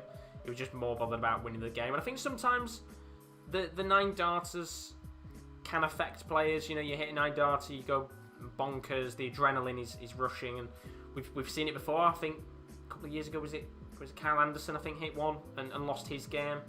I think, in fact, there was 2 on the same day and both players lost their matches, getting 9 darters. So it's one of those, isn't it, where realistically, if you're going to hit a 9 darter, you kind of want to hit it at the start of the match or towards the end if you're winning a game. And then you can at least celebrate a little bit more. But, yeah, I mean, it's true, he rarely celebrates anyway. But, I mean, there's not much to celebrate. I think his previous set, he was averaging like 66, so I don't think he would have celebrated anyway, to be honest, because he knew Stephen Bunting was giving him a game and a half, and fair play to Bunting, because it's a bloody good result for him in the end. But Ratajski down to 80 here, but Clemens at 152 has a chance to check it out. Gets a treble 20 and 20, so he's not going to check it out.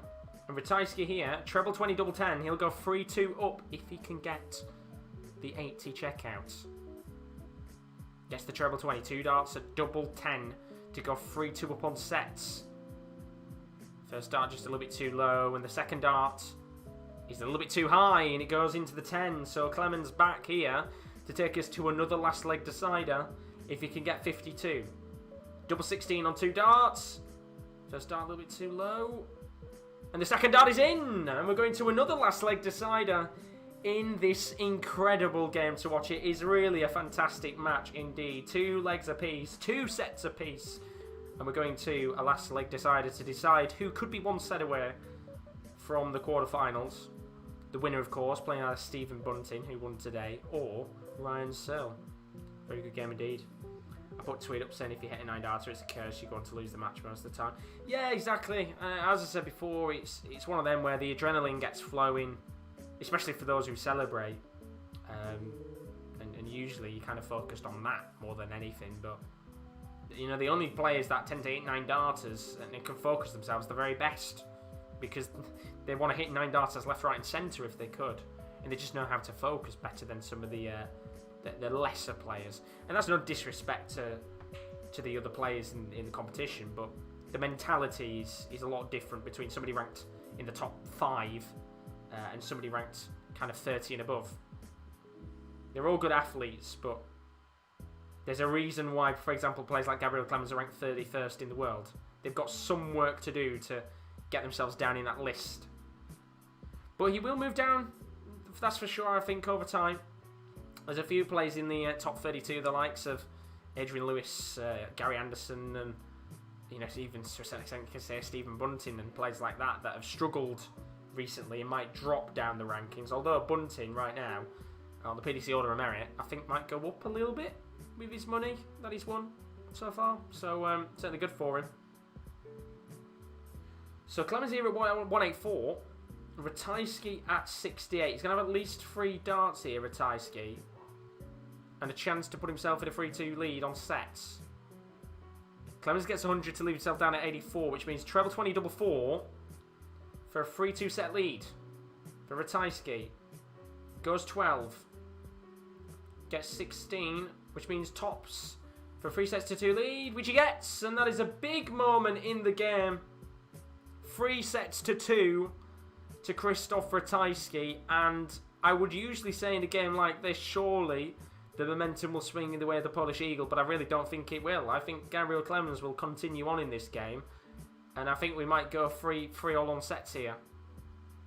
But he's not set himself up good here, because Clemens down at 4-4-6 after 3 darts does allow Ratajski a bit of a chance here to capitalise on his mistake, which he does indeed, and gets himself treble 20, 20 and a 19, and certainly moves himself a little bit. As it stands, Bunting moves 5 places from 26 to 21 in rankings. Fair play to him, and I mean, if he wins a few more games, then who knows, as Clemens gets a 180, and there we go, that's the 180. I want to say that's 15 180s in the match. And we've seen so many in this game so far. I think we'll see quite a few more to come, but Bunting moving up to 21st. I think he'll probably move up a little bit more if he gets to the semis, depending on who he plays, which is certainly good for him. But like Adrian Lewis, for example, is a great example of a player who is slowly dwindling out of the top 32. And it'd be very, very weird seeing in a few years' time Adrian Lewis starting in round 1. Mad, isn't it? But, you know, Rimmer van Barneveld, he's starting in round 1. Not all players are able to keep consistent for long periods of time. As much as the likes of, James Wade and Mervyn King and players like that have been able to keep to the highest level for years now. Unfortunately, some players can't. Andy Hamilton, I think, is a great example of one of those players. Was very good back in his day, and of course now he got knocked out in round 1. But Clemens at 114, Ratajski at 180 after getting 100. So Clemens is going to have 6 darts here at the 114. Gets a treble 18. Gets a 20, which means he can go tops here for a 114 checkout, which he doesn't get, but not to worry, because he will be back anyway to try and check out that double 10 with Ratajski at 182. So plenty of time in this match for the German Giants to try and get a foothold of this 6th set of the evening as we slowly edge towards 9 o'clock UK time. Double 10, gets a 6. Now gets a double 7, and well, that was an interesting way of checking out the 20. Has a little smile to himself there. We've seen some odd checkouts in the tournament so far. I think that one of the most odd ones we had was the 35 checkout where John Henderson got treble 11, double 1. But I don't think we've ever seen a double 7, 6 checkout. And Clemens there with a bit of a smile on his face. With a bit of different checkout on the board there. But does it in the end and goes 1 leg up in this 6th set. And I mean, that's mad, isn't it? Stephen Bunting could move 16th if he reaches semi-finals. And it just proves how important the World Darts Championship is, because he's not necessarily done amazing this year, has he, Stephen Bunting? But because of the prize money he gets, he just shoots up the rankings. It's mental, isn't it? Absolutely mental. So Ratajski at 261. Clemens at 301. Clemens really needs to get this next leg on the board, because if he goes 2-0 up on legs here, Ratajski's going to have to win the next 3 on the bounce. But Ratajski's not giving up. 1-3-4 puts the Polish Eagle down to 1-2-7. And he's looking like he could level the setup here, as Clemens only gets 60 to leave himself down at 2-4-1. So a real gap between the two here. Gets a treble 20. Now he's treble 17. Double 8 for a 1-2-7 checkouts. And he gets it. And that's a brilliant 1-2-7 checkout there from Ratajski. And that will be a big confidence booster, because he knows now he's only 2 legs potentially away from going through. Oh, I was about to say we might have had a Clemens 180 there, but he's only 2 legs away from going through to the quarterfinals of the World Darts Championship. But Clemens there very nearly responded with a 180 to start this 3rd leg of the 6th set, which would have been very good indeed. Going to make a big run, might put him back in race for Premier League spot too, as he does for others. Yeah, true. I mean, it'd be interesting. Stephen Bunting couldn't make it, could he? He'd have to win the competition, I think, to try and make it. But there's a few players in there that, if they can go on decent runs, they could be up there for the Premier League. I know you said, isn't it, after the final that they announced the lineup for it? Because as I said, I will be doing the Premier League of Darts live as much as I possibly can on the Thursday nights, because, well, these have been so good and really enjoyable to do as well, that I can't wait to do some more Darts Watchalongs on the channel. So Clemens here on a 170. Ratajski back at 137. I'm saying back, he's actually in front of Clemens here, but could we see a big fish checkout from Clemens? Gets 1 treble 20, gets another one. Bullseye for a big fish from the German, and he doesn't get it. And he's down to 25. Ratajski here at 137. Isn't going to be able to check it out. So Clemens coming back here for a 25 checkout. They announce it after the final. Be very interesting to see who's in it. Be very interesting indeed. So double 8 with 2 darts for Clemens to go 2-1 up on legs, and he does it. 2-1 up on legs in this 6th set, and he is 1 potential leg away from making it 3 sets apiece. Ratajski needs to win the next 2 legs on the bounce if he wants to go through, and Clemens once again, like he did in the game against Peter Wright, has not stopped giving up in this game. And when the pressure's begun to build on him, he's steamrolled on in this match. And I said when, Ratajski went 3-2 up, I genuinely do see Clemens making it 3-all.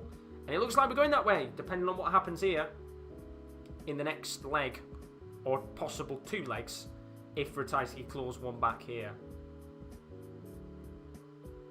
So Clemens at 404, Ratajski down to 308 after 6 darts. Can Clemens capitalise? The answer is no, only 60. And it does give a chance here for Ratajski to maybe take us to a last leg decider, which would be a massive leg in the match. Treble 20 for Ratajski. Gets another one. Imagine a 180 here at this stage of the match. And he doesn't get it. I thought he did. He gets to 140, which will be good enough and puts him down at 168. With Clemens back at 344, it means Ratajski here is going to have at least 6 darts to check out the 168 with Clemens back at 284. Can leave the perfect setup. Starts with treble 20. Gets the treble 19. Perfect darts here from the Polish Eagle, who leaves himself down at 32 to take us to a last leg decider. Clemens can only prepare himself, I think, for 2 legs apiece. Ratajski here, 3 darts to the double 16. First dart he misses, but he gets the second dart, and we're going to a last leg decider. Are we about to see this game go 3 legs apiece? Sorry, 3 sets apiece, or will Krzysztof Ratajski win the game and knock out the German giant, who was fantastic in this tournament so far? Done really well. That shock result against Peter Wright. But Ratajski here is 1 leg away from a World Darts Championship quarter-final, and I have to say, the Polish Eagle will probably start believing he can go on and maybe try and get to a final here. They've got a very favourable run to try and get to the semis at least. Both players averaging around the mid-90s. Ratajski averaging 95.82, Clemens averaging 92.20. With Clemens at 346. Ratajski capitalises and makes a 140 to leave himself down at 261. So once again, Ratajski capitalising on the mistakes of the German. And I think here, I was about to say Ratajski might think he might be through here, but a 1-3-1 from Clemens puts him down to 2-1-2. Clemens just needs to make sure Ratajski doesn't get a few trebles here. Gets a 20 and a 19, and a treble 19. So 165 for Ratajski. He's not going to be able to check out. Can Clemens add a bit of pressure? The answer is he can. Gets a 140. And he's down to 72. So Ratajski here can only leave himself on a decent finish. Clemens needs treble 20, double 6 to take us to a final set. Are we going to go the distance, or will Ratajski sweep it up? Big moment here. So 93 for Ratajski puts him down to 72. Both players on 72. Treble 20, double 16. He's got double 12. Now he needs double 6, Clemens. And gets it. And we are going to a last set decider. That is brilliant from Gabriel Clemens. That is absolutely fantastic. And from Ratajski, who must have thought he was going through to the next round, means he's now going to a deciding set. And I think it was a counting error actually from Ratajski in that situation there. That's cost him. I don't know what he was looking at there, Ratajski, before, but either way, he's just gifted Gabriel Clemens the perfect present after Christmas, and that is a last set decider here. 3 sets apiece. It's been a great game to watch, but one of these players is going to have to go out of the competition.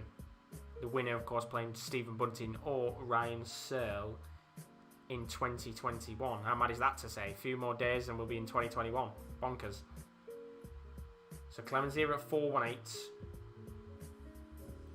Not a good start for him at all. He's only down to 377 after 6 darts, and Ratajski with an opportunity here to just kind of claw away from Clemens, and he does very well indeed to get I think a 177 to put himself down to 150.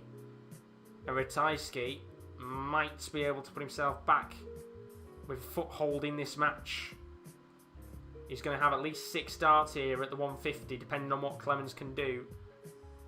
Gets a treble 20. Needs another one here if he wants the 150 checkout, which he doesn't go for. Opts to go for the 18 instead, so he will be coming back to try and check out the 60, with Clemens all the way back at 277.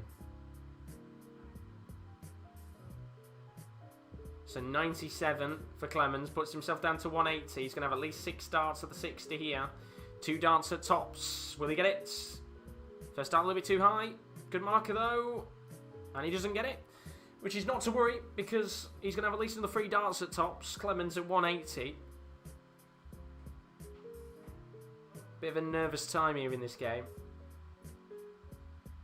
And only 60 for Clemens, so he can't even put a great deal of pressure on. So tops for Ratajski to take the lead again, and he gets it first time this time, and Krzysztof Ratajski is back in the lead once again. And you've got to say, for the majority of this game, he has been in the lead, but Gabriel Clemens just seems to be able to claw himself back in this game. We've had another new subscriber on the channel. Thank you to whoever you are. Gareth Bellhart on me, greatly appreciated for the new sub, as always, as we push towards 1,500 subs. But Gabriel Clemens here trying to push towards an incredible victory. And this has been a great game to watch.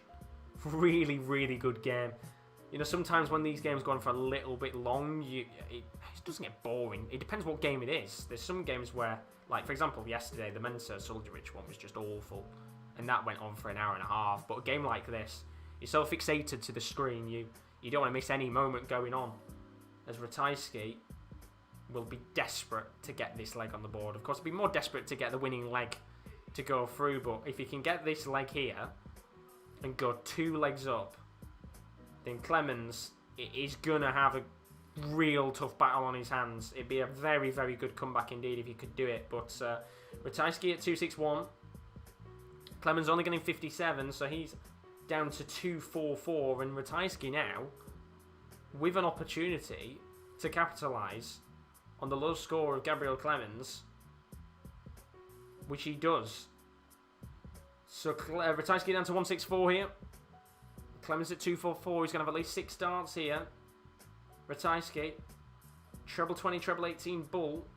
But in fact, he's not going to have 6 darts, because Clemens has got himself down to a 110. So treble 20, treble 18 bull here for a great 164 checkout. Gets a 20, which means he isn't going to check out, and Clemens has a chance to try and make it 1 leg apiece here. He's going to have to get this big ton plus finish. Gets a treble 19. Gets a 17, which means, I believe, he's going to have to go for double 18. Big moment here. Oh, when he doesn't get it, and Ratajski now at 64 has a chance to go 2 sets up on treble 16 double 8s. Get 16, which means he's now got a chance at double 16 for a break throw, and he doesn't get it. Oh, he doesn't get it, which means Clemens now at double 9 has a chance to make it 1 leg apiece. And he gets it first time. And he's just not backing off, is he, Clemens? And as much as I'm saying Clemens is backing off, I think Krzysztof Ratajski is giving him every opportunity to get back in this game. He's giving him every chance, although Ratajski starts off with a 180 in his third leg of the 7th set, and that's the 16th 180 of this game. And that's a great way to start after letting Gabriel Clemens into the match. And imagine he getting a 9-darter at this stage. It'd be brilliant, although I doubt it. As he gets a treble 1, we won't be seeing no 9-darter, sadly. But he does make up for that by getting an 83, which isn't really a great score, to be honest with you. Can Clemens get a good 140 or 180 of his own? The answer is he won't. Only gets 59, and Ratajski here with an opportunity to cluster forward. He's at 238. Clemens at 349. A few trebles and doubles here will do Ratajski some good. And he only gets 58. So he's down at 180 here, Ratajski. A 140 would be perfect for Clemens. He gets a treble 19, a 20, and another treble 19, and that's the perfect time to hit a good score, because he is at 215, but Ratajski here is going to have to leave himself with a decent finish. He's got 220s and gets 100, so he's down to 80. And he's going to have 3 darts to the treble 20 and double 10. Nervous times in this match. Clemens comes back though with pressure of his own. That's brilliant darts from the German. He's down to 81, so 80 required here for Ratajski. Gets the 20, which means he will go for tops to take a 2-1 lead on legs. And he gets it! And that's a big moment. And there's a celebration there from Ratajski, because he knows now that Gabriel Clemens is going to have to take the next 2 legs on the bounce, or else he's going out of the World Darts Championship in round 4. Big moments here. Really good game. He's got to hold his throw now, Gabriel Clemens. He's been doing so well in the World Darts Championship. The last 2 matches, you have to say, where he's been under pressure and fighting all the way. But ultimately here, it does look like Ratajski might go on the win. This starts with a 140. Ratajski. Clemens responds with 100 to leave himself down at 306. It's a brilliant game, and I'd like this to go to a last leg decider, but Ratajski here might be on for a 180, which he won't go for. But a 139 will be good enough to put himself down at 222. Can Clemens respond here? Gets the treble 19. He seems to be hitting the treble 19s very well. In fact, he's got 2 here. I think he gets a bull. So 164 there for Clemens. That's a great score to put himself down to 142. Ratajski's going to have to respond here with a ton of his own. He gets 2 treble 20s. Surely not a 180. I don't think he's going to go for it, which he won't. But he gets a treble 19, and talk about pressure now, because Clemens is going to have to check out that 142 with Ratajski on 45. Gets the treble 20. And he doesn't get the other treble 20, which means Ratajski has a chance at the 45. He's going to have 2 darts at the double 16 to win the game and go through to the next round. Big moments here for Ratajski. Gets the 13. 2 darts at double 16. 1 dart misses. And the other dart misses. And now there's a chance here for Clemens. 15 double 16 to take it to a last leg. And if it goes the way that this game's been going, you'd expect Clemens to take this out. 2 darts at double 16. And he doesn't mess about, because he hits it first time. And we're going to a last leg decider.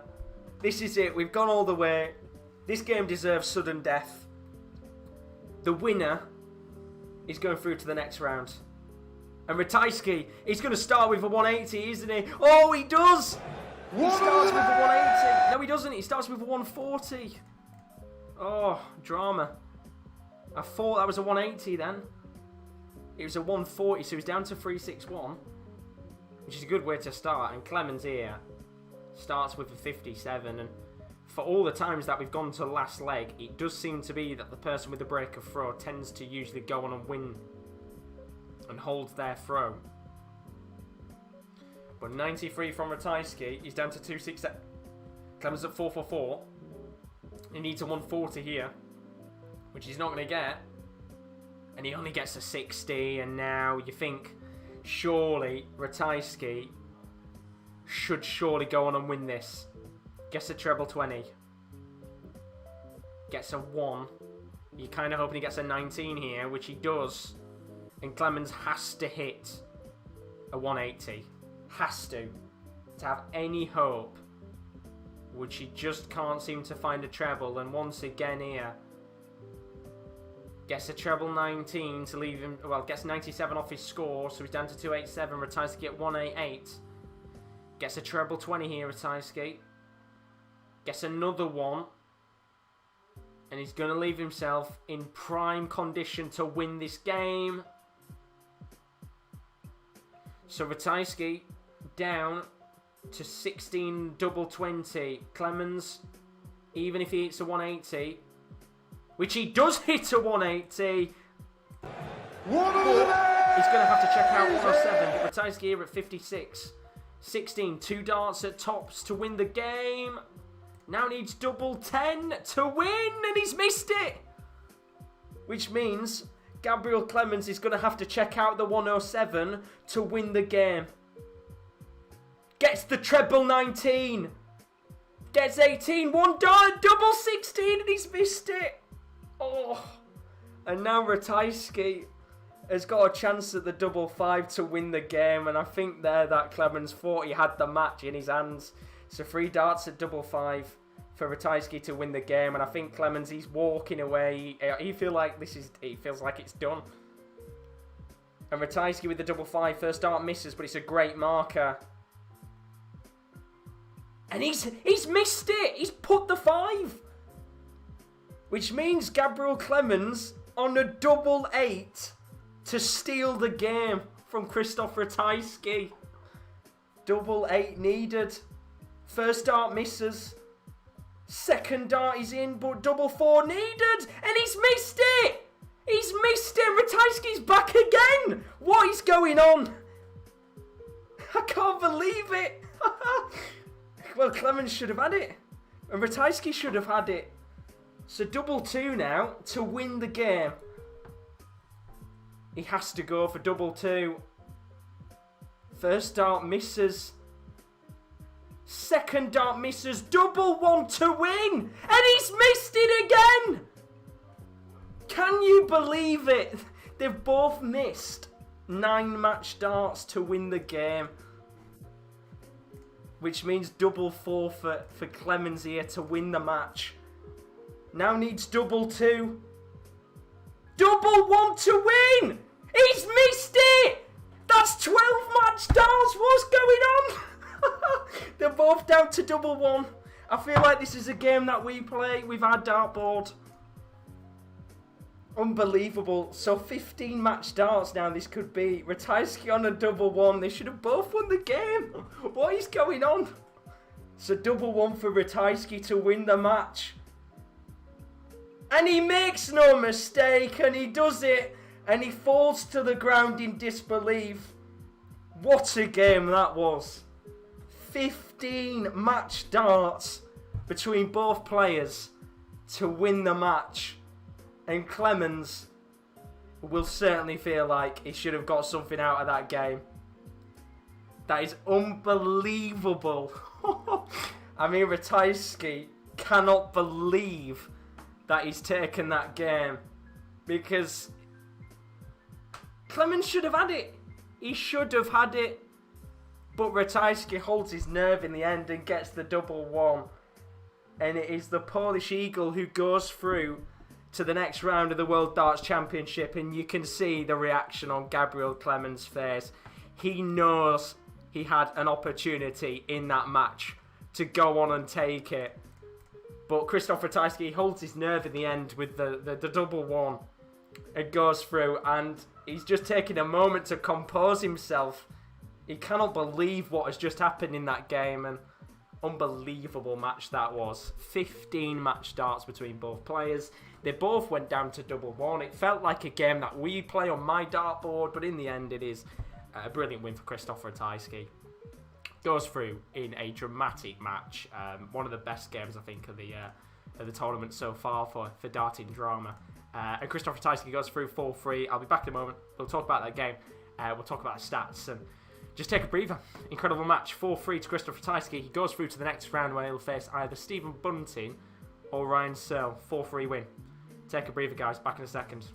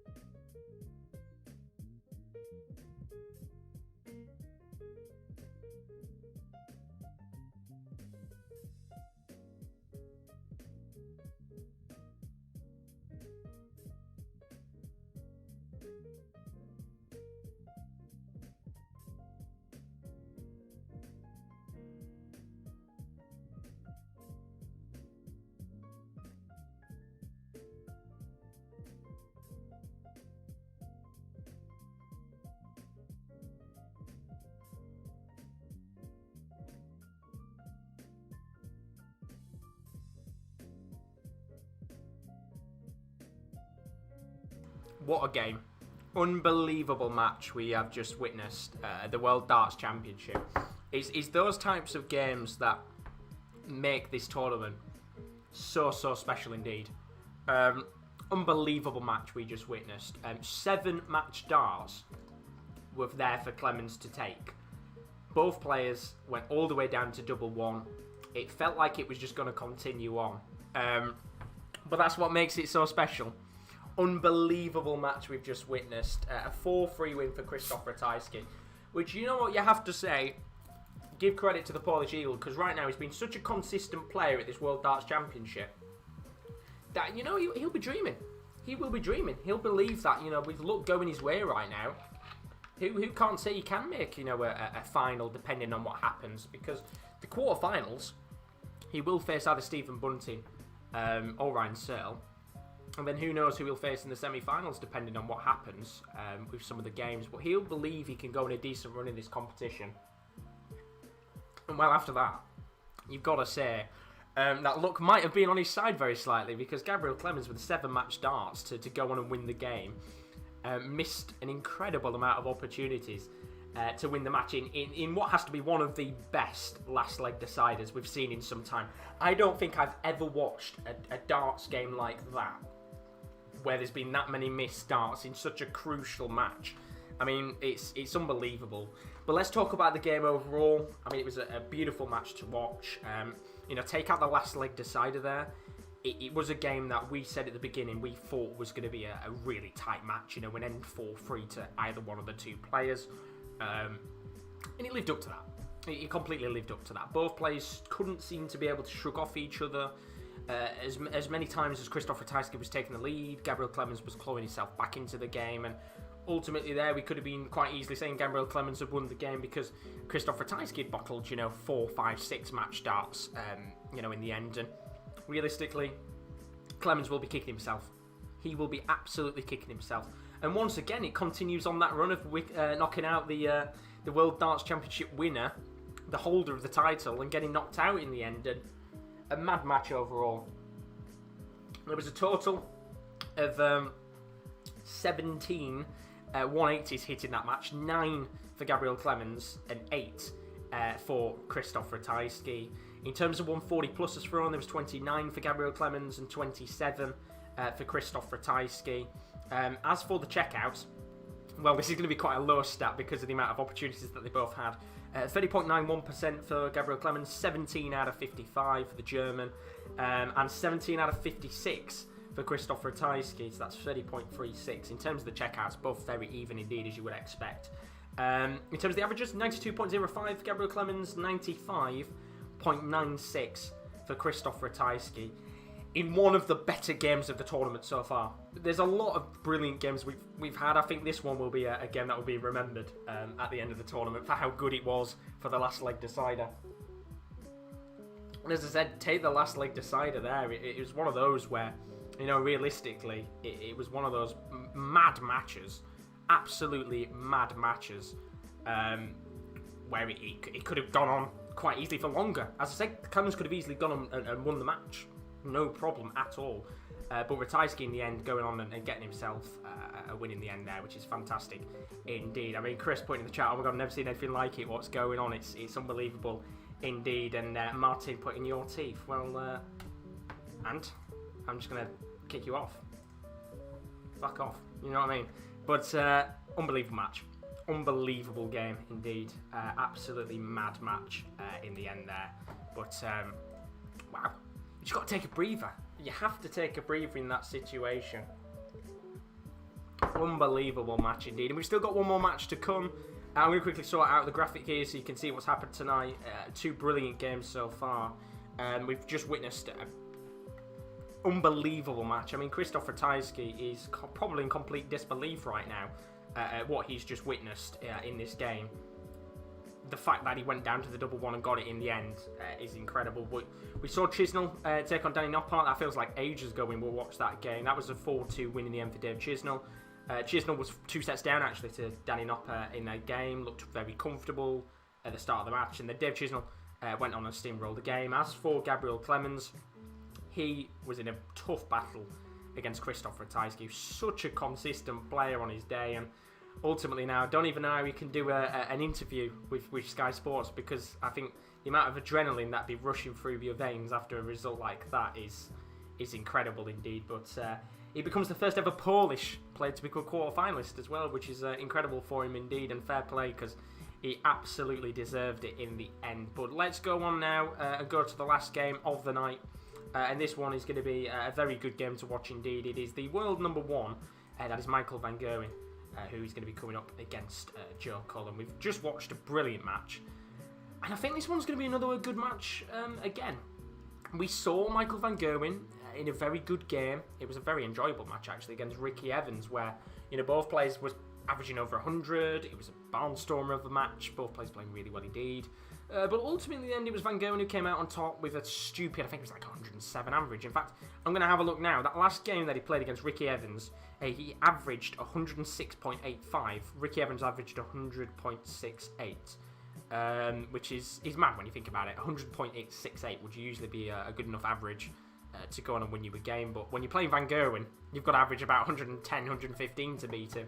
So, it's been a good run so far for Michael van Gerwen. Beat Ryan Murray 3-1. That was a great game to watch. Another good game between him and Ricky Evans, of course, which was a 4-0 win in the end for Van Gerwen. And even he said after the match, it was such an incredible game against Ricky Evans. They kind of just both played each other very well in the match. But Joe Cullen, he's had a pretty good run through the tournament so far. Came up against Wayne Jones and beat the veteran 3-0. He got a 94.59 average in that game. Looked very comfortable in the match for the majority of it, and good win for him in the end against Wayne Jones. And then he beat Johnny Clayton in another thrilling game. This was an absolute barnstormer of a match. 4-3 win for Joe Cullen in the end. Beat Johnny Clayton 4-3. Both players in terms of the world rankings were very similar, so it's one of those where you expected that to go quite the distance in the end. But I think this one's going to be a tough one, because Michael van Gerwen, we've already seen him before actually play off against Cullen in the past. I think it's going to be a tricky game for Cullen. Michael van Gerwen seems to be doing very well indeed so far. Looking back to his best, I think you have to say. The 107 average against Ricky Evans is certainly something to not shove under the radar. But we've seen before, Joe Cullen did beat him this year in one of the floor tournaments, I believe, at some point. Or was it one of the TV ones? I can't remember, but he definitely beat him at some point in one of the big games. I think it might have actually been one of the TV events. But this is a different Michael van Gerwen right now. He seems to be back to his best. He wants that World Championship to his name again. He doesn't want that world number one status to come away from him. And I think he will go on and win it, Michael van Gerwen. I've got to stick with what I said before. I have to stick with it. I said van Gerwen's going to make the final, and I think he will. Do I think Cullen can win a set or two? Yeah, I think he can. It all depends on how van Gerwen starts. Maybe, Cullen could maybe get 1 or 2 sets on the board, depending on how van Gerwen starts. But I would expect van Gerwen to win this 4-1 or 4-2, tops. 4-3 would be good. Would make it for an absolute thriller of a match, once again. But I do think in the end, I would expect this match to realistically go on and be a relatively decent result in the end for Michael van Gerwen, because he's just incredible right now. We know what he can do. He's an incredible player, world number one. He wants that status again, and he's going to keep pushing for it. So that next game is coming up in a few moments' time. I'm going to take a quick moment to just take a breather and get ready for that match. But unbelievable. I think Cullen can win a set, but MVG will be too much in my opinion. It's going to be a tough game. It is going to be a tough game either way. And then we've got Martin's comment, which I'm just going to report him because he's got no life. Give me 2 seconds. Let me get rid of that. There we go. That's all sorted. And yeah, so we'll be back in a second. We'll go on to that next match between van Gerwen and Cullen. And, well, if you still need a breather, you've got a moment now to take a breather. Back in a few seconds.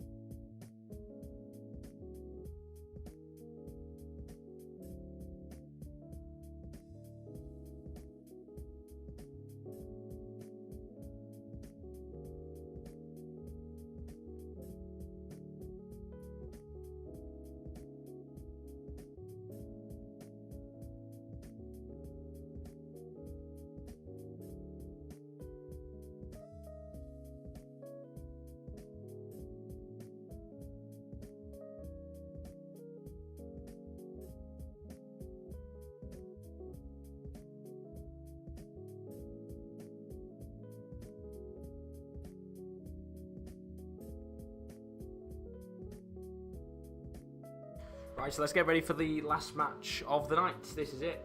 Michael van Gerwen taking on Joe Cullen. It is probably going to be, well, it'll actually be interesting to see how long this one goes on for, because it is one of those games where I think a lot of people will expect Michael van Gerwen to go on and win this fairly easily, but I don't think it'll be as simple for him. It really does all depend on which Joe Cullen turns up here, because we do have a Joe Cullen which can play very well on his day, and could beat anyone. Which, to be fair, to be honest, most of the top 32 could beat anyone on their day when they're playing at the very best. But let's have a quick look back, as I said, at Michael van Gerwen and how he's played throughout the competition so far. He's had 2 games. He played against Ryan Murray, which he beat him 3-1 with a 108.98 average, which was bonkers, of course, a really good average to start off. Ryan Murray played very well against him, but just couldn't keep up to his standard for the majority of the game, hence why Michael van Gerwen went on to win the match, as you would expect. In fact, it was a tough game indeed. It's the Ricky Evans one you've got to look back at. It was an absolute barnstormer of the match. There was 15 180s, 7 for Van Gerwen, 6 for Ricky Evans. Van Gerwen hit 22 140 pluses, had the 106.85 average, which means he's currently averaging throughout the entire tournament around about 107, which means if he can continue that on tonight, that is an absolute bonkers average throughout the entirety of the tournament. Of course, it will go down as the game continues on. We get to the bigger length formats of this competition. It will go down over time, but he's brought the very best out of all of the opponents he's played so far at the World Darts Championship. As you would expect, it's the biggest stage. You want to bring out the very best in your opponents and have really good games. And I think MVG himself, he doesn't want to go through games. Well, actually, I mean, he will want to go through games in easy fashion, but what he wants to see is he wants somebody who will give him a competitive match, at the very least, and Joe Cullen could be the man to do that, although I do think, as I said, Van Gerwen will probably win this 4-1, maybe 4-2, but you never know. I've got a feeling about Joe Cullen. I don't know why, but I do, but we'll have to find out whether he can fight up against Michael van Gerwen, because he's got a tough job on his hands. I've just had a look across the Premier League scores today. I can't believe Leeds won 5-0. Jesus. We're still playing. Oh, he's 2-1 with about 5 minutes left, which means we'll lose 3-1 in the end, but keep up to date with the football scores there. But this is the last game of the night. In terms of action to come, we're live again tomorrow at 6:10 on the Sports Corner with another set of matches in round 4. Dirk van Dijvenbode is going to be taking on Glenn Durrant, the Premier League winner, of course, from a few months ago, takes on Dave van Dijvenbode has been on incredible form at the World Darts Championship so far. Gerwen Price takes on Mervyn King, which in fact, I think Chris put in the chat, is the first time they've played against each other on a TV game, which is mad when you think about it, because the two players who've certainly been playing for a little bit of time now, specifically Mervyn King, you would have thought they would have come up against each other at some point, but they haven't. So it'll be interesting to see how that one goes down, both very contrasting styles to each other. And then, of course, Dave Chisnall, who came out trumps today against Danny Noppert in a 4-2 win. He's going to come up against Dimitri van den Berg. That is going to be an absolute thriller of a match to watch. Of course, Dave Chisnall will be hoping he can come out with a result against the dancing Dimitri, the Belgian. Don't think he's going to be able to, though, because Dimitri is one of the favourites to go and win the competition. But before all of that, tomorrow at 6:10, so if you only do leave a subscription, as always, we have a brilliant match here between Michael van Gerwen and Joe Cullen to come. And if you weren't comfy after that last game, now I would suggest getting comfy for this one, because this is going to be a brilliant match to watch indeed. Will Cullen do what I'm not expecting him to go on and win a game like this. I've just got a slight feeling he could maybe have a tough job for Michael van Gerwen. I could quite easily be sat here in about half an hour's time and saying, do you know what, Van Gerwen's won 4-0, it was an easy game, but who knows what Michael van Gerwen's going to turn up. Because the Michael van Gerwen that's been turning up in the last 2 games that he's played has been playing at around about 107 for an average. That's between 2 games. So if he turns up as he has over the last couple of weeks at the World Darts Championship with those averages, Joe Cullen could be in for a very, very long night indeed. But at the same time, if you knock him out, Gerwen Price will be happy, as will probably every single player left in this World Darts Championship. They will be delighted that the best player in the world is gone. But we're underway now. Michael van Gerwen ranked 1st in the world. Joe Cullen ranked 16th in the world. They've played against each other a few times this year. Cullen winning one, as I said before. But van Gerwen here started off with a 180. And 180 to start off the match from Michael van Gerwen. And he could be on for a 9-darter, which would be nice to see 2 9-darters in a day. But he's not going to get that as he hits a 20 with his first dart and only gets 43 after with his 4th, 5th and 6th darts, which does give a bit of chance here for Cullen to get an early opportunity to break away, which he does. Gets 134 to leave himself down at 211. And you have to make the most of van Gerwen's early mistakes because no doubt the longer this game goes on, you would expect Michael van Gerwen to kind of get a foothold of these matches and go through comfortably, depending on how the opposition plays. But van Gerwen down to 156 here, Cullen at 77, but he might not have a chance to 77 here because van Gerwen did have a chance, but he won't get it. So Cullen here, treble 19, double 10 for the first leg on the board. And both players are very quick, so once again, not as quick as... Oh, there's a mistake there from Cullen, which means he's not going to be able to take it out, but... Not as quick as Ricky Evans. But it should be a very quick game, this, as van Gerwen takes out 56 and gets the first leg on the board. And, well, as I said a moment ago, you have to punish Michael van Gerwen's early mistakes. And Joe Cullen there punished himself. As van Gerwen smashes in another 180. Bring out Russ Bray's voice. Because that's 2 180s to kick off both legs of this first set. He's in the mood tonight already, as you would expect. Starts off with a 20 though, which means we ain't going to be seeing no 9-darter opportunity. But does get 96 to leave himself down at 225 after the first 6 darts. But Joe Cullen here responds with a 180 of his own. And, well, that's 3 180s already in the game. And a little bit of pressure there, just kind of giving a warning to van Gerwen and saying, I'm not going to let you back down and get an easy win in the match. And he gets a treble 20 and a 20 here, Cullen. And 100, which means van Gerwen's down to 129. Cullen at 124. Treble 19, needs treble 20. In fact, goes for the 16 route there, van Gerwen. Which means Cullen is going to have to try and check out the 124, or else van Gerwen will go for tops to go 2 legs up in the first set, which means he needs a bull here. And he doesn't get it. So van Gerwen on tops to go 2 legs up in this first set. Now needs double 10. And doesn't get it. He's busted his score. Well, Joe Cullen with a chance at 25. Busting his score on a double 15. And now needs double 4 Cullen, which he gets. And a mistake there from van Gerwen, who bust on a double 15 on accident. Gives Cullen a leg back in the game on a 25 checkout. And as I said, it's these early mistakes you've got to capitalise on from van Gerwen. But now Cullen, he's about to get a 180 of his own, but his dart fell out. But a 120 is not a bad start. Van Gerwen, though, starts off with a 97. So Cullen down at 381. Van Gerwen at 404, but Cullen here might get the 180 he wanted earlier, which he does. And the 180s are flying. That's the 4th in the match already. 2 apiece for Joe Cullen and van Gerwen in the 180 category. And Cullen has a chance here to go 2-1 up on legs. Cullen at 201, van Gerwen at 345. Cullen getting 97 to leave 104. Van Gerwen at 345 needs to get a least 100 plus, which he does.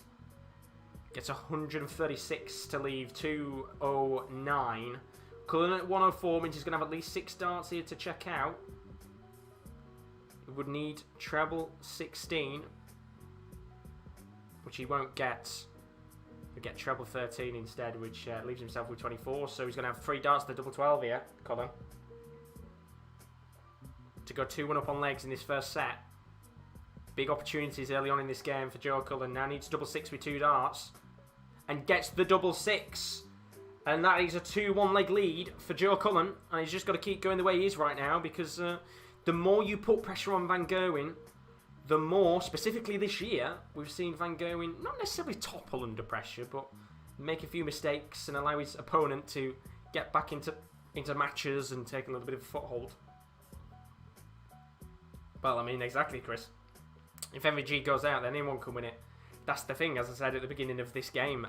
If MVG does lose and get knocked out, then there will be a lot... In fact, every player left in the competition will be licking their lips thinking, I can win it, because they haven't got the chance of playing Van Gerwen in the final, which I think is the one worry everybody has in the back of their head. Because as much as Gerwen Price is a good player, every player would rather play Gerwen Price than Van Gerwen in the final. Unless you've got a very good record against Van Gerwen, then maybe you might sway that way. But Cullen here gets his third 180 of the match. That is the fifth of the game, and we're not even one set in. But Van Gerwen responds with a 177 of his own. So Cullen down at 135, Van Gerwen at 152. Got a chance here for a 135 finish. But he's not going to get it. And Van Gerwen has a chance at a 152. Which he's going to have to take, because Cullen has got himself down to 6. So Van Gerwen here needs 2 treble 20s and a double 16 for a brilliant 152 checkout to take us to a last leg in the first set, which he's not going to get. So a chance here for Joe Cullen to get the first set on the board with double 3, and there seems to be a bit of a problem here. Well, Joe Cullen, I think, has made a counting error.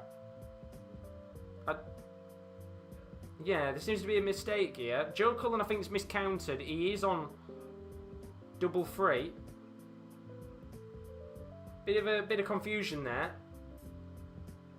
And he doesn't get it in the end, which means Van Gerwen on for 92, and it's a bit of a mistake there. I was wondering what was going on. It's Cullen who's made a mistake on his counting. Thought there'd been a mistake there with the scoring, but ultimately in the end...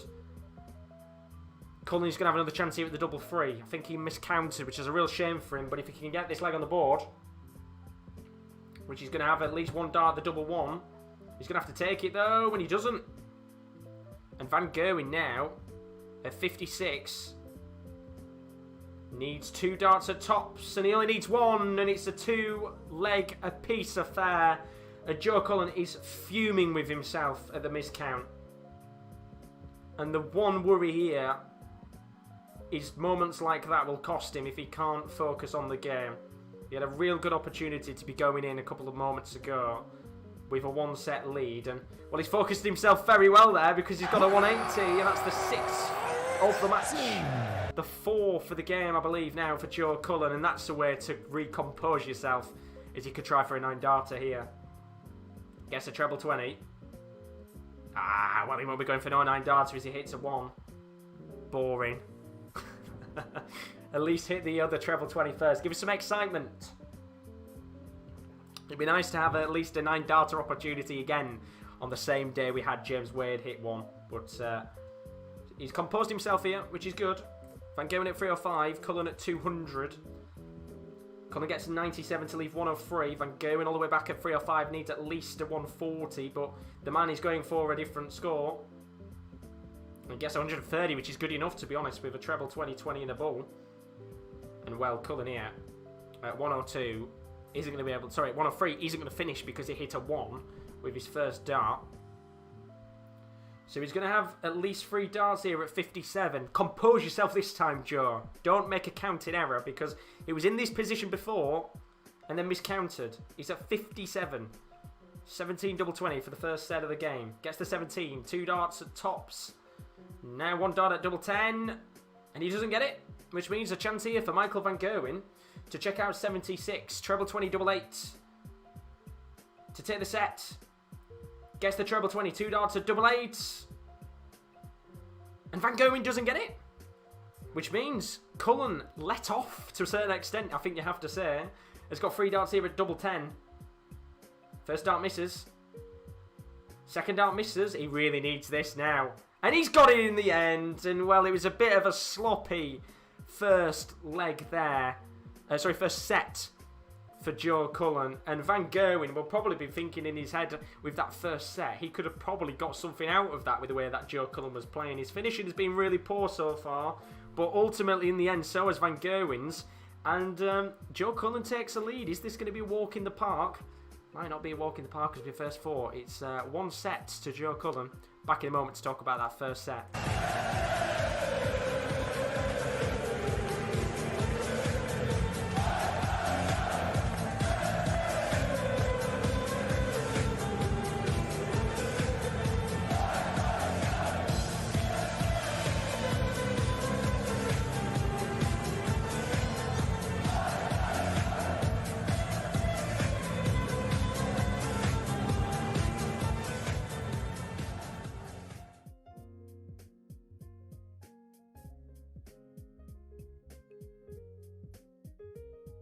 That's the first set done of Michael Van Gerwen taking on Joe Cullen, and yeah, interesting one this one, I have to say indeed. As I said a moment ago, I think Michael Van Gerwen will be looking at that first set and thinking to himself, how did I not really take it away from the hands of Joe Cullen? Because we got to that the leg before, Joe Cullen just took it a moment ago, and he made a miscount, so he was down to 6 and on for a double 3, and I think he must have thought of a completely different score, because he was a little bit confused why Russ Bray was saying you require 6, but in the end he gets the first set on the board.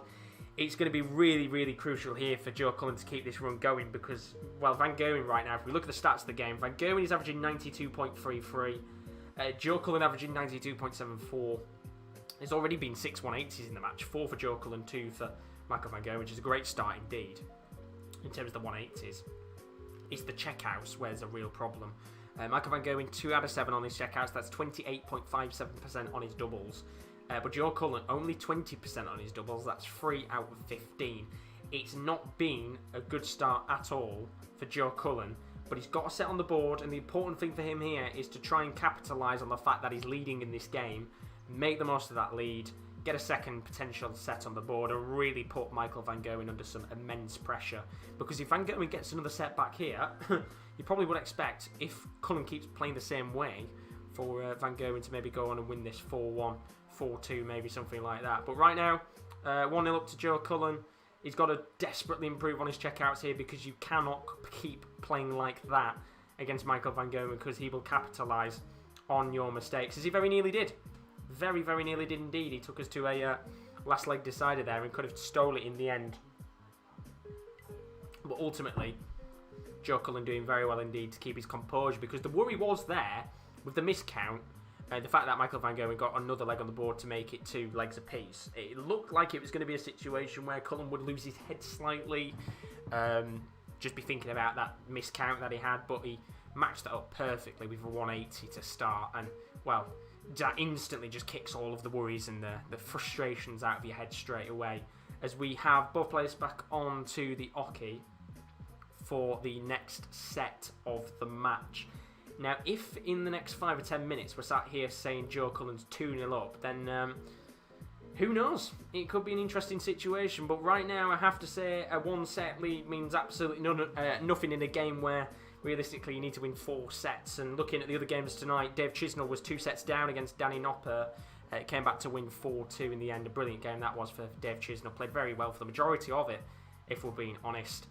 Gabriel Clemens in an absolute belter of a match against Krzysztof Ratajski. Missed, I think it was 7 match darts Clemens missed. Overall, there was 15 match darts missed between them to go and win the game. It was a brilliant, brilliant match to watch, and Ratajski won it in the end on a double 1. Both players were actually down at double 1 in the end, which was a brilliant match to watch. One of the best games of the tournament so far. Back on the way between Michael Van Gerwen and Joe Cullen, has started off, as you guessed it, with a 180, and it seems to be the tendency right now is to start with 180s, but Michael Van Gerwen has matched it with a 180 of his own, and both players are on for a potential 9-darter. Well, Joe Cullen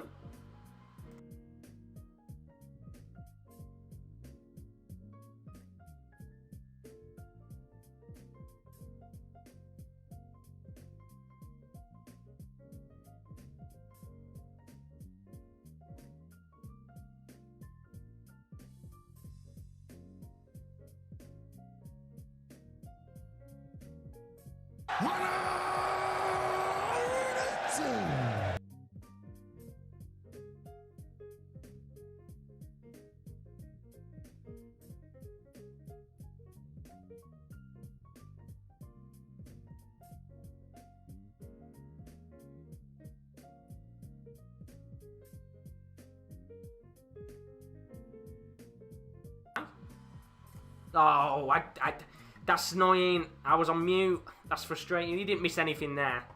I don't know why it was on mute. There's another button that I must have accidentally clicked there because my sound was going. Apologies about that. But Michael van Gerwen has got himself a leg on the board as we get another 180 rush break.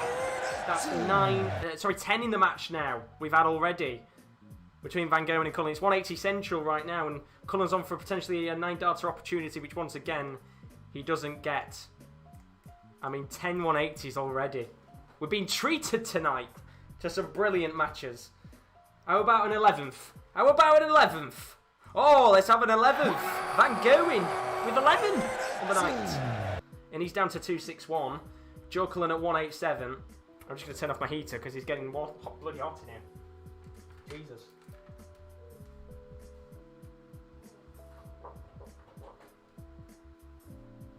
So Cullen down to 54. Van Gerwen at 170. He's going to have to take out the big fish here unless Cullen gets a double 10, which he doesn't.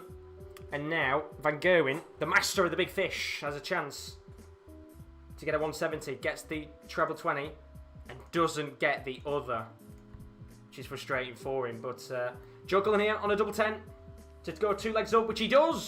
Sorry, he doesn't go 2 legs up. He goes 1 leg apiece. My bad. 1 leg apiece. I said 2 legs up. He doesn't. As Van Gerwen starts off with a 140. And you have to say, I know we're only 1 set in here. Oh, I was just about to say, you have to say Joe Cullen's keeping pace with him, but he's literally just only got 74 to start off in this 3rd leg of the 2nd set. Van Gerwen, though, with a 140, again, is down to 221 after 6 darts.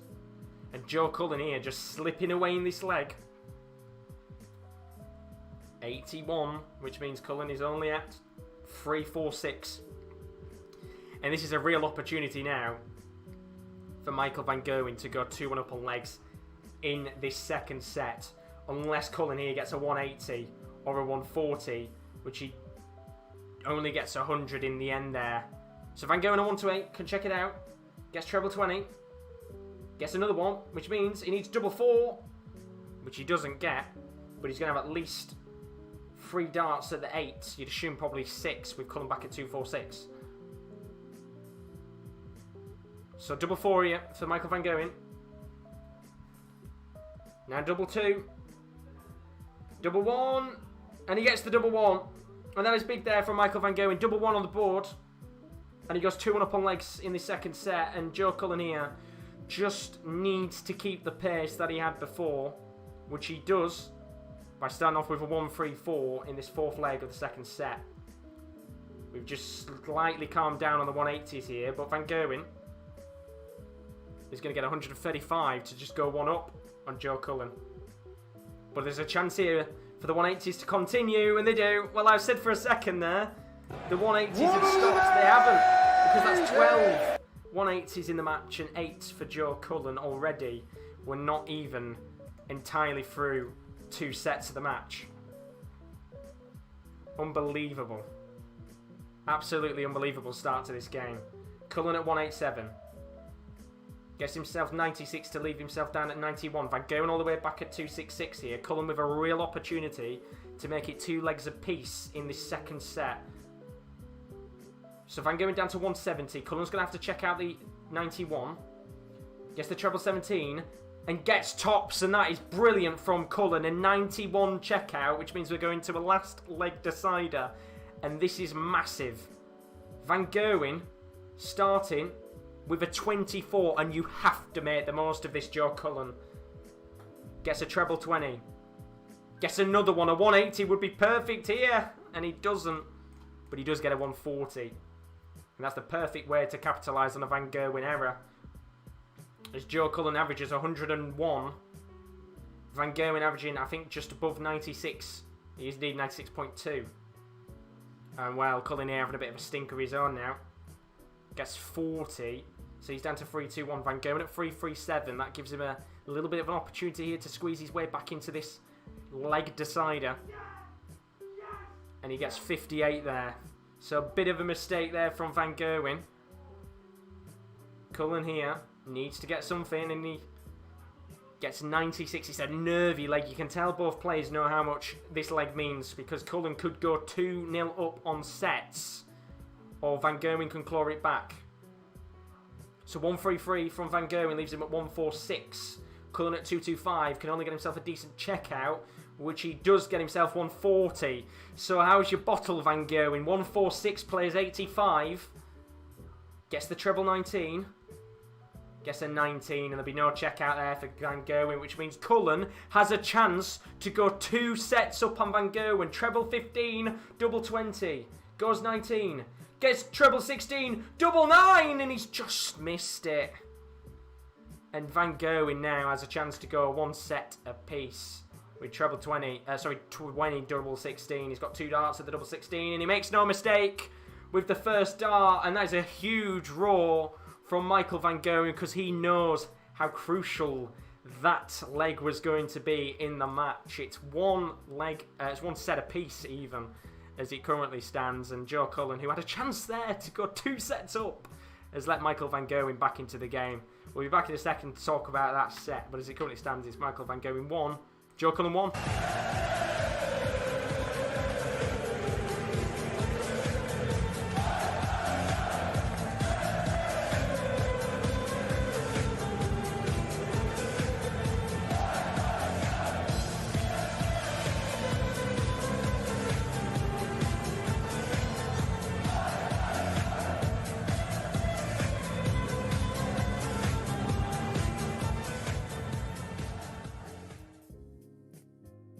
Interesting game, this one, because Michael Van Gerwen has got himself back into the match. He's, as it currently stands, 1 set apiece in this game between MVG and Joe Cullen. And I think Joe Cullen, going into this break, will be a little bit disappointed that he's not 2 sets up here. We said this next set was going to be an absolute crucial one to how this game panned out. You could put some real pressure on MVG going 2 sets up against him, but MVG got himself back into the match. It's 1 set apiece, and looking at the stats for the game overall, MVG currently averaging 95.88, Joe Cullen averaging 100.51.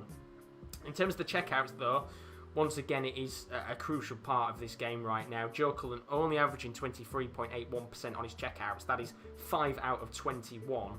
Michael Van Gerwen 35.71, not the best for MVG. But 5 out of 14 is good enough right now to put him 1 set apiece. And it's a very, very even game indeed so far. The question is, can Joe Cullen keep to the pace of MVG? Because we've seen little slips here and there from Cullen, but we've seen little slips from MVG as well. And the longer that this game goes on, you would expect Michael to continue improving in this game. His average will no doubt go up, as it usually does. And although we had a flurry of 180s to kick off, it has died down a little bit. But this is an interesting one. The next set is going to be crucial. If MVG takes a 2-1 lead, then Joe Cullen is chasing what is going to feel like an impossible task to get back into the match. But if you've enjoyed this watch along so far, a new stream as always, then do leave a like and a subscription. It is greatly appreciated as we push towards 1,500 subscribers on the channel. I have seen we've got 2 new subs. So for those of you that did sub, have the Gareth Bale heart me. Thank you very much for joining us on the Sports Corner. It is greatly appreciated indeed. We'll be back again tomorrow night at 6:10 for another 3 games of round 4 action. Those games tomorrow night, Dirk van Dijvenbode is taking on Glenn Durran, of course Premier League champion, taking on a very in-form Dirk van Dijvenbode, who looked incredible against Adam Hunt and looked incredible against Rob Cross as well. Going Price taking on Mervyn King. I think that is one of the standout games. We've got the enigmatic Going Price coming up against the very quiet Mervyn King, who doesn't like over-celebration. I think we'll see quite a lot of that in the match, just to rifle Mervyn King up a little bit in that game. And then we've got Dave Chisnall, who won his match today 4-2 against Danny Noppert. He'll be coming up against Dimitri van den Berg in the next round of the World Darts Championship. That's tomorrow night. I'll be live from 6:10, doing all the evening sessions now, up until January the 3rd, which is when the final takes place. At 7:30, the final is. It'll be a later stream, that one. But as for now, both players back onto the oche here. And Michael van Gerwen is one apiece against Joe Cullen. I said I didn't think this was going to be an easy game, but right now it's a very even game. Joe Cullen had a chance to go 2 sets up in this match, but Van Gerwen just keeping his calm, keeping his composure. And although Van Gerwen's average is a little bit lower than it has been in the last 2 games, he's still well and truly in this match. And Joe Cullen has to get this next set on the board, in my opinion, or else we could see MVG begin to steamroll in this game. So back underway now. And are we about to see a 180? Unfortunately not. But a good 140 to start there from Joe Cullen puts him down, self down to 361. But MVG gets a 140 of his own. Good start here from both players. And Cullen has got to match every stride that Van Gerwen makes. And one better, which is a little bit tricky, isn't it? When you're playing someone who's ranked number 1 in the world, is pretty much one of the greatest darts players there's ever been in the game. No pressure, Joe Cullen. I wouldn't like to be the man who comes up against Michael van Gerwen, if I'm being honest with you. I wouldn't like to play him. But some plays, it brings out the very best in him. Look at Ricky Evans. Came in with 100 average against him, and Joe Cullen's doing the same right now. So Cullen at 96 here. Van Gerwen all the way back at 310. Good opportunity here for Joe Cullen to get a first leg on the board. He's going to leave himself down at 36 with Van Gerwen all the way back at 310. So no pressure here, Joe Cullen. You're going to have to take this out. So 60 here for Van Gerwen. That puts him down to 170. Double 18 needed for Cullen. Now has 2 darts to double 9. Oh, he's going for a different route here. I think he's, I don't know whether he's gambled there. He's gone for the double 4. He's left the 8 there and gambled that MVG was not going to hit the big fish. And he's chose right in the end there. But Cullen going for double 4. Bit confused there what he was doing. But he goes for the double 4 and it's the right decision in the end either way. And he gets the first leg of this 3rd set on the board. And I was a little bit confused why he decided to go for the setup there. But fair play to him. Fair play to him in that respect there, because we've seen Van Gerwen before hit big fishes, but he did it in that respect. And he's 1 leg up here, Joe Cullen. So MVG just not playing as well as the other games, which is mad to say because he's playing very good right now. I mean, he's playing better than I ever will, that's for sure. But Joe Cullen will be feeling now as this game continues on that he has a chance to maybe take down MVG, but there's still a long way to go in this game. A long way, I'll tell you that for sure. Chris has put in the chat, what's your thoughts on quick throwers like Ricky Evans? I think he's good throwing quicker trebles, but it's the doubles that worry for him. He doesn't compose himself as that much. I love it. I love quick throws. The likes of him and Vincent van der Voort are always fun to watch when they throw quick. And I think that's the gamble you take. If you throw quick, you're less likely to be able to finish. But ultimately, in the end, we've seen what Ricky Evans was like yesterday. Not yesterday, it was the day before, wasn't it, when he played Michael van Gerwen? It was relentless as Van Gerwen gets 1 leg on the board here. Double 14 checkout makes it 1 leg apiece, and this is an even game. And I think Van Gerwen here is finding himself in a real dogfight. And there's so much more of this game left to go, but I like quick throwers. I think it's kind of like a showpiece, isn't it, with Ricky Evans? It's a real trick to have of throwing that quick. But as you said, you take the gamble. You throw quick and you can get good scores, but you're going to be rubbish. You're not going to be rubbish at finishing, but you're not going to be as good as the players that take a moment to step back and compose themselves. And I think one thing as well for the quicker players is you always know that any time you cock up in a match, the one comment you'll always get is, oh, well, they should just slow down a little bit or take a step back. That's not the game, do you know what I mean?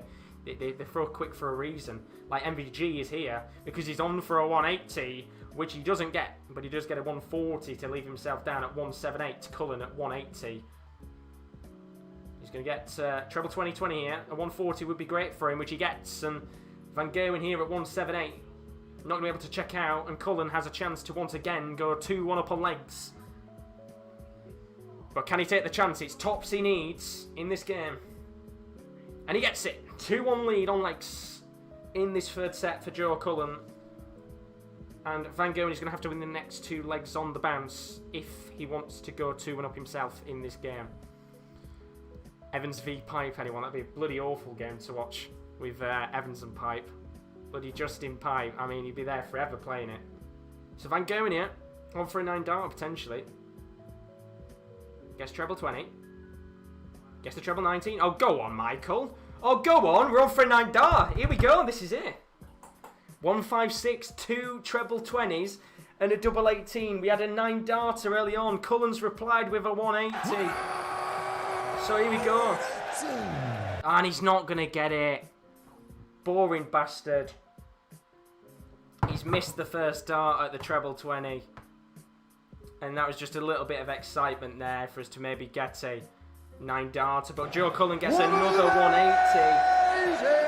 And that is 14 180s. But Van Gerwen here with a chance to check out 76. He's going to go for double 18, which he gets. And he checks out the double 18 on a 76. And after 2 180s from Joe Cullen, we're on 2 legs apiece. And what a set this is. This is a brilliant set to watch. We nearly had a 9 darter from Van Gerwen. 2 180s from Cullen. And then he checks out the 76 to make sure that Cullen couldn't get it. Both players now averaging 100 plus. Van Gerwen averaging 100.31. Cullen averaging 102.46. Brilliant, brilliant game to watch this. And Cullen has got to keep this momentum up right now, because the more that this game goes on, the more Van Gerwen is starting to get into his stride. Brilliant, brilliant game indeed. But Gerwen here on 319. Joe Cullen at 270. Gets himself 100 to put himself down to 170. So, I mean, here, this is a good chance. Does he want to check out on a big fish? As Van Gerwen gets 171 to leave 148. So, Cullen here, not going to get the big fish. But he can leave himself down at a decent finish, which he does. What a game this is. So, Cullen down at 36. Van Gerwen's going to have to check out 148 here. Gets the treble 20. Needs another one. Oh, and he's not going to get it, which means Cullen has a chance to go 2-1 up on sets with double 18. No pressure, Cullen. First dart way too high. Second dart, though, is perfect. And Joe Cullen goes 2-1 up on sets against Van Gerwen. Well, well, well. What a game this has been. Every game has gone to a last leg decider. And this is an absolutely unbelievable game. This is incredible. Cullen on again for a 180. Surely not. Surely not. Surely yes. Another 180. That's 15 180s in this match. And Cullen is on for a potential 9 darter opportunity. What an unbelievable game this is. Cullen gets the treble 20. But he's not going to get another one. Would have been typical MVG to take 9 darter after someone else does it. Exactly, it would, wouldn't it? Very typical MVG. So Cullen here at 200. Van Gerwen gets 99 to leave himself down at 122. And Cullen here gets a 1. And he needs to get a few trebles on the board now, which he only gets 77. So Van Gerwen here at 122. Gets the outer ball. And he's not going to be able to check it out. So Cullen here, good opportunity to maybe check out on a ton plus finish. 1-2-3. Gets the 19, which means he isn't going to be checking out either. Unless he gets a ball on the treble 18, which he gets it! Oh, what a brilliant finish that is from Joe Cullen. 1-2-3. How about that? Unbelievable. 1-2-3, check out on the ball. And I tell you one thing, Joe Cullen is playing the game of his life right now. He's playing the game of his life. I'm not going to get too excited here, because he's playing immensely well, but he's such an MVG thing to come back into games like this. He's got to keep going at this pace. Unbelievable night of action we've had so far. We had a game where there was bloody 15 mismatched darts, and now we're on for a potential chance of Joe Cullen knocking out Van Gerwen. I felt like, I don't know why, I felt like Cullen was going to do something in this game, but there's so much of this game to go as Van Gerwen hits a 180. And that's 16 in the match, and that's what we pretty much had in the entire game between Clemens and Ratajski. 164 from Cullen here. He's down to 145. Van Gerwen at 226. Surely not another 180. He does get 174 though, so Cullen at 145 here. I'm going to have to check it out with Van Gerwen on a 52. He's not going to be able to check it out. So Van Gerwen at 52, 20 and double 16, gets the 20, 2 darts to double 16, it's no mistake. One leg apiece, and we are witnessing an absolute classic of a match right now. This is incredible darts. How could you not fucking love this sport? It's fucking beautiful. And I can say that because this video's not monetized. Van Gerwen though here. I mean, look at this. Joe Cullen is averaging 104. 104. Unbelievable. Van Gerwen's averaging 103.31. I wish I could play this well. Bloody hell. Unbelievable game. So Van Gerwen here gets a 57, leaving himself 3-4-8 after 6 darts. Cullen has just got to keep riding the storm here, and he gets 77 to leave himself down at 3-3-1, and both players just taking a little break here. It's an absolutely relentless game right now. I can't catch a break myself. It's an unbelievable match. As Van Gerwen's on for another 180.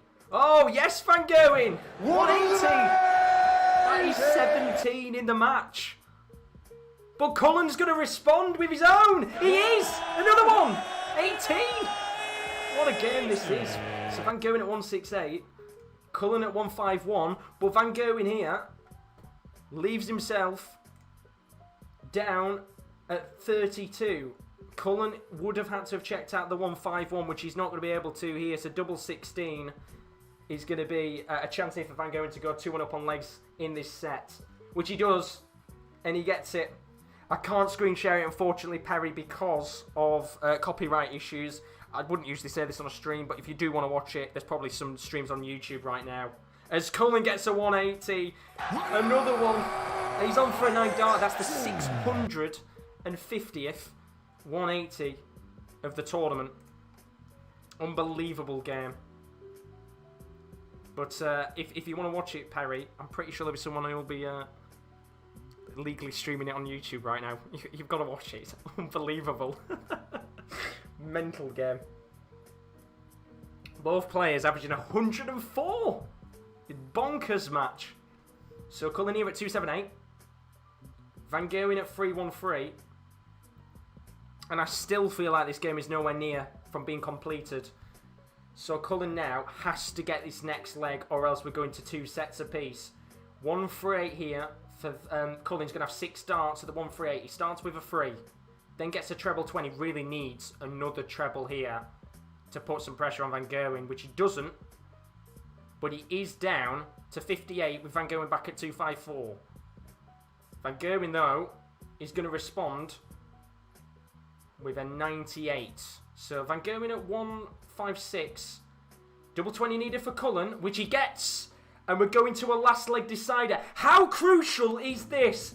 Cullen is potentially 1 leg away from going 3-1 up against Van Gerwen. Or will Van Gerwen make it 2 sets all? You don't want this game to end. So Van Gerwen starts with a 1-3-5. Cullen here has just got to keep his composure. How can you keep your composure in a game like this? He matches him with a 1-3-4. Van Gerwen here gets 20, 19, and a treble 18 to put himself down to 273 after 6 darts. Cullen gets 100 to put himself down to 267. This is a really, really close game. Jeremy saying Cullen's playing his heart out. He absolutely is indeed. Unbelievable match. As Van Gerwen gets 96, you've got to capitalise now, Cullen. Gets the 20. Gets another 20. Really needs a treble here, which he doesn't get. And a 59 only puts him down to 208. And this is a chance here for Van Gerwen to go 2 sets apiece. And, well, he's on here. 137 puts him down to tops with Joe Cullen back at 208. Can you put any pressure on him, Cullen? The question is, you can. 1-2-3 puts Cullen down at 85. You wouldn't expect Van Gerwen to miss tops, though, would you? Now needs double 10, which he misses. And Van Gerwen is missed. Cullen has got to check out this 85. Treble 15, double 20. Can he hold his nerve? Treble 19. gets the double 14. Can he get it? He gets it! Joe Cullen is 3-1 up against Michael van Gerwen. Can you believe it? What a night of darts we've had so far. Michael van Gerwen is 1 set away from going out of the World Darts Championship in what has been an absolute barnstormer of a match. It's a game you don't want to end, but my lord, an absolutely incredible game so far. And the winner of this, by the way, will play either Dave Chisnall or Dimitri van den Berg. So there's still some time to go in this match, but unbelievable. Joe Cullen is 1 set away from knocking out the world #1 Michael van Gerwen. Remember, if Michael van Gerwen gets knocked out and Gerwyn Price wins the World Darts Championship, then Michael van Gerwen loses his world #1 status. But if I'm being honest with you, I think there is so much more of this game to still go. Both players playing incredibly well. Joe Cullen is playing the game of his life, but as it currently stands, it's 3-1 to Joe Cullen. Take a breather. We've got plenty more to come. Back in a second.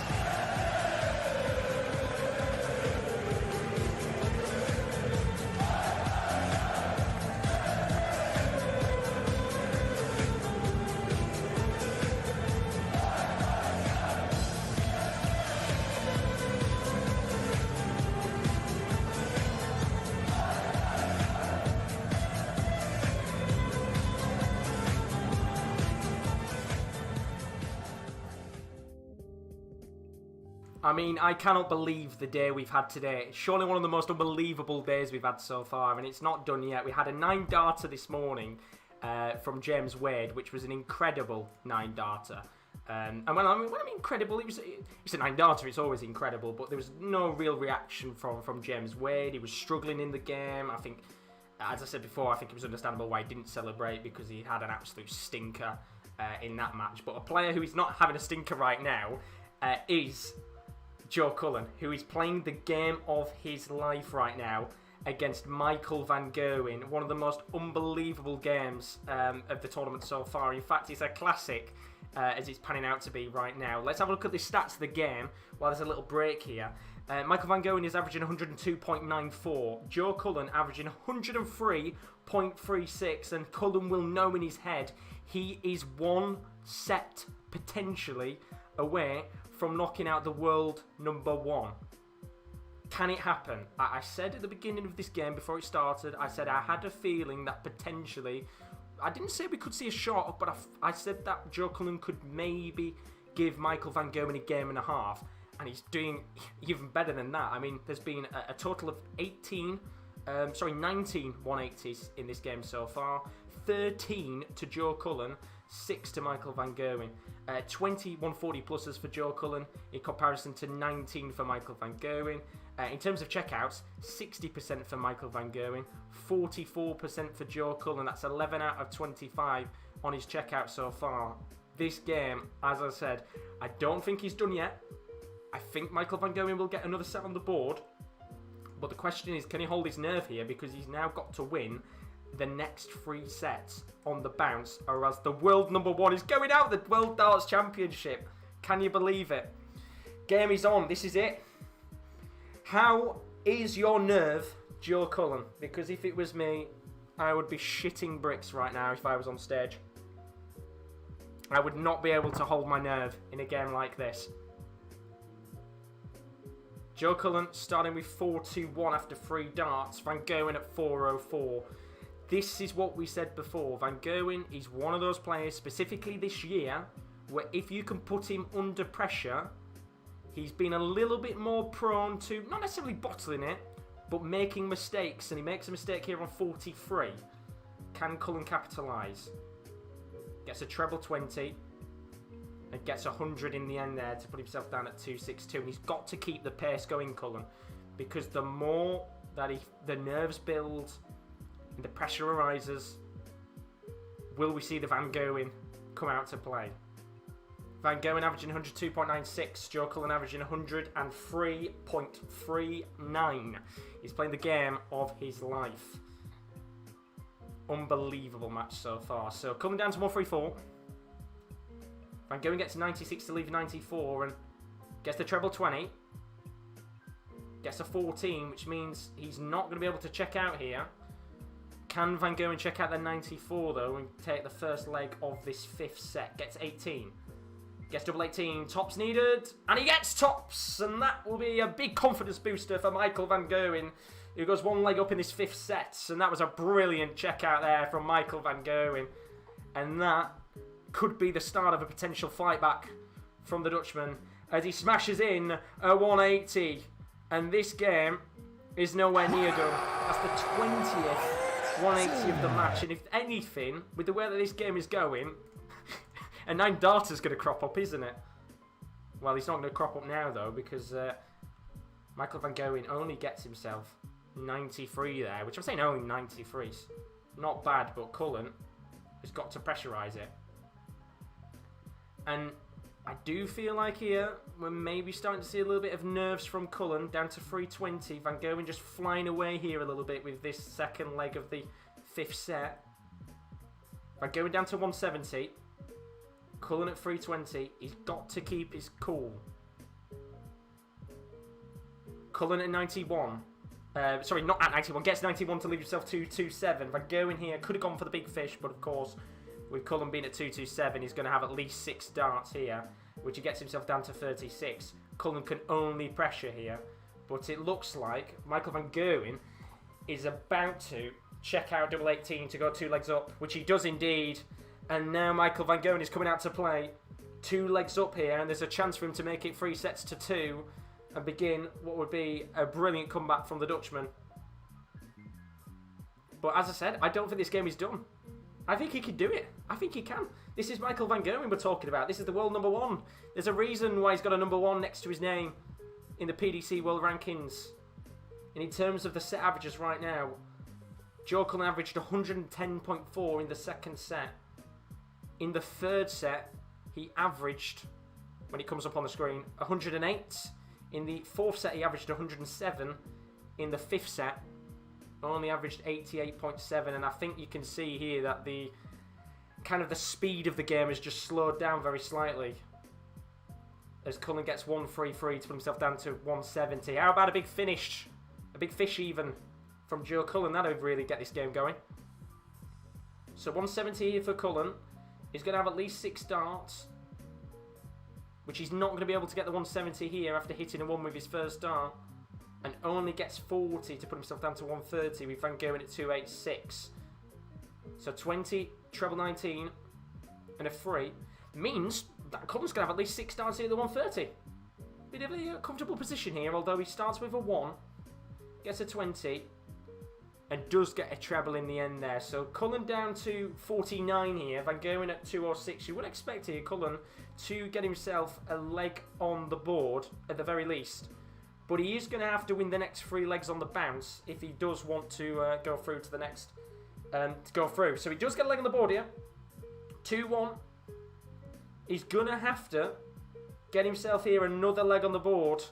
Take it to a last leg decider. Or will Michael Van Gerwen hold his bottle here? So Cullen starts with 100.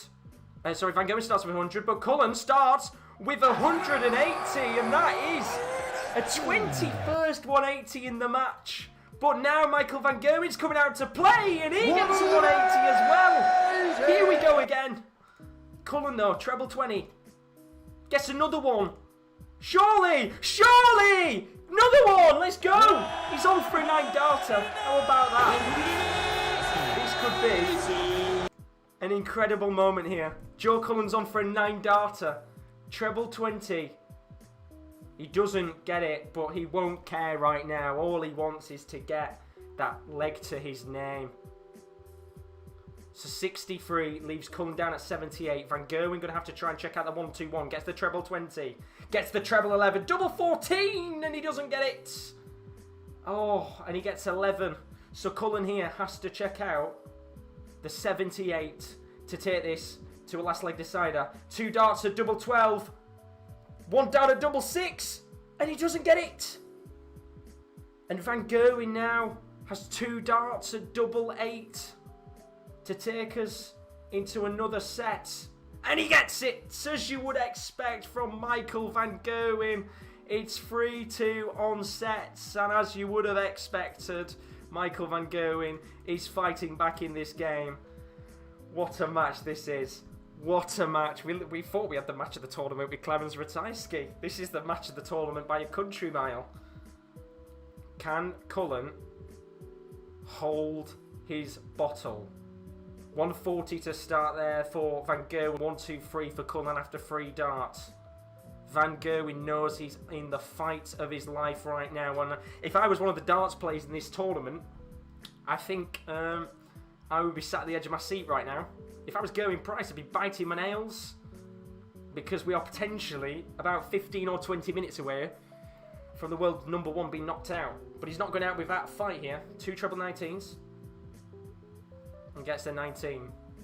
So 1-3-3 leaves Van Gerwen at 170. Cullen is all the way back at 3-3-5. And I'm starting to kind of feel like here that Joe Cullen's pace has slowly diminished the further this game goes on. But oh, surely not. A 170. Oh, he doesn't get it in the end. And, well, it would have topped it off, wouldn't it, with a big fish there. So Van Gerwen down to 33. You would expect him to get the first leg of this 6th set on the board here. 1 double 16 needed. Gets the 1 and gets the double 16, no problem. And it starts to feel like Michael van Gerwen is going to claw his way back in this game and maybe go on and win it. There's still so much of this game left to go, but this is the MVG that you would expect to turn up in a match like this. So Cullen at 4-4-3 after 3 darts. Van Gerwen down to 4-4. Cullen just needs to keep his calm. He's on though for a 180 here, which he doesn't get. But he does get a 140, and he's still averaging 101. But he's just got to keep the pace of Van Gerwen, who's going for a 180, and he gets 121 to leave himself down at 283. Cullen here, though, just giving him another opportunity to claw his way into this match, and only gets 57. Van Gerwen's got to capitalise on that 57, and he kind of does and gets, I think, a 99 there. What can Cullen do here, though? 2-4-6. Oh, 85 for Cullen, and you're just kind of feeling here that Van Gerwen, who's at 184, gets 96 to leave himself down at 88. Cullen has to try and check out this 161. Gets the treble 20. Gets the treble 17. Surely Cullen, oh, gets the outer ball. So Van Gerwen here on 88. Gonna have to try and check it out. Treble 20, double 14. Gets 20. Gets 18. Needs bullseye. And he doesn't get it himself, which means both players down at 25. Joe Cullen here needs 9 and double 8. Gets the 9. 2 darts at double 8. First dart misses, but he's a good marker. And he misses with the second dart. And now there's a real opportunity here for Michael van Gerwen to make it 3 sets apiece. He gets the 9 and he makes double 4. He doesn't get. And he's missed it. Which means Joe Cullen's coming back for a double 4. And is that the moment that Van Gerwen looks back and realises he's made a mistake? As Joe Cullen gets the double 4. And it's 1 leg apiece in this 6th set. And that could be a pivotal moment in this game. Michael van Gerwen, who had a chance to check out on the 25, misses it. And I am sweating like mad right now. Unbelievable game this has been. But both players here starting on 60 after 3 darts. You can just tell that the atmosphere right now is tense as Joe Cullen just goes under the 100 mark on his average for the first time in the match. In fact, he's averaging 99.99. And he's got to keep his head up. Because if he can get the next leg on the board, Michael van Gerwen will have to win the next 2 on the bounce to take us to a last set decider. Van Gerwen gets 139 to leave himself down at 202. Cullen's going to have to match that. Gets himself 97 to leave himself down at 210, which is not bad at all. But Van Gerwen is rolling on here and he gets himself 100 to leave himself at 102. So Cullen here needs to get a ton and leave himself with a good finish. Gets 220s, really needs a treble here, and he doesn't get it and gets a 4. And now Cullen with no finish on a 166 means Van Gerwen's going to have 6 darts at the 1 or 2. Gets 62 to leave himself down at tops, and Cullen now, all he can do is pray here that Van Gerwen makes another mistake and misses tops. As Cullen down at 108, and Van Gerwen, 2 darts at double 10. Gets the double 10 as you would expect, and now the pressure is on Cullen because he needs to win the next 2 legs in a row if he wants to go through to the next round of the World Darts Championship, and he's going to start off here with a 180. How about that? Another 180. 24 in the match. That's 16 for Joe Cullen in this game. Unbelievable. Unbelievable match this is. If you've enjoyed this watch-along so far, don't forget to leave a like and a subscription. We've got more watch-alongs to come over the next few days of the World Darts Championship as it continues on an absolutely incredible night it's been so far. So Cullen down to 240 here. Van Gerwen at 297. Cullen though on for another 180. Surely not. And he doesn't, but he does get himself 121 to leave himself down at 119, and he's going to have at least... He's actually going to have 6 darts here because Van Gerwen's only hit 40. So 3 there for Cullen. Then gets a 20, needs a treble here in what is surely one of the biggest legs of the game, and he only gets himself 43. But Van Gerwen at 257 has to get here 100 plus. Gets a 1. Treble 19 and a 20 to put himself down to 179. Cullen here, 6 darts at 76. Has a chance at tops, which he doesn't get, but he's going to have 3 darts here at tops with Van Gerwen at 179. How much pressure can he put Joe Cullen under? The answer is a lot. 133 means Van Gerwen's at 46. Cullen has to get the 40 here, which he gets. And Cullen is 1 leg away from knocking out the world #1. We're going to a last leg decider. Is Van Gerwen going to make this 3 sets apiece? Or is Joe Cullen going to bring one of the biggest World Darts Championship results in recent history? Van Gerwen starts off, I think, with a 177. Cullen responds with a 140. Van Gerwen, he's on for a 9-darter. But isn't going to get it in the end. What a way that would have been to take us to a next decider. 93 for Van Gerwen puts him down to 234. Cullen has to get 100 plus here. Gets 220s on the board and a treble 17, which should be enough to keep at least at arm's length of Van Gerwen, as both players just take a little break here from what has been a relentless pace in this match. Unbelievable game this has been. So Van Gerwen gets 20. Gets treble 19. You really don't want him to get another one, which he doesn't. So 96 for Van Gerwen puts him down to 138. Cullen here is going to have to get a 180. Gets 2 treble 20. Surely not! Oh, he does! He's got a 180! So he's down to 90. Van Gerwen at 138 has got to check it out. Gets the treble 20! Gets the 20! And he's not going to have to, which means Joe Cullen here on 90. Treble 20, double 15 to win. Gets 20. Needs the ball. Oh, he gets the outer ball. And he had the chance to win the game, which means Van Gerwen now at tops has a chance to take this to a final set decider, and he does.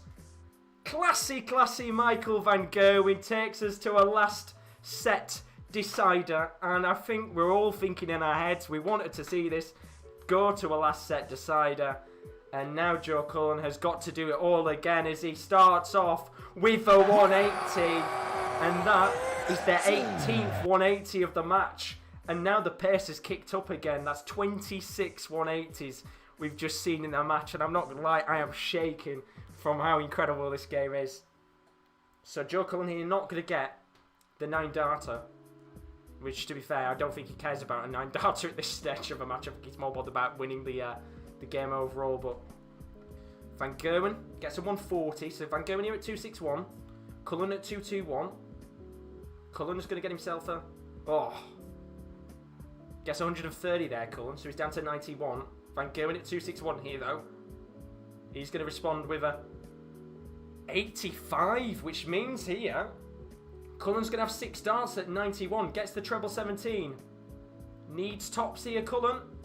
And gets tops, and that is a lead for Joe Cullen.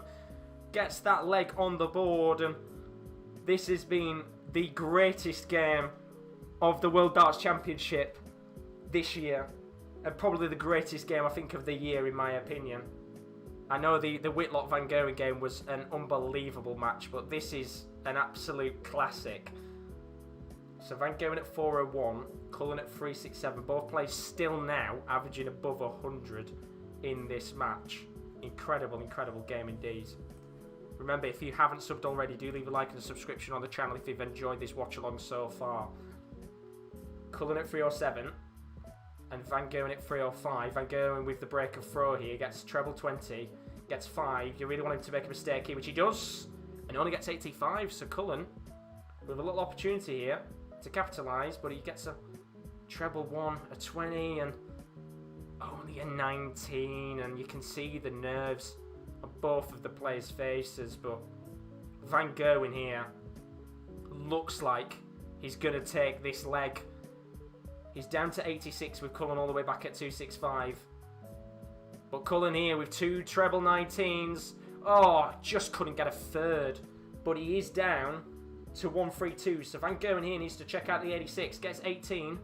Gets another one, which means he needs the bull. And doesn't. He gets the outer bull. And Cullen there isn't going to be able to check out either.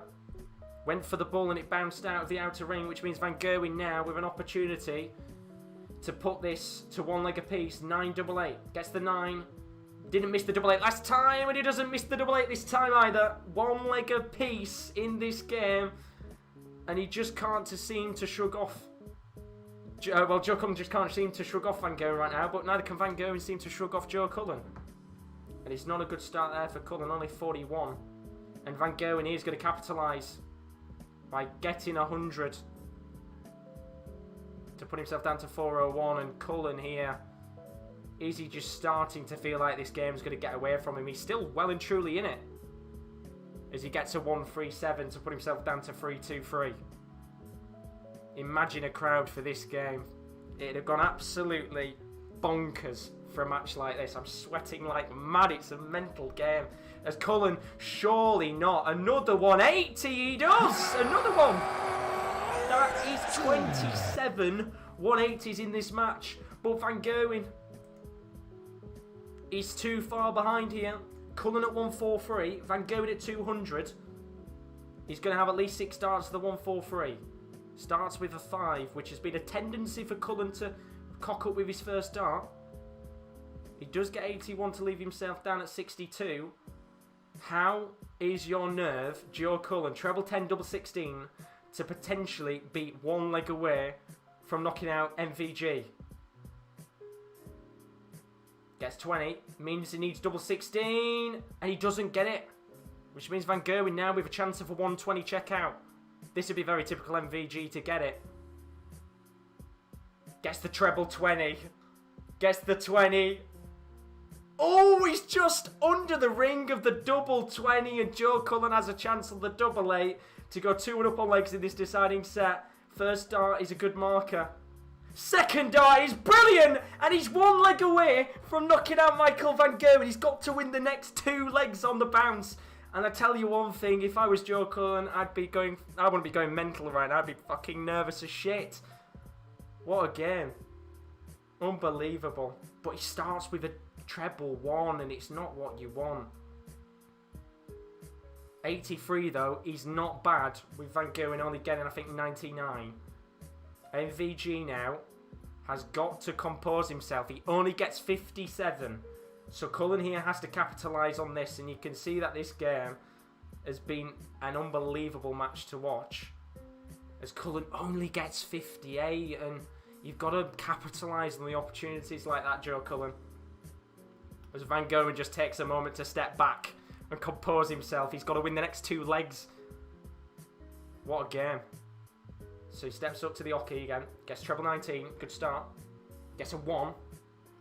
and only a 20. So 78, not bad. Not bad considering that Cullen is 100 behind. Cullen only gets a 1, then a 20, and then 19. And you just feel here that every opportunity that Cullen has had in this leg to capitalise on Van Gerwen's mistakes, he's just not taking them. 59 for Van Gerwen puts him down to 208. Cullen here needs to get 100 plus. Gets a 20. Really needs a treble. Gets another 20. Really needs a treble. And gets a treble 19 to put himself down to 2-2-3. But Van Gerwen on 208 gets the treble 20. I think. Gets 96. Yeah, I thought he got a treble 19 there, but he didn't. He's down to 1-1-2. Cullen all the way back at 2-2-3. Gets a 20-19. And only 59, which means 1-1-2 here for Van Gerwen to check out. Gets 20. Gets the treble and needed the double 16 but can't get it. So Joe Cullen here is going to have to check out 164 for an incredible result. Gets the treble 19. Gets another one, needs the bull. Oh, he's missed it. Is it the outer bull? Oh, he could have had it on the 164, and Michael Van Gerwen takes us to a last leg decider on a double A, and we are going to a last leg. I cannot believe what we are watching here. This has got to be one of the greatest games at the World Darts Championship that there's ever been. I cannot believe what we've witnessed. Oh my God. So Cullen starts with the 59 to put himself down to 4-4-2. How's Van Gerwen going to respond? Of course he's going to respond with 180. How about that? 28. Imagine a 9-darter to end this game. Cullen here just starting to see this game simmer away from him. Cullen only down to 3-9-3 after 6 darts. He's not going to get a 9-darter to finish the game, but he will get 98, which should be good enough. Van Gerwen at 2-2-3, Cullen at 3-9-3. He's going to have to get at least 100 plus. Gets 220s, needs a treble, and doesn't get it. And I think now Joe Cullen's starting to see this game go away from him. And Van Gerwen, I think, sees the opportunity to win this game here. Gets 20, treble 19 and a 19. And if Cullen can get a 180 here, he has to get something now with Van Gerwen at a 127. And I think now it's all over. Gets 5, 19 and a 19. And I think that is going to be it. So 127 here for Van Gerwen. He's going to have at least 6 starts at it. Maybe even 9. Gets treble 19. Needs the bull. But he'll opt to go for the 18. And double 16 is needed for Van Gerwen to win the game. Only 60 from Cullen, which means Van Gerwen here, double 16 to win one of the greatest matches that there's ever been at the Ali Pali. Double 16 to win an absolute thriller. Needs double A and gets the double A in one of the greatest games you will ever witness at the Ali Pali. And even Michael Van Gerwen doesn't celebrate to the same extent as you would expect him to. He knows that Joe Cullen gave him an absolute belter of a match. But in the end, you can see the reaction of Joe Cullen. He was literally a whisker away from beating the world number 1. But he just couldn't stop him in the end. And in a game which had 28 180s, that is one of the most unbelievable games, and you have to feel for Joe Cullen because he's probably played one of the greatest games, if not the greatest game he's ever played in his darting career. I mean, it leaves you speechless. How could you not like darts? It's absolutely incredible. Absolutely incredible. I mean, you look at the stats of the game. 28 180s. That was 19 of those 180s were Joe Cullen's, by the way. 27 140 pluses for Van Gerwen, 30 140 pluses for Joe Cullen. In terms of the averages, 99.6 for Van Gerwen, 96.83 from Joe Cullen. And Joe Cullen, who was firing in this game, it was 3-1 up. Ultimately, in the end, Van Gerwen won the game 4-3 in one of the greatest games you will probably ever witness at the Ali Pali. Unbelievable. And to think fans weren't there is a real shame, but we witnessed a brilliant, brilliant match indeed. And I don't know how you can keep your composure in that situation on what has been an absolutely brilliant, brilliant night of action. And as you can see on the screen, two of the games that went on tonight, Dave Chisnall 4-2 against Danny Noppert. Danny Noppert went 2 sets up in his match against Dave Chisnall. In the end, Chisnall coming back to win that game and doing very well indeed. Good performance from him. He plays Dimitri van den Berg in the next round. Gabriel Clemens, Ratajski, another brilliant match to watch. There was 15 missed match darts from both players together. Both players were down to a double one, which Ratajski eventually got in the end. Clemens missing 7 match darts to win that game, and of course Ratajski going through in the end in an absolute belter of a match. But what is probably I'm not saying probably, is the greatest game of the World Darts Championship this year, and will be the greatest game of the World Darts Championship this year. Van Gerwen in an absolute thriller against Joe Cullen. He was 3-1 down on sets. Van Gerwen win the game 4-3 in a match that you have to feel for Joe Cullen. He played so well. He played the game of his life, but ultimately the world number 1 proves why he's the world number 1 and comes out with an incredible, incredible victory in the end. But that is it for tonight's action at the World Darts Championship. We've got more action coming up tomorrow night from 6:10 on the Sports Corner. Dirk van Duijvenbode takes on Glenn Durrant in tomorrow night's fixture. Of course, Glenn Durrant, the Premier League champion, he's coming up against a very informed Dirk van Duijvenbode. Gerwen Price taking on Mervyn King for the first time in television match, which is mad to think about it. Two very contrasting styles indeed. And then Dave Chisnall against Dimitri van den Berg. What a match that one's going to be, of course. Dave Chisnall doing very well in that match against Danny Noppert. And then there's a few matches tomorrow afternoon. Won't be live for those ones. Vincent van der Voort, he's going to be taking on Daryl Gurney. Of course, Daryl Gurney playing a great game earlier on. I think, was it today he played? Chris Dobie did very well indeed, winning his match 4-1 in the end. He plays tomorrow. Stephen Bunting, who played a brilliant game against James Wade, of course, weighted in a 9-darter today. He went through in the end to play tomorrow against Ryan Searle. And then Devon Peterson plays Gary Anderson. That's tomorrow from 12 o'clock. I won't be live for that. I'll be back for the 6:10 session, which, as I said, is Dirk van Duijvenbode, Durrant, Price King, and Chisnall van den Berg. But what an absolute incredible night of action. If you have enjoyed the watch along, then please do leave a like and a subscription. It is incredibly, incredibly appreciated. We're 4 subscribers away from 1,450, so it would be fantastic to get to that goal on what has been an unbelievable day of action at the World Darts Championship. We started off in the afternoon with a 9-darter from James Wade, which he lost his game. We had 15 mismatched darts in the game between Clemens and Ratajski. Both players being down to a double one to eventually see Ratajski win that game. And in the end, we've had probably one of the greatest games that will go down in the history of the World Darts Championship. Michael van Gerwen winning 4-3 in the end. I hope you guys enjoyed the stream tonight. My voice has slightly gone a little bit, but I'll be back tomorrow night 6:10. But as for now, take a breather, take a moment and relax. It's bonkers, absolute bonkers indeed. Have a fantastic morning, afternoon, or evening, wherever you are. And we hope to see you again tomorrow night at 6:10. Probably not going to get so much good action, are we? See you later. Good night.